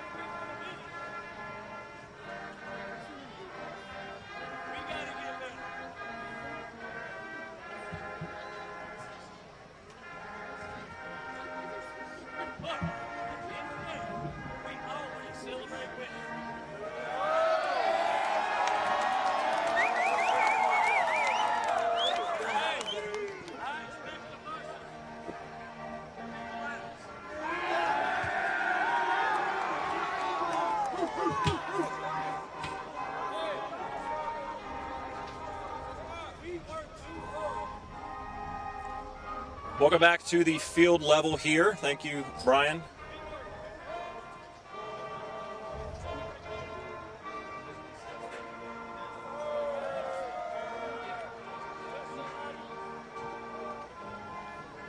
welcome you back to the field. We welcome you back to the field level. Thanks, David Clary, giving me my cues as Coach Cummings is wrapping up the final moments of his post-game speech. We have a little bit about that here in just a moment, as we're going to have an interview with Elijah Rogers, Coach Cummings, maybe Peyton Sharp if we can find him.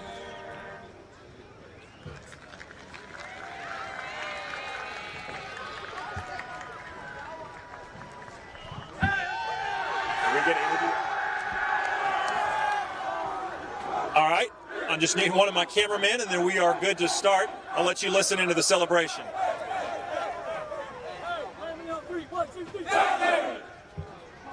As I've got Elijah Rogers with me. Give me 1 second. Elijah, we got to get a cameraman over here, as we've got a few new guys on the crew, so we got to make sure they find us. All right, here we go. Here's Drew. So down here with Elijah. Elijah Rogers, what can be said about your game tonight? Before I get into your personal stuff, first win of the season, new coaching staff, big year for you guys. You're hoping. What does it feel like after all off-season, all the workouts, all the summer practices? You finally get some scrimmages, but the real thing tonight, game one, what are you feeling like right now? Hey, I'm just blessed right now because we overcame so many obstacles, so many challenges, new coaching staff, a lot of players getting injured, coming back from injuries, a lot of seniors, our first game of the year. So, yeah, we just blessed right now. All right, I got to ask you, 3 interceptions in one half. I think Dave said it's been done before, 3 interceptions in a game. I don't know about one half. I've never seen it done by a Wildcat. Talk us through, I'm not going to ask you to go through each play, but what was going on out there? What was allowing you to make those plays? Hey, just being disciplined, doing my assignments. Coach Arias, he drew up a good game plan for us on defense. Coach Ted, you know, he been getting me right throughout the offseason. So, yeah, just really being disciplined and staying focused and locking in. I want to talk about your defensive line, because that opened up a lot of opportunities for you guys in the defensive backfield, but just for the defense and in turn for your offense, because you guys were getting to the quarterback and stopping their run game at the point of attack. How good? You knew those guys had some potential, but did you expect that from those guys?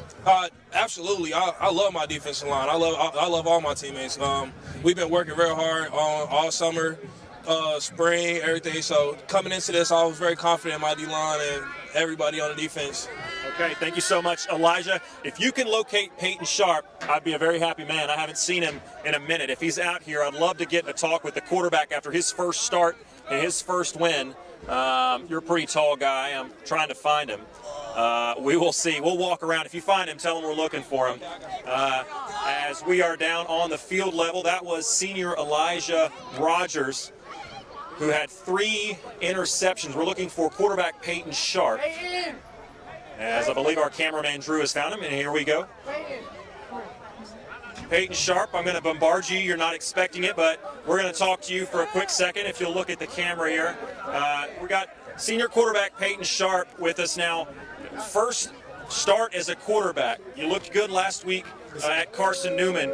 Before I talk about you as an individual, the team, what does that feel like coming out as the quarterback of this team? You talked about all the tradition that Oak Ridge has. Being able to be in that spot, what does that feel like as you're heading into the days? You know, I started out at 1A high school, and once I moved here, I felt a lot of pressure because I came from 1A to 5A, so it was hard for me, and I adapted to that, and I haven't started in about 1,000 days, so I worked really hard to get here, so it's amazing. You said 1,000 days. Is that something that you've been kind of keeping in the back of your mind? Yes, sir. It has. Has that been motivating for you? Yes, sir. Yes, sir. Now, individually, you had a few touchdowns. I think 2 touchdowns. Is that right? Or maybe 3? 3? Who's counting? Not that you are. The last one was really athletic play. We know that you're a mobile guy that's not afraid to use his legs. You got out of a tackle, threw a touchdown, kept your eyes downfield. What were you seeing out there tonight that allowed you to make some of those throws? You know, as the game moved on, it slowed down. The game slowed down for me. So, like, it was moving fast at first, and now it slowed down. So I saw linebackers kind of play and whatever. But glad I got the win. Yeah, absolutely. And one of the things that I know has got to be the best friend of a quarterback, other than a good wide receiver, is a great running game. And you've got a stable full of running backs back there and an offensive line that, after a couple of penalties early on, really opened up some holes. You were able to kind of lean on those, I felt like, early in the game. They weren't asking a ton of you, and as the game kind of slowed down, you started utilizing the pass game a little bit. How much is it? How much of a weapon is it for you to be able to utilize and kind of lean on that run game?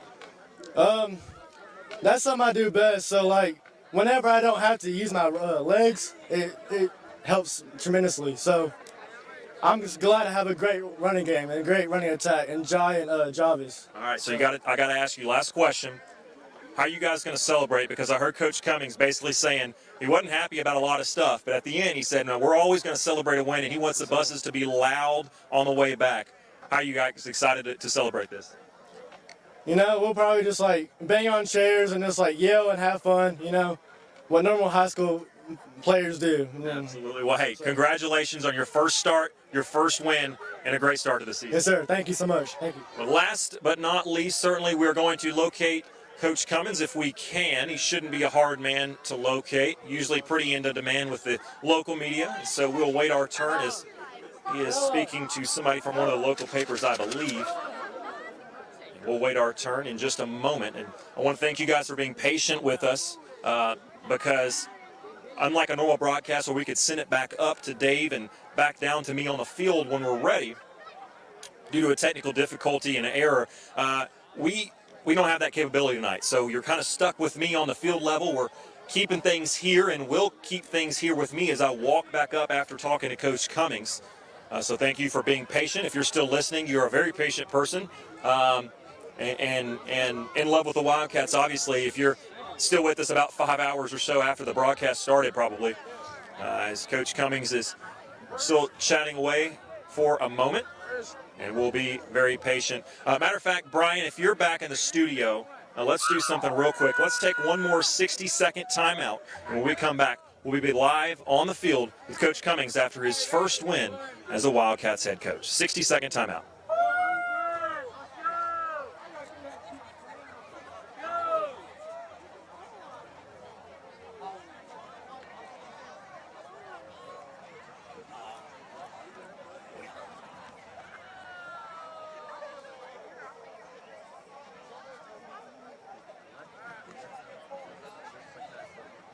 Guys, hey, can you tell coaches, like, let's get everybody going?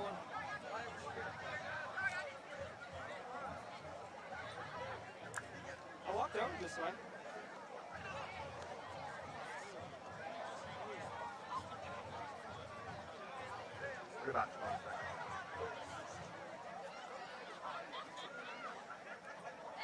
Oh, Greg, let's go!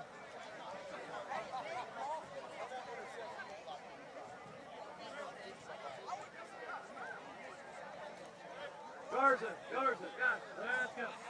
Let's go. Let's go, Brandon. Everybody, let's go. Tyler, let's go. Where's he at? Good job, Oak Ridge.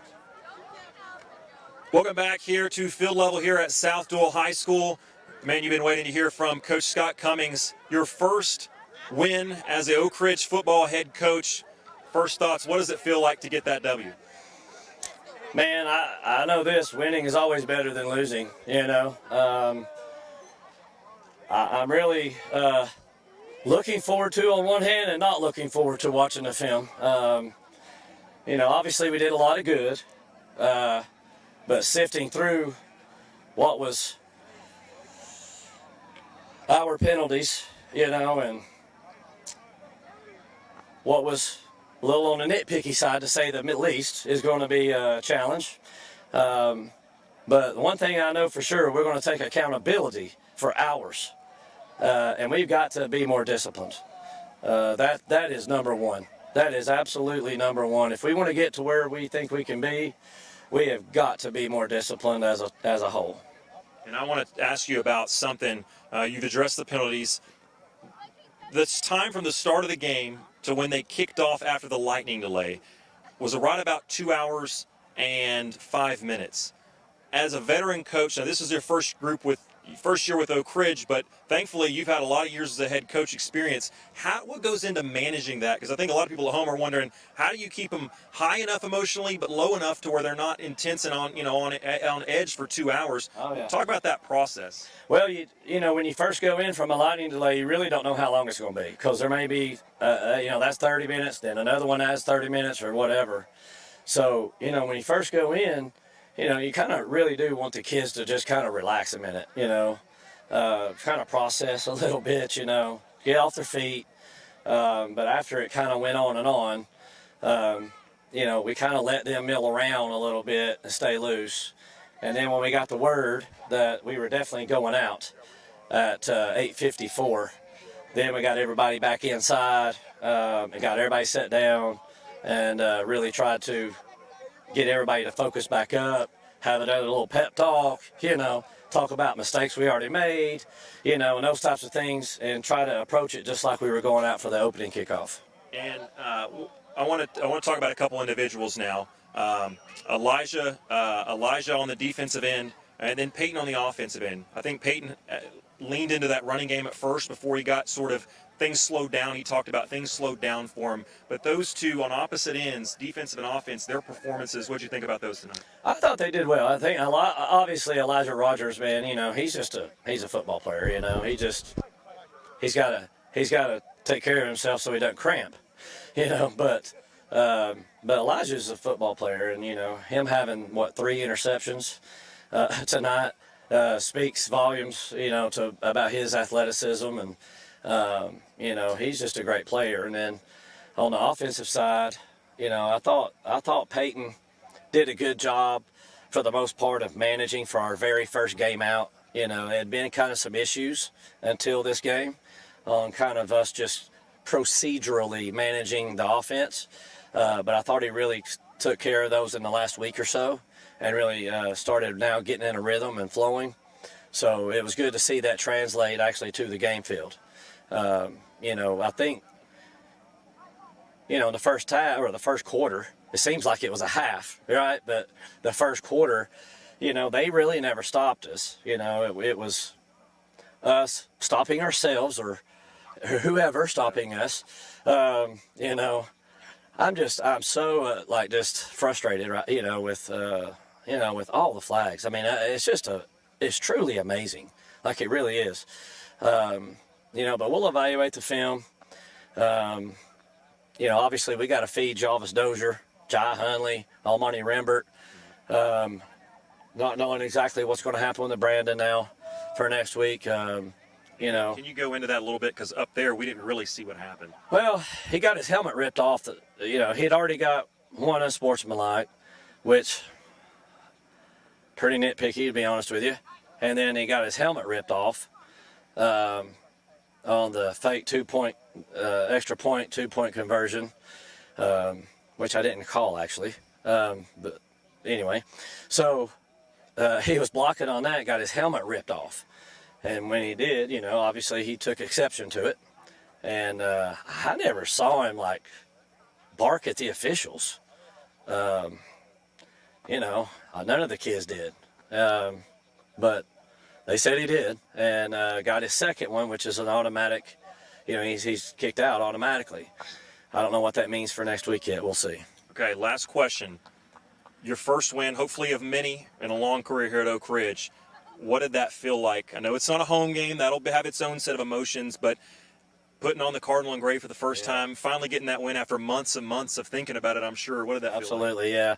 I've been there since January, and obviously that OR means something, and I know that. I'm very well aware of that, and I have embraced, Oak Ridge traditions, and want to do nothing but even expand on those traditions. And we all want to win. We all bleed it every day, and I think we've worked extremely hard for these kids. And in return, we have really good kids.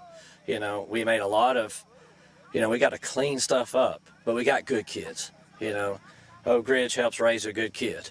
So now we just got to continue our culture, and grow from it, and make sure that we're getting better on Monday. Thank you so much for being patient. I know we had a lot of questions, but there was a lot to address after the first game. Thank you so much, and congratulations, guys. Thank you. Appreciate you. All right, David, we were going to we can cut the camera off. We're going to go back to David Clary as I'm going to hustle. I know those still listening are probably about as ready to wrap this up as we are, and so I'm going to take a nice little jog back up the bleachers to the booth where Mark Case is there for the stats. David Clary is up there as well.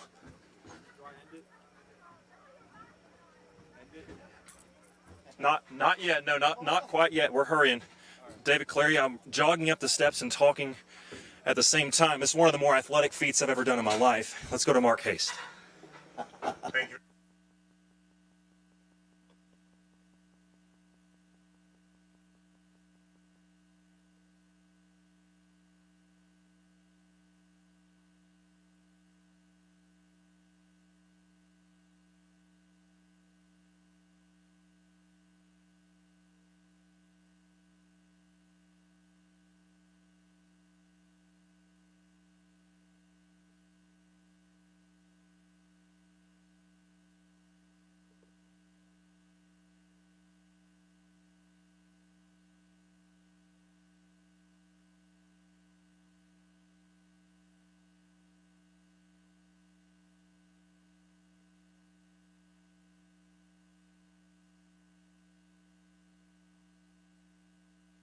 Over his head. Receiving, Wesley passing for the Wildcats. Peyton Sharp led the Wildcats. He started as the quarterback. He was 5 of 8 for 47 yards. His long tonight was 26 yards. Nehemiah Elmore was 1 of 1 for 25 yards. And Life Goins was 0 of 1 tonight. So as a team, the Wildcats were 6 of 10 for 72 yards through the air. Receiving, Elijah Rogers had a 26-yard reception. David Jenkins, a 25-yard reception. Brandon Hayward had 2 receptions, totaling 16 yards. Vashawn Knowles had a 6-yard reception, and Jai Hunley had a reception for -1 yards.